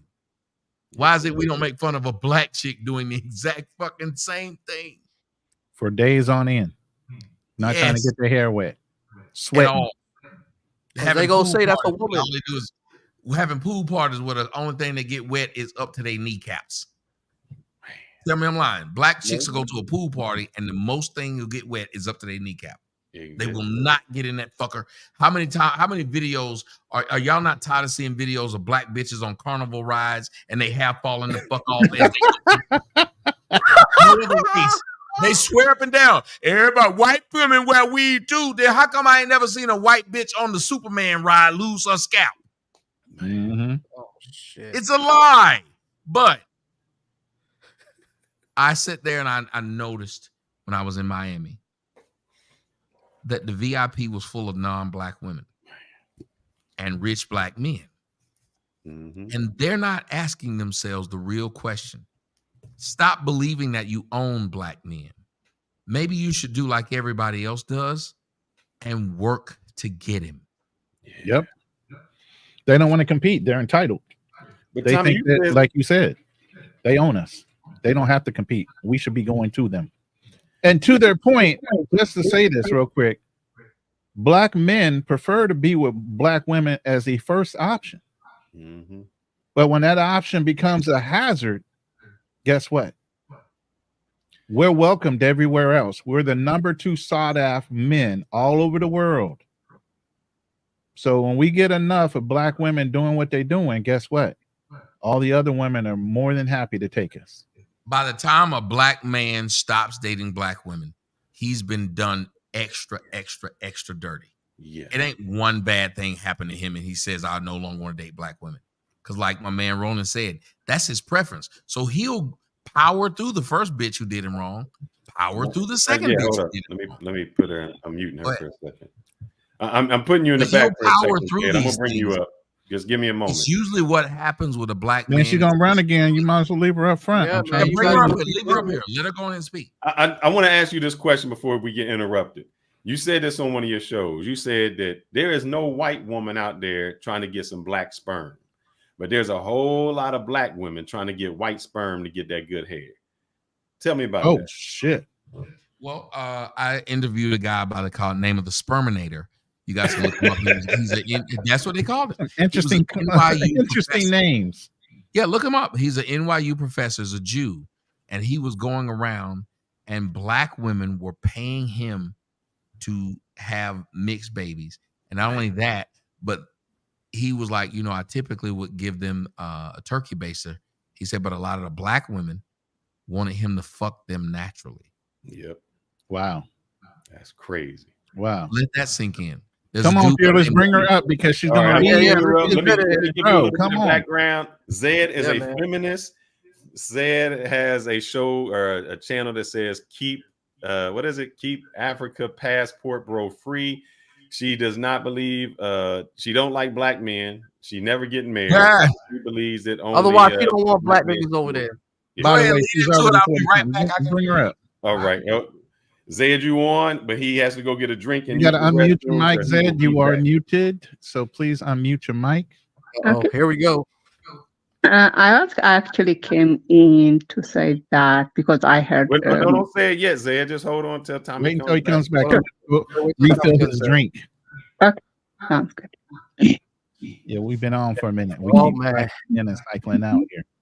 This is gonna be good. I need to. This is what everybody's been waiting on. So I gotta get my don't hype it. Hey, don't hype. Go ahead and get your no, listen, it's not hype. But what I'm saying is, anybody hasn't hit the like button yet, please hit the like button. Yes, please. Yes, that please. doesn't cost a All dime. channels. Okay, just hit the that like like button. button. There you go. All channels. Hit that like button. And Zed, the rules are you got to answer the questions. No hitting, going around it, answering 10 other things instead of doing it. Just time is short. Just came to okay, bye-bye. Because so I wanted to say this. Not yet. I am not here to debate. Tommy back. Hold up. I can hear. Go ahead, Zed. Okay, so I'm not here to debate Tommy because I consider Tommy a white worshiper and I have absolutely nothing to debate him. But I liked something he said. He said that when he goes to VIP sections, it is black men with non-black women, which is something I support. And it breaks my heart when I see black women criticizing black men for dating non-black women because it doesn't affect us. Black men dating non-black women is actually something we should support.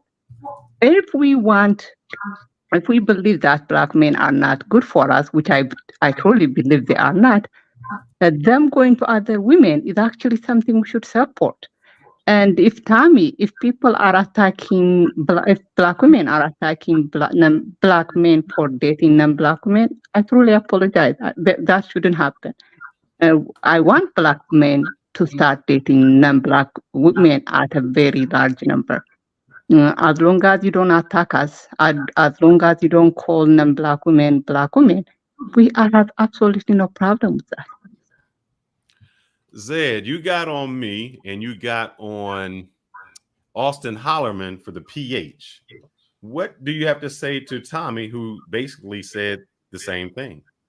I call him a black woman hater, just like you are. I mean, you do know that Tommy is not God.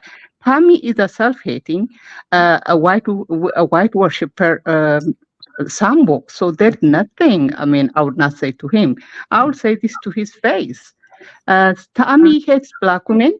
Tommy, I mean, I wouldn't be surprised. I mean, by the way, here is another thing. I'm so glad you mentioned pH balance because the things you talk about pH balance, I don't even think it's pH balance. I think it is STD. And we know where black women are getting the STD. They're getting it from black men. And this is another reason. No. This is another reason black women should not be having sex with black men. I mean, I was thinking it should be okay to have sex with black men, but we shouldn't even have sex with you guys because you guys are full of STD and you are giving the STD to black women. Black women, stop dating black men like Tommy Sotomayor. I don't even think Tommy dates black women. And I'm glad that, a lot of you guys here do not date black women. We do not need you. You guys are full of STD and we don't need you. Okay. Tommy. First off, I want everybody to realize how stupid, and now I'm going to sound like Tariq Nasheed. I'm just going to be a dick. These tethers are. These tethers get a chance to be able to speak. This woman said, first time I do that, believe it, Thomas even did it black women. When I said that my first choice was black women, number one. Number two, I could have a black woman walk in front of the camera right now, ma'am. Mm-hmm. That's in the house. But the fact that y'all say stupid shit to back up what you're saying, you don't bring a fact. I don't think he dates black women, so therefore we should invalidate everything he says. But I said you should. Sorry, let me correct you, and I'm not going to interrupt you. Zed, you ran on for 3 minutes. Let him finish. I just wanted to correct him. I swear. You can correct him after he gets done. Yeah, you can talk. Let him get done. Go ahead. Okay, go ahead. But the fact that you would say this as a precursor to your argument, your argument should be, let me argue facts with any individual. Let me say, is this factual what you said? And when a person says, well, ma'am, will you please stop? Mute yourself. I don't need you to amen me. I don't need a every time I speak. Papa, you cannot handle. No one did it to you. Ma'am, no one did it to you. Out of respect, no one did it. Go ahead, Papa. Go ahead. See? I want everybody in the audience to watch. No one disrespected her. Even after she continued to disrespect me, I still haven't disrespected her. Okay, I haven't disrespected you either. So her is not disrespected. Zed, the point is okay, guys. Okay. I had to listen to the stupid shit she said the entire time that was incorrect about me, and yet I had to wait until she finished. And yet I'm actually saying things that make some sense, and I'm not being. Go ahead. I listen. I'm gonna listen. Go ahead. Fuck it, I'm done. That is pathetic. Zed, you have to stop yourself. Zed, you have to stop yourself from unmuting yourself. And be disrespected by a bitch. He let you run on for at least 3 minutes. He can't finish a point without you hunting him. Just mute your mic. Okay, I will not.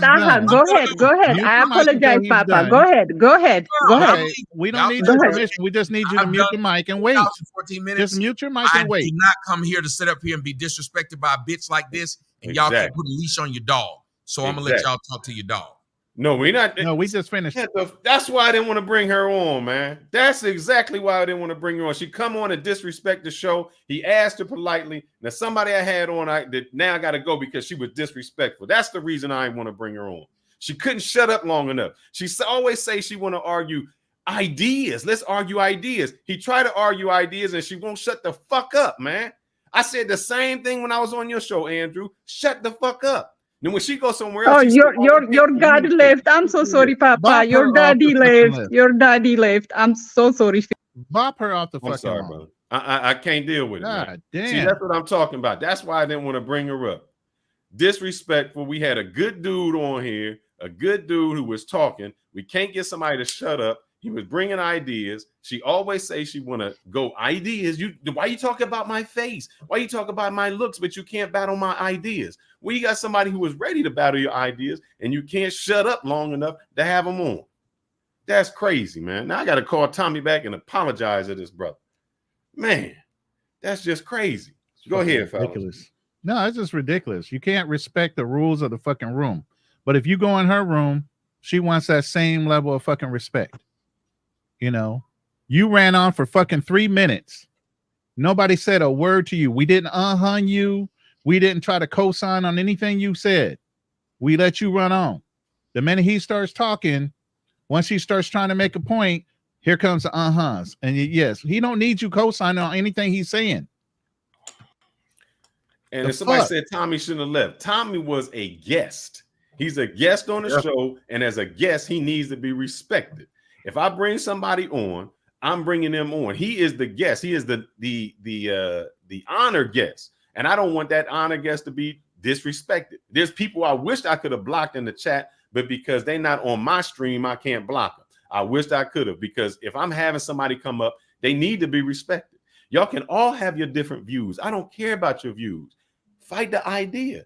You let him talk and you talk. It's just that fair. And I'm saying the same way, Tommy, if you go on to her channel, you got Chris with a wrench that'll shut you up and tell you he'll take you off and put you in timeout and all this other stuff.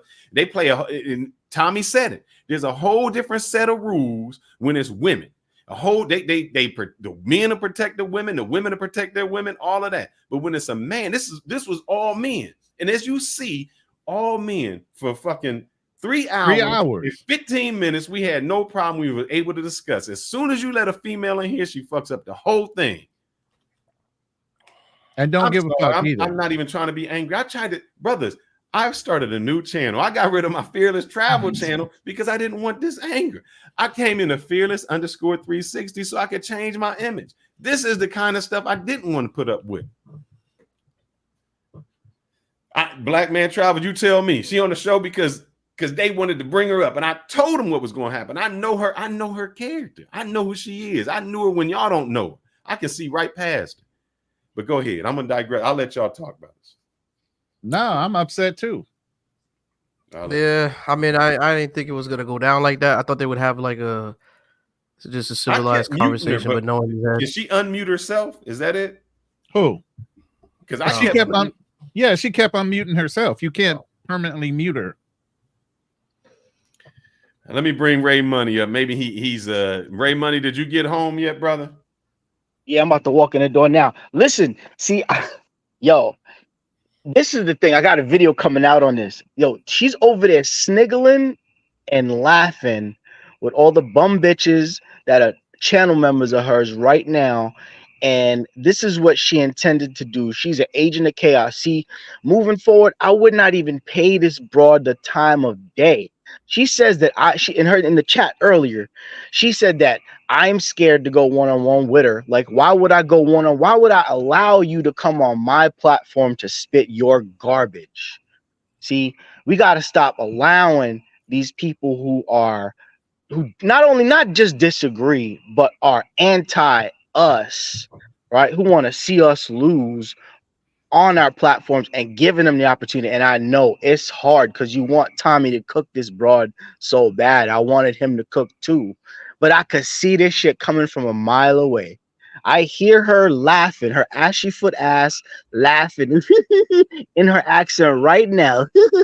Her and all the other bum bitches that follow her and that's in the chat right now. We got to stop doing this shit for real, for real. And that's all I wanted to say. That's her last shot with me. I ain't fucking tolerating that shit no more. That's fucking. I agree with you, man. I agree with you. And that's what I said before we came on. I tried to tell Tommy. I was like, man, it don't matter what you say. She's going to twist it around. She's going to say what she want to say. She's not going to go with facts. It's going to be everything but that. And that's what we hear. And Ray Money is correct. We, as you know, if there was a show with what is it, Vivica Fox and all them, they keep the brothers out. They keep all us out with our opinions. They shut us down, shut us. But we Uncle Guns, if she's in my room, fucking ban her for life, bruh. I can't find her in my room right now. But if she's ever been in my room, I don't want her back ever. That's fucked up. Just didn't, man. I was just hoping that it would have went down to a. But you gotta want to be able to debate. If you're gonna interrupt and you start throwing little snickers and shit instead of muting your mic and warming up. If you say you can hang with the men, you don't need men defending you. Shut the fuck up, like all the men that were in this room that did. Even Ray Money might have had a little side disagreement with Tommy, but at the end of the day, it was still respectful. Yeah. You can't even do that as a fucking woman, but yet and still you're better than men. Please make that make sense. But there's times where she can be civilized and she'll just like, you could have a really direct conversation with her. And then there's times where she just goes off the hammer. I don't think she necessarily went off the handle. I just think that, you know, she And look, did hey, this hold on. intentionally. Give me that phone. This is the bullshit we got to deal with. This on her channel, on her community. It said this is what it says. If y'all can't read it, but I'll read it for you. I ran Tommy off the show because I said while he was talking. LOL, men are pathetic. That's the bullshit y'all got to deal with, man. And that's what y'all keep fucking putting up with. I know that, Andrew, I'm coming at you, brother, because you always say you want to be neutral. You can't be neutral, man. You got to pick a side. You can't keep walking that fence and let them talk and don't defend. Y'all keep doing the same shit when she do this. She over there laughing at the show and bringing them on. We did a lot of shit to get Tommy on, man. I spent a whole week asking Tommy, and the brother wants to come back on freely again and all that to bring him on, and you bring some stupid person on to ruin the whole thing in 5 minutes. Yeah, I'm pissed. That's just bullshit, man. We ruin ourselves. I never thought that she would really go that far with that. I thought she was going to go. She done. She has no fucking clout in my room no more. She has no clout. Man, she's just disrespectful by nature. She should have just been cool with it, man. Just went and just flew with the conversation. Coulda, woulda, shoulda. It's too late now. She's fucking gone, man. Yeah. And this is how you know she fucked up the rest of the fucking panel. She can't win on the battlefield of ideas, so she's got to basically stonewall and fucking filibuster people into. She has to drag others into the gutter with her, and that's essentially what she did. You know what I mean? So it is what it is. It's a learning lesson. So now we all know: do not pay this woman the time of day. Don't pay her followers the time of day, because at the end of the day, all they're gonna try to do is drag you into the mud with them. Exactly. It's only up from here for us, but they're stuck in the mud. So then I just wanted to give y'all that little positive spin on it too. And listen, it's okay. It's not a loss for us. It's a loss for them, because she definitely cannot win on the battleground of ideas, and we all know this. So it is what it is. Yo, y'all have a good night, man. I'll talk to y'all later. All right, right, buddy. Bring Jay Prince up, but before I do that, I'm sorry. I gotta apologize to the Andrew show. I'm sorry, brother. No, I understand your frustration, man. It's no big deal, bro. I just get upset that in your show, when you do something, you do it fair. You bring them on and you bring it fair talk. You say, hey, I'm neutral. Y'all can talk. And I'm only saying to you that we don't get the same respect that we show them. You show respect and say, hey, let's talk. We can do, I'm on side. You can talk, all of that. Right. That's what you do. And I'm showing you, we don't get it. They don't care about us the way we care about them. Jay Prince, welcome. Jay Prince for president, brother. Welcome. We appreciate it. Thanks for having me. What's going on, bro? I was hearing a little bit of what y'all was saying about a woman must have ran on Tommy Sotomayor. I would say, I think Tommy Sotomayor has a reputation of disrespecting particularly Black women. That's not true. What contradicts Tommy Sotomayor is that he talk all that stuff about these Black women, but yet he still be sleeping with them. So I think when it comes to that woman, she probably heard his antics, and he have years on top of years of disrespecting. So she know how he coming. Everybody know how Tommy coming. Even when Tommy try to play nice, they still know who Tommy Sotomayor is. So you expect for people being on, I'm just playing devil's advocate, and I'm not saying that I'm on the woman's side. I like to just be in the middle. And I believe if you want to get somewhere in a conversation or make a change between the dynamics between Black men and Black women, you got to tell the truth on both ends. I don't think Tommy is the type of guy that just deserved this respect because he had a lot of numbers back in the day. Here's the thing. Jay Prince, I understand what you're saying, but at no time can you go on to their platform and do the same. You can't spit your truth. You can't do it. They'll come at you in the chat. They'll make reaction videos about you. They'll cut it and slice it in ways of things you never said or did. And then everybody will defend them. And I have nothing to say about this, but there was somebody I lost respect for when I seen what they said in the chat. And I don't care about her looks or anything like that. But they was like, oh, she looks so fine. If I had Zed, that's, get me right. If I had Zed right here and I said, hey, this is my girl, would they say that same thing? Would they say, man, Fearless, your girl fine as hell? No, they wouldn't say that. But they catered to that, man. They allowed, you can't go on their show. Man, we've been on their show. All of 3 people here have been on her show. They got the wrenches. They'll shut you up. They say you can't say anything. They'll hush you, all of that. You can't get your point. She'll say, papa, papa, papa. She'll go all day with that and cut you off. Can I ask you a question, though? Yes, sir. I was told that women act solely off. Now, I'm just playing the devil's advocate, right? Women act solely off their emotions, right? And men are just more logical. So expecting to women to maintain this logical masculine frame, right? Because the frame that you describing is something, it appears to be more of a masculine, being composed and poised, know how to hush, you know. That's how our respect for something like that was exhibited from a man. And we're going to say women are solely, I would say 80 to 90% emotional. If you hearing some, if they are emotional and if they hearing some stuff that affects them, their ears or whatever the case, I don't think they have the masculine and the logical ability to remain poised as we expect them to. I disagree with emotional, but then when we're emotional, we don't accept it. Jay Prince, if she was over in Nigeria and she spouted that off, what do you think would happen? Oh yeah, majority of the world, they would get more violent. If she was at her job and the boss said, I'm talking, be quiet, what do you think she would do? She would be quiet because she had or get fired. So it's not that she doesn't have the ability to, it's that she chose not to. And she wanted to disrespect us. While she was talking, what I kept doing was hitting the mute button to let him talk, hitting the mute. Every time I would hit mute, she would unmute and then keep talking. And I would say, Zed, you can't talk. Let him talk. Tommy would say, I sat back for 15 minutes and let you spill whatever you did. And then she'd be like, oh, okay. Well, you talk. He's like, she let him talk. And she, oh, okay, Papa, you talk. She didn't know how to shut up. We have dealt with and have allowed this disrespect from our women for far too long. Some brothers have said, I'm getting a passport because I don't want that. We allow it.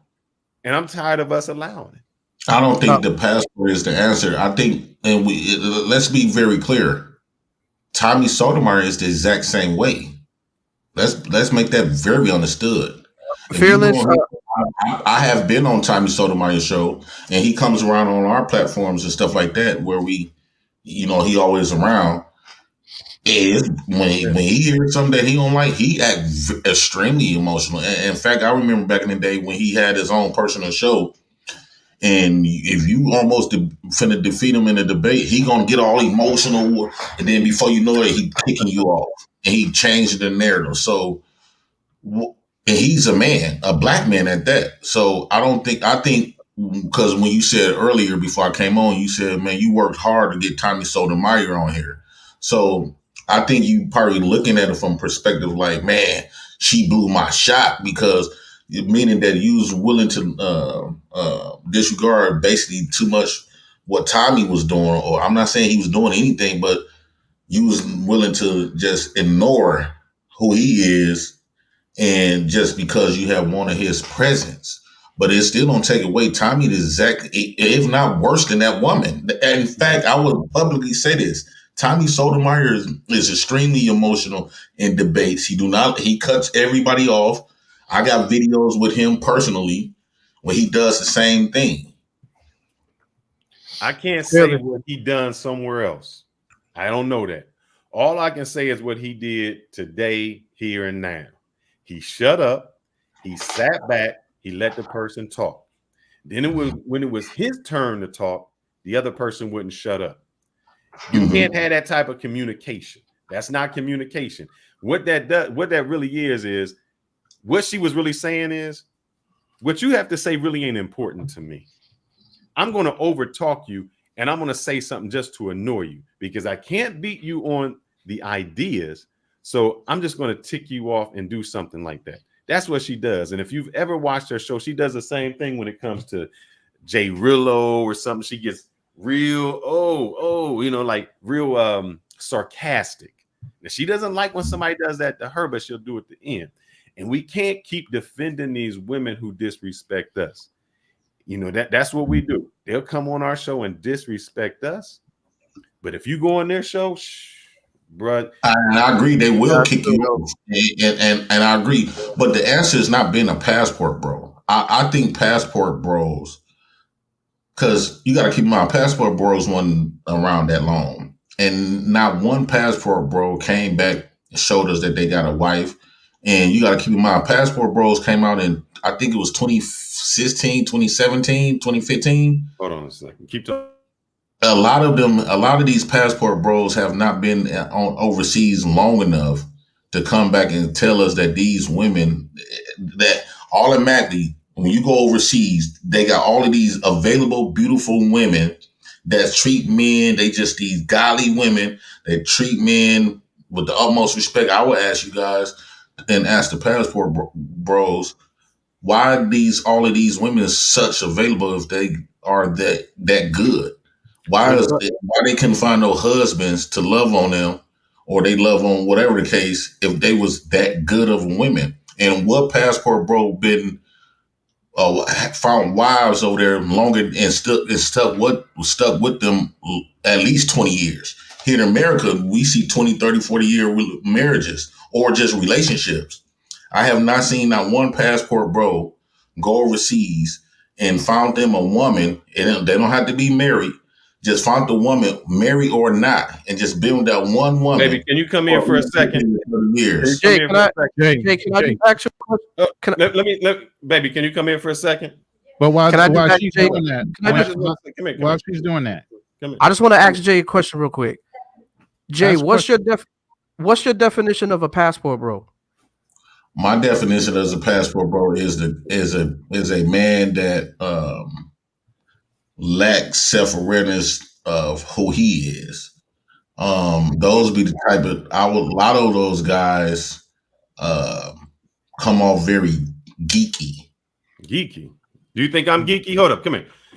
This is my wife. She's from Dominican Republic. We've been married 10 years.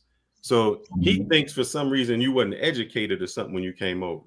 Do you have your master's degree? I got a bachelor, I got a master, and I speak 3 languages. So in your country, you was already working for the government, the Ministry of Health over there. Am I correct? Correct. Do you work? Yes. Since then I get here. Do you cook? Yes. Do you clean? Yes. That's what we're looking for. So in no way am I a person who needed somebody who didn't have opportunity when I was in the United States. She had opportunity there. It was just our luck that we met on a vacation.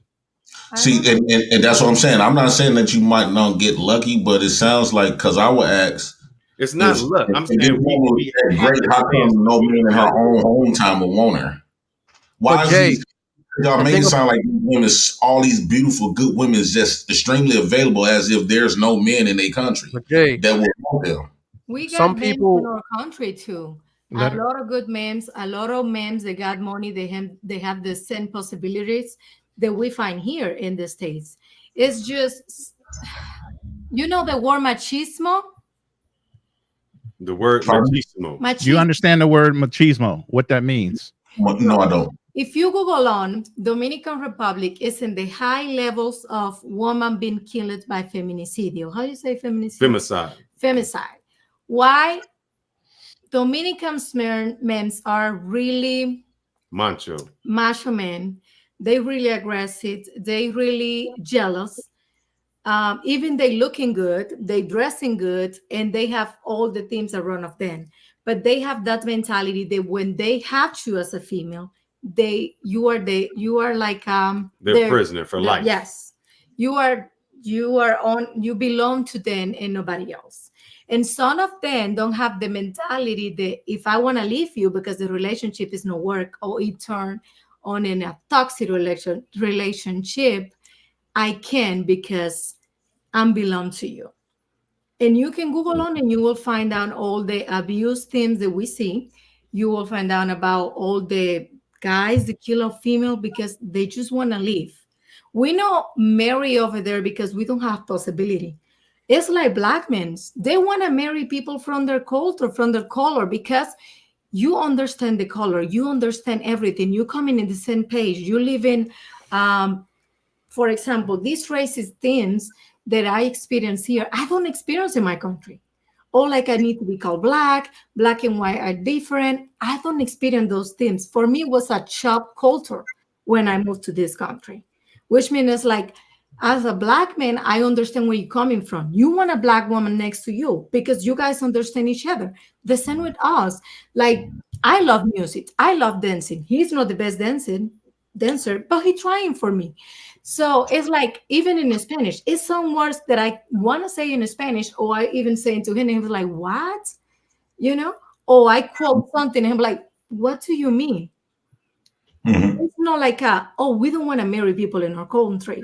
Or we think we're better than black woman. Nothing of this. Even in my country, if you go into my country, you don't hear females in my country have this battle with black women. They don't even know black women exist. Yeah, they don't even know about passport. They don't care. The things just meant happen. Like, we've been together in a relationship this year for 11 years, married for 10. A lot of people was thinking that's not going to work. But how much effort you put in your marriage and your relationship, and what is the intention that you bring into the relationship? You can marry today and divorce tomorrow. And you said people don't marry. The reason I got married was your grandparents married? Yes. Until I'm they coming died. from a family that my grandmother was married for 50 years. My mom was married until my dad passed. My aunties, uncles, they've been married for 20, 30 years. It's decade to decade. Yeah. Decade to decade. And that's what we see. Like, I'm pro-divorce. You know, I'm married with a purpose, to stay with my husband and create a family. And I always told him, if the thing's going wrong between us, it's because you have to do something wrong. Because I even fight with my friends. Don't get a divorce. Fight for your marriage. Go to therapy. Find help. But I don't know. The mentality here and what I see here is totally different. Why? Because people think something going left, we got to split. That is the last thing I have in my mind. We got to work out first. So I hear a lot of what you're saying, and I need to do more research on it. What I would say, a lot of people complain about the Western way, right? I think a lot of people would view the Western way, what we doing, from other perspectives in other countries. They wouldn't like how the way all the freedom, the less freedom that women get. Right, because I think that's the sole reason why a lot of these men want to go overseas and stuff, because of the Western ideology is that women got all of their rights. Women can pack up and leave anytime they get ready. Well, hold on. Maybe you haven't traveled. They got the same rights that everybody has in the United States. Well, she just explained that in Dominican Republic, that those men feel like they own her once they barely can leave those men. So that's the prisoner. That's the culture, not the law. Just like here in the United States, we have a culture of men that say you can't go nowhere, you do this. It's a culture. Even in their culture, the same thing is it's not law. It's not law, but they have that mentality. Can I ask a question real quick of Jay Prince? Do you have a passport, and have you traveled to any countries? I traveled to 2 countries. And which countries have you traveled to? Well, Nuevo Laredo and Egypt. Okay. Thank you, sir. Have a good night. Oh, you're welcome. Thank you. All right. So you've been to Egypt and you said Laredo? Yeah, Laredo. Okay. And in those cultures, how were the women? Well, Egypt, I know you dealt with Muslims. They were all covered up. You really couldn't deal with them in a personal level. We went to Egypt. We wasn't spending time like to go like hang out like far as like meet You women. went to the tourist spots and all that. You ran to the pyramids and all that. Yeah, we came what back about home. your other spot? What about the other spot? Laredo. Actually, I was working. I was with my fiance at the time. Okay, so you travel with you took sand to the beach like me. I used to travel with sand to the beach, but I also did a lot of traveling on my own individually as a single man. So a lot of these cultures, you know, you got 152 sovereign nations. Okay, so there's 152 other countries beside for America that are free. Women have rights. They can still do and move around the planet. They can get their own jobs and other things like that. Okay, so they have freedom of speech and all these things. So the oppression part of how women are is not necessarily the case. What happens is there's definitely a poverty thing. You do have to look at that. Okay. And then as a man, listen, as a man, yeah. I mean, think about it. The American dollar is the strongest money in the world. That's part why the American guys is so appealing, because those women understand that. Exactly my point. So exactly my point. So if black women are our preference and we prefer them first, but then we're getting all this pushback here in the United States, but we're appreciated all over the world. Right now, the best option for most black men, even though they can date in the United States, but in order to deal with a lot of the women in the United States, you got to deal with a lot of that attitude and that entitlement that comes with a Western feminine mentality, the picking and choosing of femininity versus their masculinity. Ain't no woman supposed to be masculine. That's some bullshit. Right. You know, that's where the software has been rewritten for the last 60 years. Okay. Now I would say to rebut that, and I want to ask Fearless a question. First off, Fearless, are you back here in the United States? Yes, sir. Okay, now to rebut, if a woman, just real quickly, if a woman is acting masculine around that man, I would say that's because that man acting feminine. No. No. That's because of the way they're raised in the United States to be independent and strong. Yeah. While men are actually taught to be soft and they're coddled by their mothers. Women are raised in the United States to be independent, strong, boss bitches by their mothers. So let's be real about this. So you got to keep in mind too, those women, the women reflects who the men are. No. Right? How many chicks you meet that say I'm a boss bitch, I'm an independent bitch, I don't need a man? I ain't got nothing to do with a man. They got the reason why they have that mindset because they've been studying how us men operate with each other. When us black men get around each other, we start looking at each other, who got the best shoes on, who driving the best car. So basically, in order for me to get a girl, I got to be count the highest. In order for me to get an American woman, I got to be Ike Turner. I got to be P Diddy. That's the only way she's gonna respect me. No. What I'm saying is that the reason why you are able to go to another man's country and choose and select from his women, and because those men, no matter what the women say about them, those men have some type of power of their own culture. Those men those men train those women to be the women that you desire. Where you come over here and African American men, us black African American men, I hate to say it, but we don't train our women. We're gonna keep it real. We is in the same position as the women. In fact, the women is more powerful than the men. No, brother. And what? Why you say that? Because here's the thing. And they say it's a third world country. So that means it's not economics. So if you go to DR, you go to Colombia, you go to Mexico, all of those people are poorer than us. So why is it that someone who is poor, Maria can show Jose more respect than the chick Shanae can show Tyrone? Because they have their own identity and their own culture. Like we got a defaulted culture.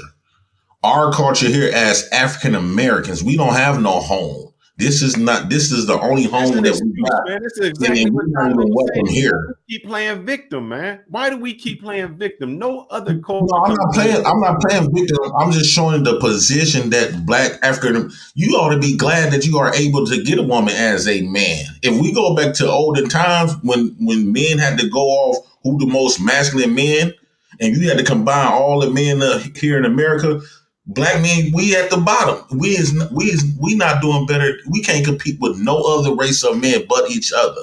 We compete with races around the world, brother. Maybe you What haven't race been do we here. compete with? I don't see no people with no race. Brother, we Black men date outside their race the majority of everyone. I'm not talking about just dating. I'm talking about like marrying. How you example. think Ronan looks like he does? How you think I look like I do? How you think Darnell looks like he does? Somebody was out here fucking.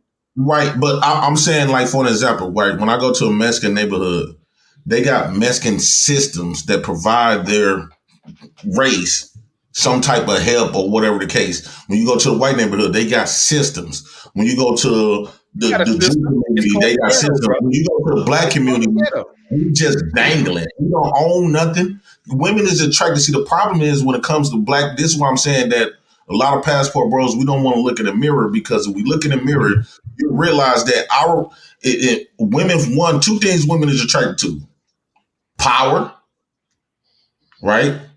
And finances, or whatever the case, right? And when you look at the majority of Black men, I don't know no Black men that we might got individual income, but we don't have systems. Our race of women had to go ask and beg another race of men to protect her. Our race of women, Black women, got to go to another race of men for some type of assistance. Our race of women, we got so many Black kids. Hold up. Because now you in the United States. So if you in the United States, why does that Black woman has to go beg a white man for anything when the Asian woman doesn't, when the Latino woman doesn't, when the Indian person doesn't? Why does our people do it? You know why? Because we've been thinking the man holding it down. We think that the white man's ice is colder. That's our fault. That ain't got nothing to do with them. No. The Puerto Rican, when you just ask those questions, why is these other races women don't have to go to ask those white men for stuff? Because they're men holding it down. Like I said, you just proved my point. Other races women is not going around begging like he is. You've been convinced that your own race has messed you up. That's why we garbage. The Black race is trash. We will go, if you go to Chinese people will go to a Chinese restaurant. I'm here in Dallas. There are so many Indian restaurants, and you know who go there? All the Indians supported. You got a Black restaurant, we tear them down. They not good. The one downtown in Dallas had the girls. The guy had a nice restaurant. What they want to do? The Black women want to get on there and start twerking in the man's restaurant. That's culture. That ain't got nothing to do with us. We tear our own self down. It ain't got nothing to do with that. Other cultures don't. Other cultures uplift. In Indian culture, they say, man, you're educated? I want you to go to Harvard. I want you to be a doctor. What do we say? Be a rapper, be this. You talking white. You're talking educated. That's a bad thing. We the only race of people that put somebody down because they try to strive. If you a nerd and you getting A's, you bad. But if you a dude in the street and you can do whatever, you good. No other person does that. No other race even makes music that'll say, I disagree with that. You this, you that. No other. You got thugs in every race, right? In fact, there was more thugs in other races before we became thugs. And they were more higher. We elevate the thugs where other cultures deviate the thugs. I don't necessarily believe they deviate the thugs. I think name me an Indian Mexican woman love the Mexican thug from India. I might say Indian, but I can tell you Mexicans. I can tell you the Chinese gang, Asian gangs, and all. And even when you talking about whites, they got the Ku Klux Klan, they got the skinheads, they got the biker gangs, and all of them have women on the If you got somebody who's do you think a rich person like what's that? Jeff Bezos says, man, yeah, let's deal with those KKKs. No. They call them trailer park trash. They keep them at the bottom. That's even Dave Chappelle when he said, when they was like, I'm voting for Trump. He's like, you voting for Trump? You dumb. Trump is for me because I'm with money. White people Well, do not Illuminati elevate is the an worst upgrade of people in their KKK culture. though. Illuminati is a higher form of a KKK. It's like a higher class of a KKK. Would you agree? No, I don't agree. Okay, so let me ask you a question. You said the Western women, the Western ideas is all messed up. Mm-hmm. Knowing that, and you went to Dubai overseas to get your woman, knowing that, why in the heck would you bring her to the place that you already say that's already messed up? What if she start picking up traits? Because that means you didn't vet your woman and you're weak. Hold up. That means you didn't vet your woman and you're a weak man. Because it, like I tried to tell Tommy, it don't matter how many people I see dudes naked, I'm never going to be gay. And no matter how many thoughts, how many stupid chicks, and how much ever culture is around my wife, she's not going to change because she has a culture, she has a foundation, and she's been taught that way. And it's not going to change because somebody around her. Just like I can go somewhere else. It doesn't matter where I'm going to go. I'm still not going to fold up. I'm still standing on my square. So it doesn't matter where she at. It's just like if you have children and you tell your children, look, be of the world. You can be of the world, but not in the world, or however it goes. So no matter how you raise your children, you tell them you can go out there, but the values that I taught you in this home, you keep with you. That's how. You don't think they can blend in and get updated with the environment? Environment and peer pressure is always bend in. I don't date weak people. I don't hang around weak men. My men stand on their square. But I was taught that men are strong and women are weak. In what way? Strong in what way? The natural biology of a man versus a woman. Weak or women are which one? Weak. Physically weak I believe a woman is meant to be weak. She meant to be weak. In what way? I thought we supposed to be strong and the woman's supposed to be weak. Or mentally? Both. When you think of, first off, when we carry more logic, that's what makes us more stronger. We even though we have emotions, but through our logic and how we can keep our emotions compressed and strategize and rationalize, make us more stronger. Where we all admitted that women are emotional, so if they operate 90% off their emotions, they automatically make them more weak. Scientists said who was the first people to talk? And it even happens with children. You have a male and a female. Who's the first one to talk? What, the female? Yes. So how can they be intelligent? Female also have a better facial recognition. You know why? Because they need to see from far away whether you're a friend or foe. So there's strategies and there's things that they have that do not make them weak. You just have to be able to exploit those facts. But let's say I agree with you partially. I would say 53% I'm in agreement with you, but the other 47 I'm not, because you're not looking in the mirror. I think that black men, I'm not. You cannot sit up here and say that you're proud of black men the way where we at in America until you be honest about where we at. You will never strive for best when you accept the lowest. You accept a little piece of where we at. We's not going overseas. No, I don't do that, man. I see that's the difference with y'all. I've transcended that. I don't put myself in that space and put my limitations on what I can do. I am a high value man. I've whoever been in I think Buckets, he's there. He's seen how much I make. I don't put myself down there with that, man. I've transcended that. How many people that you brought with you? Brother, I give a consultation to anybody who wanted. You know why I stopped, and you know why I started charging for consultation. I used to do them free. I'm in IT. I do cloud architect and cloud security. I used to do them for free. But you know who wouldn't show up and who would waste my time? People that your color.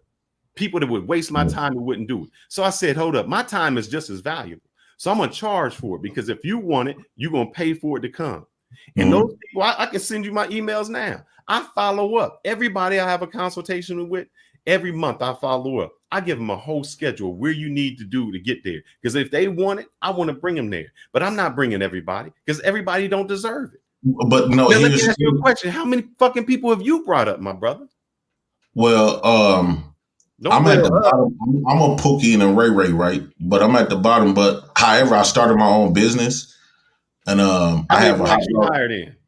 I have a hot dog cart and a food truck. How many blacks you hired? I had How many blacks so you far, hired? Did you get your hot dogs and off of black people or white people?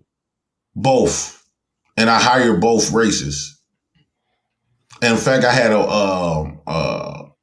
one guy from prison came on my show, and he thought he was thanking me for giving him an opportunity and stuff like that, and going out there searching for those people that would have looked over them. A white veteran was also on my show, thanking me from going out there and not overlooking him, giving him an opportunity. I was paying him good, $100 a day. Now in my city, that's some decent money to survive. $100 cash a day. That's if you work 5 days, that's $500 a week. In my city, that's decent. I have no problem with that. I have no problem with I think the problem with a lot of blacks that consider themselves to be high value man is like when you was telling me that a lot of people didn't come because you was trying to force people. It's almost like this control thing. You were trying to force people to do what you did. No, everybody don't want to do what. This is what happened. People seen that I was successful. They seen that I make it. They seen the things that I had, and they said, "You know what? I see that you travel. You work from home. You make this. You drive this. You do that. How can I do the same things that you do? I don't force anybody because I could care less if you want to do what I do. But when someone asked me, I said, you know what? As too much has been given, much should be given. All right, well, I forgot how that tune goes. So I figured that someone gave me an opportunity, and it wasn't a black person. It was a white person. But since they gave me an opportunity, I want to give the opportunity to someone else. And this is the same thing I tell you. And if I wish Buckus was up here, because I told Buckus, and Buckus said, man, how can I pay you back for all the things you did? You know what I said to him? I said, don't pay me back. When you get the opportunity to help somebody else, pay it forward. Them. But I can respect all that. But when you use that word high value, to me, if your environment or your community that where you come from is at the bottom and you up, you're not high value. I can't take y'all with me. Hey, there's a hold up, brother. There's a famous poster to those people that live in Atlanta. It is a guy that's reaching down. He's over a wall, and there's a guy that's reaching up. I talked to the artist, and you know what the artist explained to me? He said there's two ways you can look at this. If I jumped over a wall and put somebody up, that means I got to go down to their level. That's the worst thing you can do. Even Snoop Dogg said it. He said, look, I grew and the people I was with didn't grow. He said the gap became bigger. He said, there's no way I can go down here and help you. I got to have you ascend up to where I'm at. So the guy that was reaching over is saying, brother, I'm trying to bring you up where I'm at. I don't need to go down to your level to do it. You need to come up here. I'm trying to bring you up. Why do I want to go down in the dirt and get with pigs when I'm saying, brother, there's a whole life up here. Let me bring That's why I rather build with my community together. That's why I believe in community needs to build something together. See, me, I think that we black folks in America, you're not in no position to be thinking individually. We need to be building something because we the only race that don't have nothing for our race. You think because you got your individual money, that's not going. You think about Fearless and Fearless in his immediate family. You thinking about me? Let me tell you. Until 3 weeks ago, the only person who called me a nigga was black people. Okay, but Frederick Douglass, he didn't think about himself. If Frederick Douglass had your mindset, we probably would have still been in captivity. If Fred Hampton had your mindset, thought about them. But the whole thing is, we're not in that generation, and people don't have the same appreciation from back in those days to now. People don't appreciate shit now. Back then, they had morals and ethics to where they appreciated you giving them a hand up and helping them out. Nowadays, they don't do that. What I see with a lot of black folks that get a little money, they become the black white man or the black white woman. They get to start competing with the lower class of black people because no matter how much you niggas make, I'm not saying you, I'm saying in general, no matter how much black people make, they know for a fact you can't compete with no other race of people but you, the lower class black folks. And every time they all had the same complaints. Every time we try to they always go to the lower class of black people making all these complaints. What about you competing with other races? You know why you can't compete with other races? Because you there by yourself. You a one-man army up there, and I guarantee you're lonely. We hear a lot of between black being alone women. and being lonely, brother. There's a whole big difference between alone and being lonely. Like I told him, I said I used to be offended when they said you're not like other blacks, and then I said you are correct, man, because the stereotype precedes you. You getting there late, you being lazy and not working. No other culture can come over here and do that, man. Indians. I live in a place in a place where there's a whole bunch of Indians. You know what they do? Their first generation sacrifices for the second generation. And then they all say, man, you have to do this. We don't do that. None of us do that. So how you going to tell me, you want me to support some people who don't support me? You want me to give everything to those people who won't do it for me? That's not what I'm saying. What I'm saying is this is where I appreciate the Jews, right? We got the answers from other races in our face, right? I appreciate how the Jews operate. They move as a unit. When I come from, the Mexicans, they move as a unit. So why ain't y'all moving as a unit? Whites, they move as a black unit. people? And us, black, everybody on this show black. Why aren't we moving as a unit? Because don't blame no white person. Don't blame nobody else but yourself. No, because of the mindset that what you speaking on now. We don't have no we're not on the same page as black folks. Everybody is on their own thing. And you got to keep in mind too, it was an extreme effort to divide and conquer. It was an extreme effort to divide black folks. You know, you remember growing up in the hood, right? Before you became in that way. If you see a group of if the police see a group of black folks on the corner, they come in and try to mess it up. They think it's something. So sitting up here saying that black folks can't come up with each other, that's just crazy because they did it to do the pyramids. So why ain't they doing that? Black folks weren't always in this messed up position though. So at one point we was unified at one point. All this individual talk it still make you weak. Guess what? If we get into a race war, they're not gonna say fearless is off limits. No, you a nigga just as well as me. You gonna get capped just as well as me. Look at Kanye West. The moment he was worth almost $7 billion, and the moment he opened his mouth, them hunkies shut him down. You know why they shut him down? Because he didn't have his race behind him. He was up there by himself. So you one man army not gonna win. Is that the Jews' problem, or is that the black people problem? Because if you make enough money, you got enough money to go out here and buy the Air Jordans. You got enough money to do all of that. So why shouldn't y'all say we don't need them? Because no other race needs nobody else. The Asian people don't say, oh man, I can't mess up, because the Asians got them. There's nobody separating them. You your own worst enemy. And that's what I'm speaking on. That's who you blame. You got to blame the people, the black people. But a lot of black folks who think like you think because you high value because of your money. And my dad was high value. That doesn't make half as much. Rich should be still low value. My dad didn't make half as much as what I did, and much more high value than me. And what made him high value? The fact that he had his own business. He worked hard. He worked blue collar job. He took care of his family. He made sure that his family was well fed, well educated. He made sure that no matter how much money we didn't have, we knew how to say yes, sir, no, sir. We didn't walk around with our pants pulled down. We showed respect in the house. He always said, do it first time right, and you don't have to do it again. He taught morals. He taught values. He taught a man how to be a man. He taught me how to shake your hand and look you in the eye. He taught me how to walk up straight.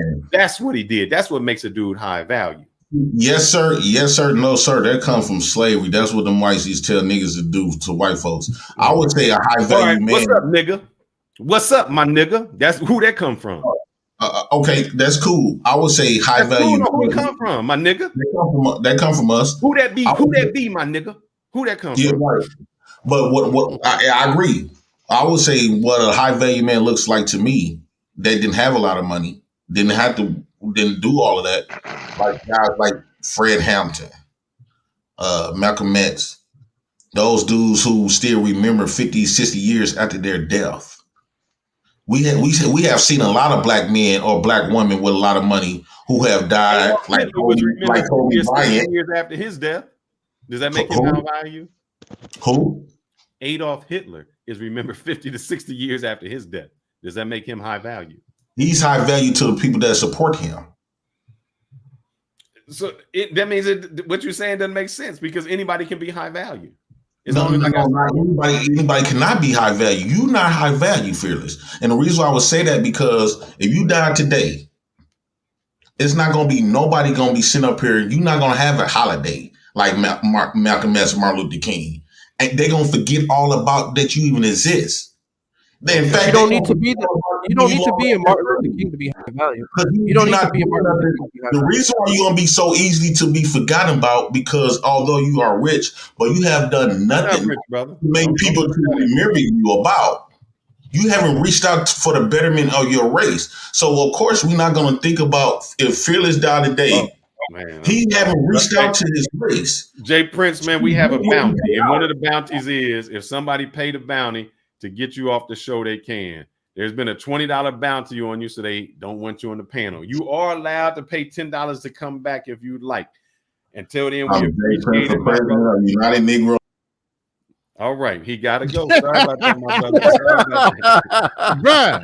That's how it works. Yo, hey, there's 200 and some people in this room. Hit the goddamn like button. But the thing I need to hear is why the hell y'all sitting here talking in the chat and all you had to do was pay a bounty? Exactly.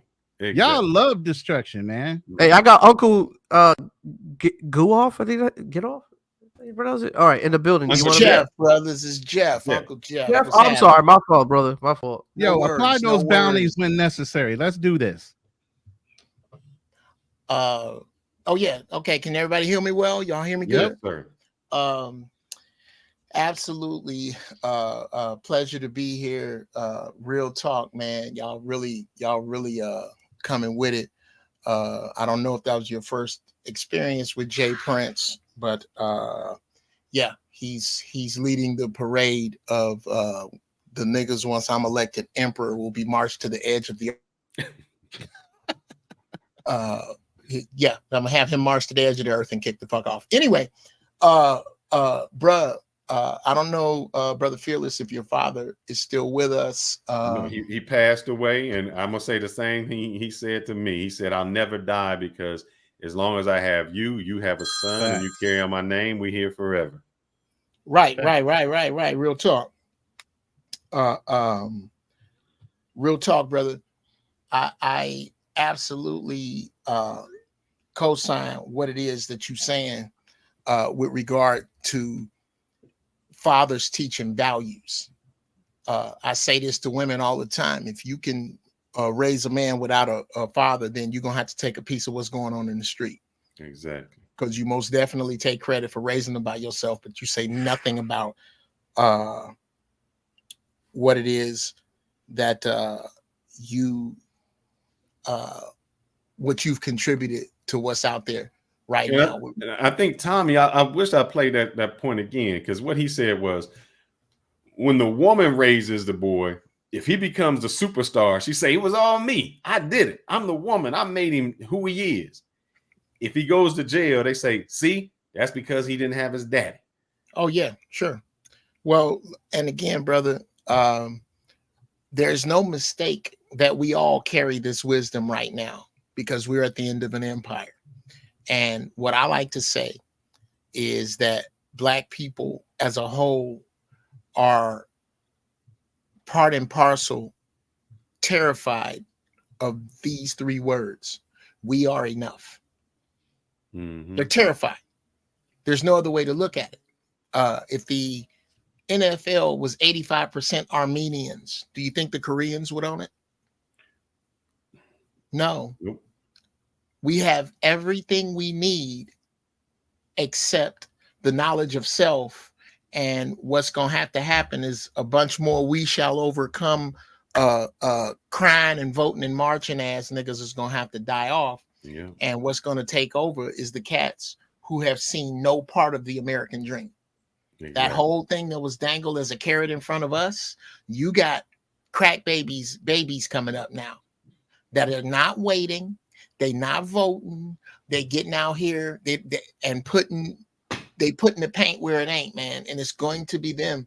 And it's up to us. I don't know the average age of the brothers here, if I may ask. How old are we I all? think everybody might be over 40 except Andrew. How old are you? You over 40, brother? Yeah, he's over 40. Oh, I'm okay. 56. Yeah, man, I'm 56. 43. I think I'm Cool. the oldest one I'm on the 30. panel. I'm 30. Yeah. I'm 37. We got a Okay. youngster here. We got a youngster in the All field. right. Well, we got to get Yeah, the I'm Jedi. I'm 43. Well, I just turned 59. We are the last keepers of the street light wisdom. And what's going to happen is there's a void of 30 somethings that have decided to totally disavow what came before them. And it's partly our fault because they saw their leaders fail them in real time. Mhm. They saw the crack sold, they saw it bought, they saw it smoked, they saw us fail them in real time. So they throw us all out, which is a mistake. That mistake is going to show up when their children come looking for wisdom and they don't have it. Exactly. We have it. That's what your show is about. That's what the shows we do is about. It's about them finding the wisdom because they're going to look for it in their direct elders. They won't be able to. And this will be archived wisdom. This is a great thing y'all doing. Yeah. And let me give a shout out. Let me give a shout out to Drew. No speech, no nothing. He just took a pause for the cause. Drew, we appreciate it, my brother. Thank you for supporting the channel. It is greatly appreciated. Dropped a dime on you. That's I know what's up. Darnell has been in the back for a while now, brother. I want to hear from Darnell. How you doing, sir? And I doing want to all make right. sure that we steer on topic. You know, Tommy was brought in to give his view on feminism. Zed showed us how feminism is messing us up. To give his view on feminism, to say how the Black community might have, especially with our Black women, might have started failing us, and because of that, guys, especially men, have just gotten to the point where they said, man, we can't deal with the culture anymore. You know, we are supposed to be more traditional, protectors, all of that, but our women no longer are the women that our grandmothers would have been. What say you, Darnell? I mean, I agree that, our women today, to be honest with you, it's not even just Black women. It's in my opinion, it's American women. Yep, the Western culture. Yeah, the Western culture, it is not the same as our grandmothers. Let's face it. And it's never coming. And I'll be honest with you, I don't think it's ever coming back. Now, is it their fault that we are the way that we are? No. I think as a community, when we idolize, somebody had said it earlier, we're idolizing, thugs and this and that nature. We're not idolizing people who are doctors and, successful, and I'm talking good politicians, not your crappy Black politicians that just like to take advantage of their own people. But I'm talking about good politicians. No one's looking up to those types of people, and I think that's what's destroying, and that's the real issue in our community. Go ahead. Yeah, brother, I'm sorry. I got to push back on a couple of things. Go ahead. Number one, I disagree with Big Mama not coming back. We need to write off a generation of Big Mamas. What's going on is you have young sisters who are speaking the right things. I talk about these sisters all the time. Danica Marie, Erica Lachey. There are sisters who speak out. Crimson Cure, Reva. These sisters speak directly against this foolishness that is the feminist movement. And speaking of that, I don't know if y'all can we cuss on here? Yeah, you can go ahead. Okay. The feminist movement, truly, this is what it's about. It's about the white woman being upset with her man for not getting her fair share of what he stole from the Indians. That don't have a goddamn thing to do with Black women. Nothing. If the feminist movement was really here for Black women, where were they for Sandra Bland? Where are they when our sisters come up missing? When our sisters come up deleted at the hands of the police? They never show up. This is some shit in defiance that our women latched onto to amplify their defiant nature. It don't have a damn thing to do with them, and it's never helped them in any way. I'll say this and I'll land the plane. Think of when we talk about how welfare was weaponized against us, you got to go back a few years before the 70s. Welfare was when Franklin Roosevelt took a trip to the Appalachians and saw how bad them ignorant ass white folks was living and gave it to them, but he didn't make them get rid of their men. That was the shit that was put on us as a stipulation. I'm gonna take. Here's the problem. I'm gonna take you back. With that. This is the issue, and it still happens to today. They ask a question to. It was black women, so I just gotta say black women.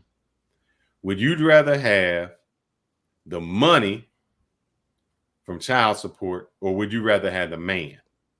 And you know what they chose? Come on, bro. The money. The money.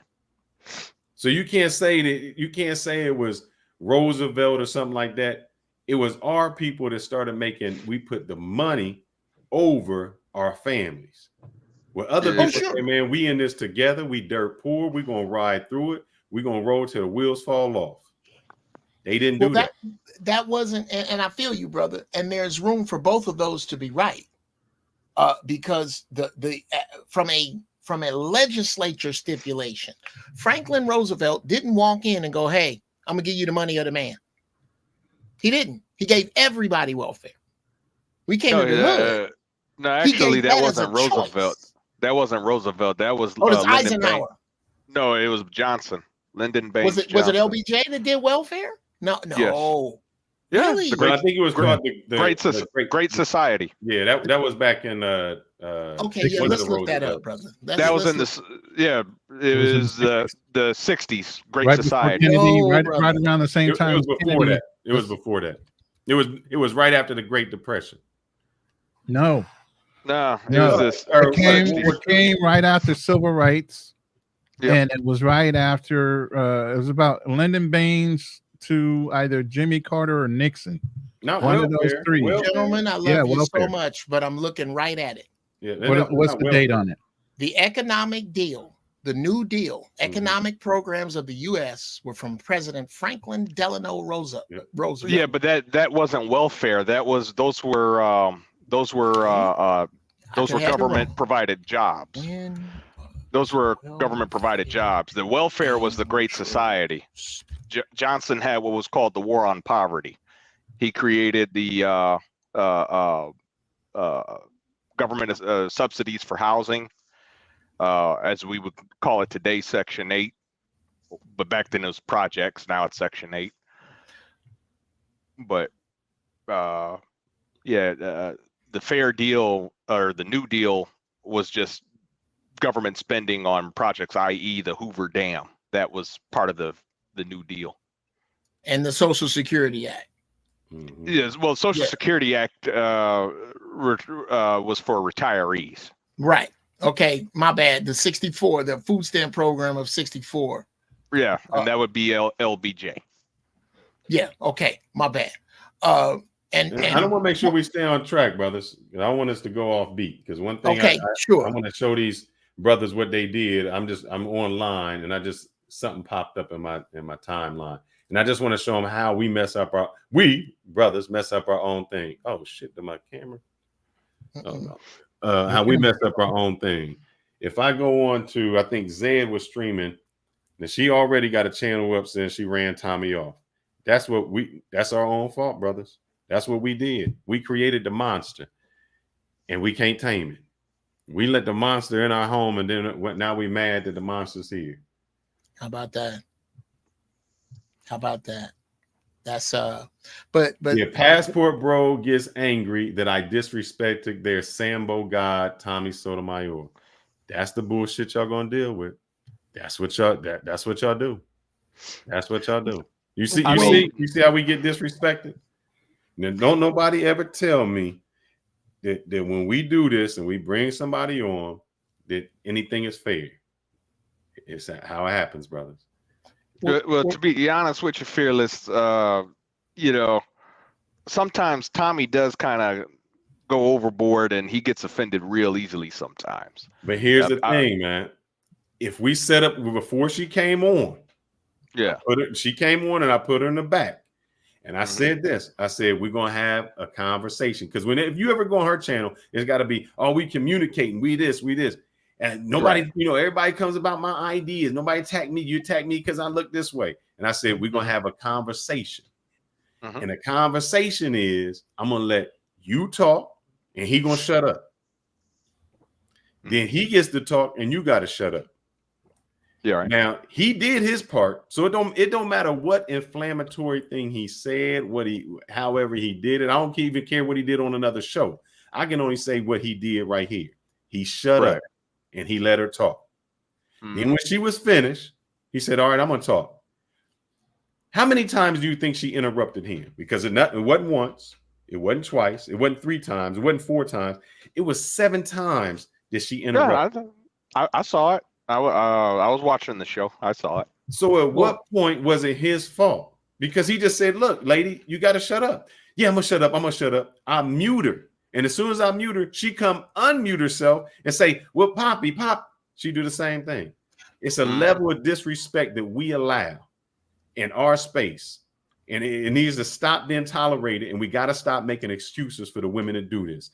And not only the women will support her, but then there's dudes that'll go over there and support her and say, you right, girl, you right. Those same sense. And so when you say why we are where we are, that is the reason we at where we at. Because we didn't change and we accept anything. It's our problem. Brother. See, the thing is with that is like, all right, I mean, somebody had brought it up a little bit earlier about, when you said that we didn't change, I think black men have changed as well, and we kind of changed for the negative too. Like I just remember my late grandfather. He's no longer with us, but my late grandfather was the type of man that could build a house. I mean, he could do it all. He knew how to farm. All right, let me ask you a question. I know what you're going, Darnell, but let me ask you a question. I'm sorry if I'm interrupting. It's just I got to take a show in a way because I know the brothers, we've been on here for 4.5 hours. I know we're not going to stay on too long. My question to you is, you said your granddad built a house. My question is, did your granddad have a father in the house? No, my great grandfather died when he was 2. Did he have a male figure that taught him those things? My great grandmother did remarry, but he moved out when he was 17. But I'm saying there was a male figure, somebody to do it. The reason that you're not going to find that today is these boys are not being raised by men. These boys are being raised by women. So what do you expect a boy to do when he idolizes women? He becomes argumentative, emotional, feminine. He doesn't do the things that we would want him to do. So he didn't change, because if you take even in today's society, if you take a boy that has a mother and a father in his home, you will be able to pick him out from a boy that was just raised by his mother. You can see it when they go to school. You can see it when they play sports. You'll be able to see that across the entire way, how they respect, how they take responsibility, how they become accountable, all of those things. You'll see a difference. Brother Fearless, if I may. Yes, sir. I was just talking about this to somebody earlier. If we owned a nightclub, would you allow somebody to take a shit in the dance floor? Hell no. And there wouldn't be any warnings. It's as simple as this. When you come on and interrupt, sister, you taking a shit in the dance floor, you will not be warned again. I'm bringing you up here from your previous track record. The first time you interrupt, I'm not going to mute you. I'm going to drop you. Do you understand? Yes or no? If you give me any other answer than yes or no, like a sentence, I'm going to drop you now. Do you understand? period. And when she does it, you drop kick her ass and she don't bounce till she get to MySpace. That's how we have to start running our shit, is that I absolutely am not going to take your shit, period. In the United States, those women think they are above the law. And the reason that those same women can't become passport girls is because when they go overseas, like the girl went to Dubai and talk all that smack, they say, oh, we got something for you. We're going to show you that you can't do what you think you can do in America over here. That doesn't happen. And ain't nobody looking for you. Exactly. Dear black women that's going to date out, bad news. The white man know right where you at because he put you there. The whole world knows where you are. Your problem is that your publicists are screwing you over. Lizzo is your publicist. Sexy Red is your publicist. There's no one looking for you. You are going to have to deal with us. And you outnumber us by 2 million. That's that. That's that. There is no other way. For those of you who are Bible bumpers, read Isaiah chapter 4. And it will tell you what's about to happen. The last half of Isaiah 3, and I only bring it up, I'm no more serious about the Bible than the Marvel universe. They have a lot in common. I'm not even going there. I'm just saying because it's a place, it's a religious fire that most black people are around. Go to Isaiah 3 at the end of it, and it will tell you the kind of woman we are dealing with now. Isaiah 4 tells you where they're going. And the reason I don't mind talking about them is because you only piss off 3 groups of people. A, you're going to piss off the women you're talking about. B, you're going to piss off the women who defend the women you talking about. And C, you piss off the sons of the women you talking about. Them dudes that go over to her show, that's they mamas. Mm-hmm. They're identifying with their mamas. That is, I'm going to say this, bro, and I'm going to jump up out. At 59, my mother was baby mama 1.0. I was born in 1965. My mother was born right after World War II, as in the baby boomer. She was the first generation of women that when they got pregnant, they didn't get sent down south. She also was the first generation to be in her early 20s when this feminist bullshit and food stamp bullshit hit. And what these girls, these women now, the women who are supposed to be big mamas now, everybody can agree we need big mama, but don't nobody want her job. The women who are supposed to be big mamas now came up watching they mamas and aunties fuck over they fathers and uncles. And these young dudes now are not having it. They're not. That's why they not messing with you, because they have options. They don't have to. You gonna get in line or you gonna get the fuck out in the cold. It's about to be cold. The next thing that happens, polar ice caps melt. The aliens are hostile and they're smaller than we thought. The collapse of the dollar, the grid goes down. Whatever is next, every other woman on the earth got her man, but you, black woman, you don't. And you and the watery ass niggas that excuse you are going to perish together. The rest of us that got our shit together will not have to take your shit. And we won't. We will leave your cantankerous foul-mouthed monkey asses out in the cold where your cantankerous foul-mouthed monkey ass belong. And with that, brothers, I thank y'all so much for the time. Thank you, Uncle Jeff. I will be back. The channels. Hey, make sure you subscribe to everyone's channel here if you're not. So the Andrew Show, Fearless. I put my new channel down there, Fearless_360, and Ronin Travelers. Can I plug my show? Is it already plug your show? And I invite y'all out this Sunday. Okay. I'm the pastor of the First Church of Holy Shit. It's up here on Jeff TV. Somebody fucked up and told me God was everywhere. Somebody fucked up, told me God was everywhere. So I pray from here, save me 10%, and I never miss a game. I invite y'all to save 10% on your soul insurance by switching to Don't Go and come over here. Let's smoke some weed, cry, and talk about God for real. In order to believe that God has a name, you have to believe a man. You do not have to believe a man to believe that God exists. I don't give a shit what you call him. a la Jesus, Joey bag of fucking donuts. Let's come over here and talk about truth and good. All right. I'm yes, up out, sir. fellas. Yes, sir. Cool. Peace. Darnell, any fast last words for us, brother? I just well, one, thank you for having me as always, and you know, real great episode. I mean, I really do wish I got to speak to Tommy, but we wish you could have too.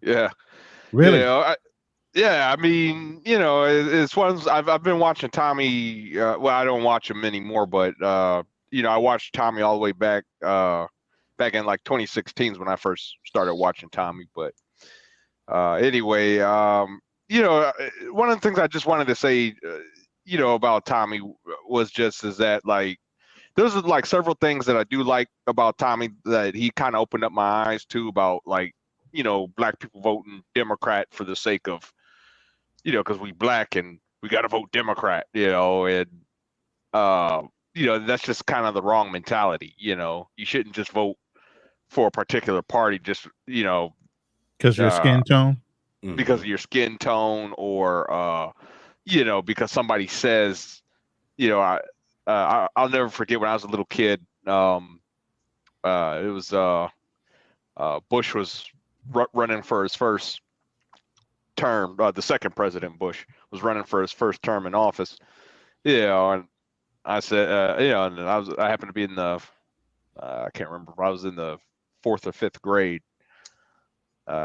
and you know, I just remember the teacher saying, you know, asking us our opinions on who do we plan on voting for, or if we could vote, you know, who would you vote for? And I remember I said, I'm going to vote for, I would vote for Bush because, you know, he's from Texas. I happen to be from Texas. And I said, I vote Bush. Well, I'll never forget what this teacher said. She said, well, you know, well, Darnell, you know, you're black. You know, black people don't typically vote Republican. Like, seriously, this was a white woman trying to tell me I you know, you can't be Republican. And I learned that, you know, in the 4th grade. You know, that's crazy. You know, but you know, Tommy, he did open my mind to certain, certain things. I don't necessarily agree with Tommy's politics. I don't agree with. I think what Tommy does is he gives you the medicine in some Kool-Aid. So I think some things he says, I can't say if he believes it or not, but I think he'll say something really crazy to make you think, man, that might be ridiculous. Like he says, what would I look like with a blonde wig on with white hair? You would think that would be ridiculous. So why would a black woman do the same thing? So I think he says that to just you know, make it more thought provoking. Because if he said it calmly, you know, nobody likes when it's just no controversy. And that's true too. That's very true. You know, and like I said, you know, his tactics did get me to expand my mind quite a bit. So, you know, I definitely don't deny that. It's just there's just certain things like I just felt like he crossed the line on a lot of different things. You got to remember, I watched his old school content. Oh no, he was off the chain. Man, he was way off the chain, man. Like you remember that episode? The one thing, like I said, even while he was on the podcast, he's very consistent with what the shit he says, though. Mm-hmm. I mean, yeah, he is consistent. I'll give him that. He's consistent. But like, anybody remember that one episode? This is the one. You know, it really made me look at the black community in a different light. You know, but it was the episode he did where I think this happened in D.C. Where there was a family barbecue or something like that, and two cousins, one cousin ended up stabbing the other cousin over the last piece of chicken. Yeah. Oh my God. Dude, if you think I'm lying, next time you talk to Tommy, I swear he did an episode about that. This shit was all this was back in 2016, 2017. He did an episode on that where you know, one cousin stabbed another cousin over the last piece of chicken at a family barbecue. I'm like, only black people. I don't know any white person that was stabbed somebody over the last piece of damn chicken. You know, Like you couldn't. It sounded like something off of Boondocks. You know what I'm saying? Like that. Well, Darnell, we appreciate it, brother. We're gonna bring Fanatique. I hope I'm pronouncing that right. Keep supporting us, brother. I know we're gonna shut this down soon, but thank you, sir. Thank you for having me. Yes, sir. Right. Fanatique, how you doing today, sir? You're muted. Nah, he's not muted. He's just not talking. Fanatique. No sound. No sound still. No sound. Yeah, he's saying something. He's trying to fix his setup. Yeah, he's just trying to fix it. Is that better? Yeah. Yes, sir. There we go. Thank you guys for having me. And I'm not super familiar with your content. It's just I saw the name. I had an interaction with Tommy Sotomayor, actually. Him and I had a pretty lengthy conversation. It didn't go particularly well. He ended up kind of rage quitting and kicking me from the call. Was having a very, very fair, reasonable conversation, in my opinion. We were talking about the history of depression and kind of educating him on a bunch of the things that have happened. And so when I heard someone mention something about, Black people can't be Republicans, it made me interested, just because I mean, it is really hard, in my opinion, for someone to try to be Republican in 2024. Why? Understanding just in your opinion. Why, in your opinion, is it hard to be a Republican as a Black person? Oh, because I just feel like the Republican Party has been like objectively, overtly opposed to Black progress in almost every way. So you all right with illegal immigrants crossing the border, getting some hotel rooms in New York, getting a check every month? No, I despise I despise the Democrat Party. I'm anti-immigration. I'm a pretty conservative person myself. I'm just not a Republican, because again, the Republican. So you're an independent. Sure, you can say that. I'm a conservative progressive. Yeah. Okay. Because obviously the Republican Party has been, as I said, opposed to Black progress in every turn. That doesn't mean that the Democrat Party. Not according to people that voted for Trump his first term.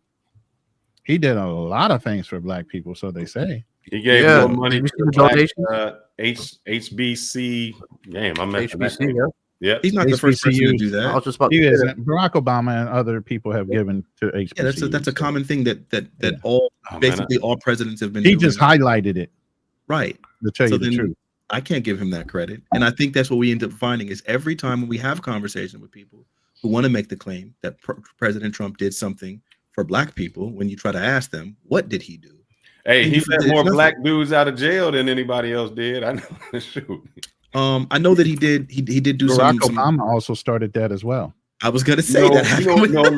Barack Obama was sad. You know why Barack Obama was sad? There's a law about crack and cocaine. You're talking about the crack cocaine disparity. 10 to 1. It was 18 to 1. He could have took it down to 1 to 1, but he was too much of a simp to do so. Sure, and Trump only took it to 10 to 1. It should be 1 to 1 still. It's not. Exactly. And the sentencing commission has been like recommending that they remove that disparity for literally over 30 years. So I mean, again, that's not a win for Trump, that he just took it as, because Barack Obama lowered it from 100 to 1. For them brothers who got out of jail was a win for them. Sure. So what you're doing, again, what I'm saying generally, that Donald Trump didn't do anything specifically for Black people as a whole in policy. What did Barack Obama do for Black people? I'm sorry, that's called a whataboutism. Like, because again, all right, then who did anything for Black people? That's a beautiful question, and at the end, the honest answer is I don't believe any of these politicians have done anything specifically for Black people. But that's a whataboutism, because what I'm talking about right now is Donald Trump and whether or not I can support the Republican Party. And so because of that, then what I'm highlighting is that the Republican Party hasn't done anything for Black people. To the contrary, they've been particularly opposed to Black progress. So if that's the truth and that's the case, then obviously I don't understand how any person knowing that could support the Republican Party. Now, you might want to jump and whataboutism and say, well, what about the Democrat Party? And I'll tell you, point blank, Biden has done absolutely nothing positive for Black people. I'll tell you even worse. Biden is literally responsible for the single worst piece of legislation that has happened in my entire lifetime for Black people, which is the crime bill. And then, of course, his anti-busing positions were also particularly terrible. So I'm not saying this because I sent for Biden. I don't support Biden, never have. I think Kamala Harris is demon scum. So I'm not supporting those people. That has nothing to do with the fact that Donald Trump is a complete atrocious president who literally did nothing for black people and emboldened white supremacy. So who do you think could be suitable? Who do you think could be suitable? Because I mean, the independent party is not a strong party. So, so who do you go for? Who do you choose between Biden and Trump then? Oh, see, that's the beauty of it. That's a great question. Thank you for asking it. I don't believe in supporting the lesser of two evils. And I think what we're doing is we're recognizing something called benign neglect. Are you guys familiar with that term? Mm-hmm. Okay. So when we see benign neglect in effect, you know, my mother used to always make this statement, why buy the cow when the milk is free? And so if we recognize that the Democrat Party has come to take our vote for granted, right? Because the single greatest voting bloc in the history of the country is black women. The single greatest voting bloc in the history of the country is black women. I wanted to say that twice so that we can make sure that that's crystal clear. So then at this point, we've continued to vote for the Democrat Party because the Republican Party has been so abjectly racist and opposed to black progress, so that we're literally in bed with the people who haven't done anything for us. They'll tell us they can't give us an anti-black crime bill while they give an anti-Asian crime bill. They'll allow themselves to paint the Asian hate crimes as something that have been anti-black when the vast majority of those perpetrators were white. They'll sit there and then tell us that, that they want reparations for us while like not actually doing anything to encourage it. They could have been doing this at the state level a long time ago. So I know that the Democrat Party is trash. I know what benign neglect is. I see that. So I've never supported Joe Biden. I never will support Joe Biden. That dude has been destructive for the black community in a way that no other president, like in the last 50 years, can be. Right? That crime bill was the most atrocious thing that ever happened. But Where bro, did what that you're lead? saying How do I is, get? if How you do I don't- become? It's like let me just land right here. How do I go from that to saying that I support Donald Trump? That's what I'm trying to get at. But if you don't support one, that means you involuntarily supporting the other. Whoever Not that- necessarily. What I advocate for, what I think actually makes a lot of sense, is abstention. I think if we choose not to vote in this election, I think what it does is it sends the signal to the Democrat Party, which I believe is going to be a little bit more reasonable because they're not so abjectly and overtly racist. It sends the signal that, hey, you have to now earn our vote because we're not going to continue to give our vote for free. So then at this point now, you have to start earning our vote. You can't just virtue signal it. They're doing it right now. White House just put out a whole thing where they said, that they've shored up the black family by giving rebates for home improvements and things like that, when less than 3% of homes are in the country are owned by black people.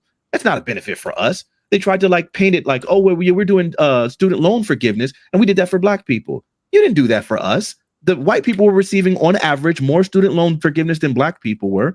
And then on top of that, that's going to increase the wealth gap because there's more white debt than there is black debt when it comes to student loans. So you didn't do that for us. You didn't. So I know what the White House is doing. I know what the Democrats have been doing, and I know not to support them. The problem that I have is the misinformation that would lead people towards wanting to support the Republican Party when we know again that they've been abjectly racist. That's where the problem comes into play. So what's your solution when you land your plane? I'm sorry, I said it. Well, I'll say it one more time. I think the solution is that we abstain from vote.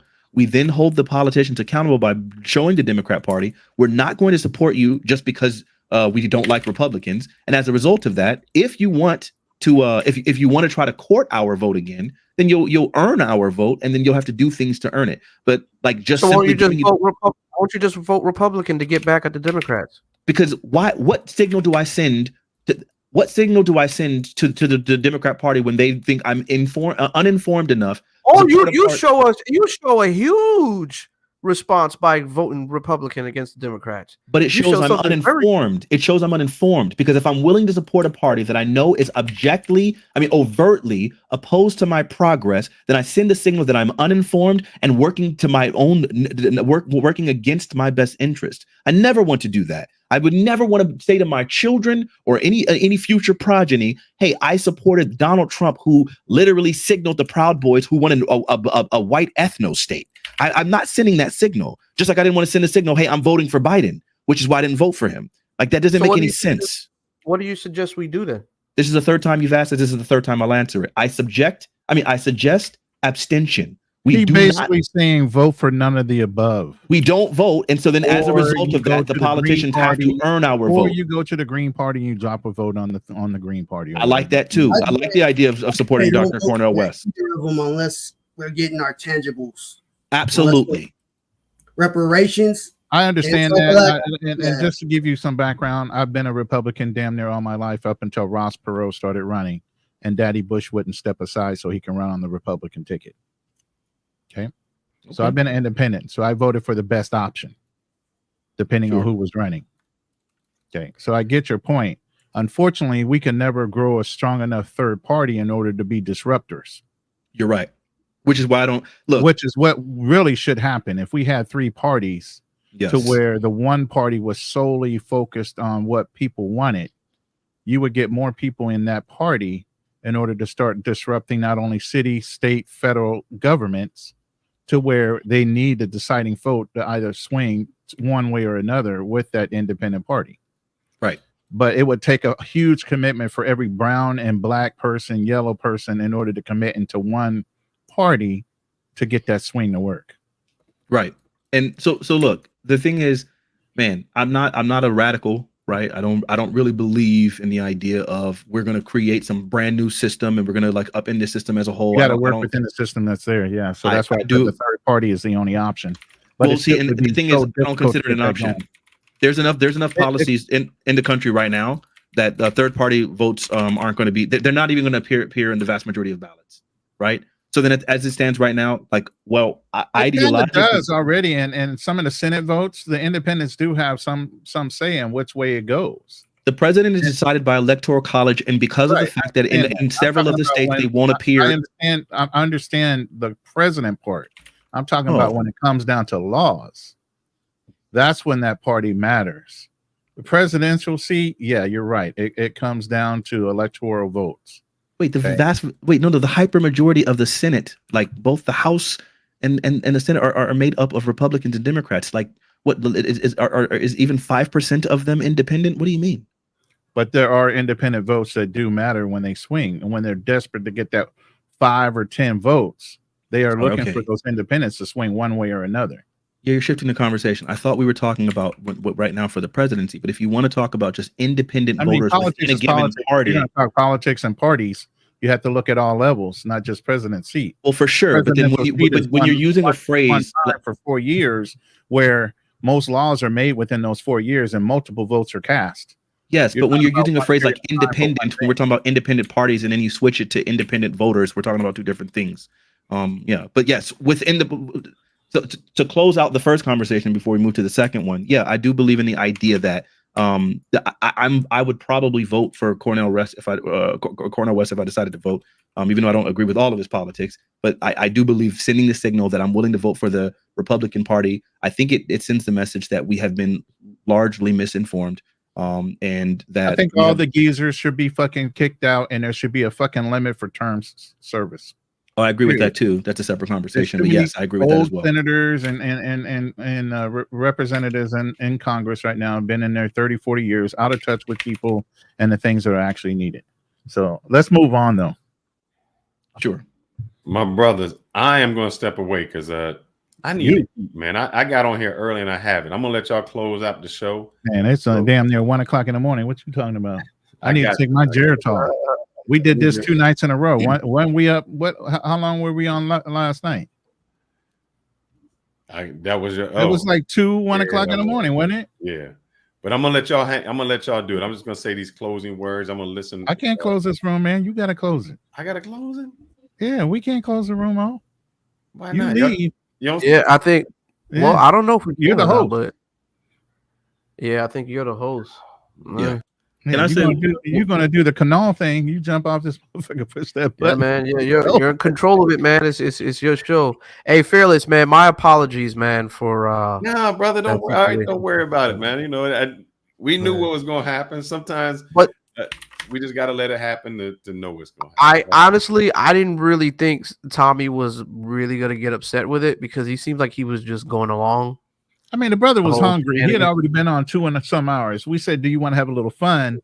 He was open to it. Like I said, he was starting to relax. Did Tommy just did he hang up on you guys? Huh? He was taking body shots at Zed. No, You know, Tommy left because of a female that got on the panel and didn't at least allow him to speak. She was being rude to the host. Yeah. Bro, in my conversation with him, he hung up. I was not being rude. I was being as civil as I possibly could while he was being rude and interrupting over and over again. And he got really upset because he couldn't contend with the facts that I was giving. And we said this all night. While he might have done that in other rooms, we had enough control in the room where he was respecting us. We're all older gentlemen sitting on the panel. So he let things ride. You get what I'm saying? It wasn't overly overt, and the conversation was pretty mellow. You know, we're having good fun while facts were being spit out. You get what I'm saying? So the pacing of the room and the mood of the room was good. And then we was like, oh, let's have a little fun and let Zed up. But when you have somebody that's going to debate but don't shut up, and that was on her. She talked for about 3 to 10 minutes, you know, and then once she shut up, he started to try to rebut, and within 30 seconds of him rebutting, she's already interrupting him. She got overly so much. He had to call. He had to call her a tether. I mean, but at the end of the day, like, yeah, she was. She's a Ethiopian woman. I think she gets overly excited too much. Yeah, at the end of the day, it was a great panel. I mean, I love the fact that Tommy was open. A lot of things he talked about, we talk about in these rooms on a consistent basis. So he's in line with our ideology and the things that we talk about when it comes to the Black community and different things that are going on. I want to show y'all something. This is why this was my issue, and I'm going to show you. Give me 1 second. If it comes up, this was my issue, guys, because when she came on, it was not about being genuine. This is the only reason she came on. Yeah, she was disingenuous. This is her show, as you can see. Passport Bro angry that I disrespected their Sambo god, Tony Sotomayor. So her coming on was not about debating or not about talking. It was only to take this part to put on her show, to do that, to do it. It was never to be genuine. It was never to say, hey, let's have a conversation. She just used us, man. And we allowed, I can't even be mad at her because, hey, I'm not mad at her. That's what she does. She is who she is. She done a great job at what she did. She used us so that, and this is now. So we have our show immediately. She already got her thumbnail up. She on there and she broadcast. That's crazy to me. She done flipped it that fast though. That fast. Yeah, and I mean that's the game. It's content generation. I'm not recording this conversation, or I wasn't. I didn't remember to press record, but I mean, anytime you're interacting with people on the internet, you should always assume that it's going to be recorded. And that's the one problem, is you have no idea if people are being genuine. Like, you don't know if they're genuine, if they want to interact, or if they're just trying to make content. We knew it. Well, somehow we had in our minds that, it's not this time. She wouldn't do it this time. Right. I didn't think it was going to be like that. Like Tommy Sotomayor, if you know she does that. Why would this be different? No, but we thought that she would have probably get her stuff out that she wanted to get out, and it was going to be a civilized conversation. Like it had been all night. But we knew it was going to be some cracks. Yeah, but we knew it was going to be some cracks here and there at first. But I thought maybe the conversation was smoothing it out, and it will get down to where Tommy's like breaking things down for her. Because she spent her time talking about him. Oh, you this, you that. You don't like black girls. She said everything bad about him, and as soon as he went to respond, she kept interrupting. I mean, she kind of spit. She kind of spit. You remember when he was calling black women beasties over and over again for his content? But I'm saying it wasn't that he allowed her to speak. I heard you. Yeah, she allowed him, and then she interrupted. I get it. So it's not about the veracity of the statement. It's about whether or not she interrupted him. I get you. And the only reason she did it was not because, hey, I want to have a conversation. Hey, I want to find a solution. It was, I want to clip this up and then bring it on to make chaos. Right. And it just, I do want a solution though. This is something that I'm actually passionate about. All of my content is about Black progress because that's what's important to me. I wish I could do a better. Right now, I'm actively playing a game of League of Legends, so it's taking a little bit of a focus. So it's harder to do both at the exact same time. But that is my genuine interest. That's why I'm hitting the keys. I just so happened to join right when while I was right when my cue popped. My point being, I am about Black progress. That is what's important to me, and it does feel to me very much like our progress. We're a lot of times we're stunted by ignorance, and I feel like when we look at the Democrat Party, we know how they've been trying to intentionally keep us ignorant, how they're keeping us uninformed. I saw their recent briefing. I think it was nonsense. But then when I start seeing prominent Black men, Black figures, like starting to talk about the Republican Party positively, then that reeks of misinformation, because there's no way. Like we know who they've been. Like I prefer an enemy, like a person who's overtly my enemy, to someone who's gonna pretend that sorry, I'm gonna fight. I prefer a person who is going to be like overtly my enemy, so that way I can at least know what I'm dealing with. And so yeah, I feel a sense of betrayal from the Democrat Party, because now that I've seen all the truth of all that they are, I understand that what they've been doing to perpetuate anti-Blackness, and so it's a problem to me. But that does not mean go to the Republican Party.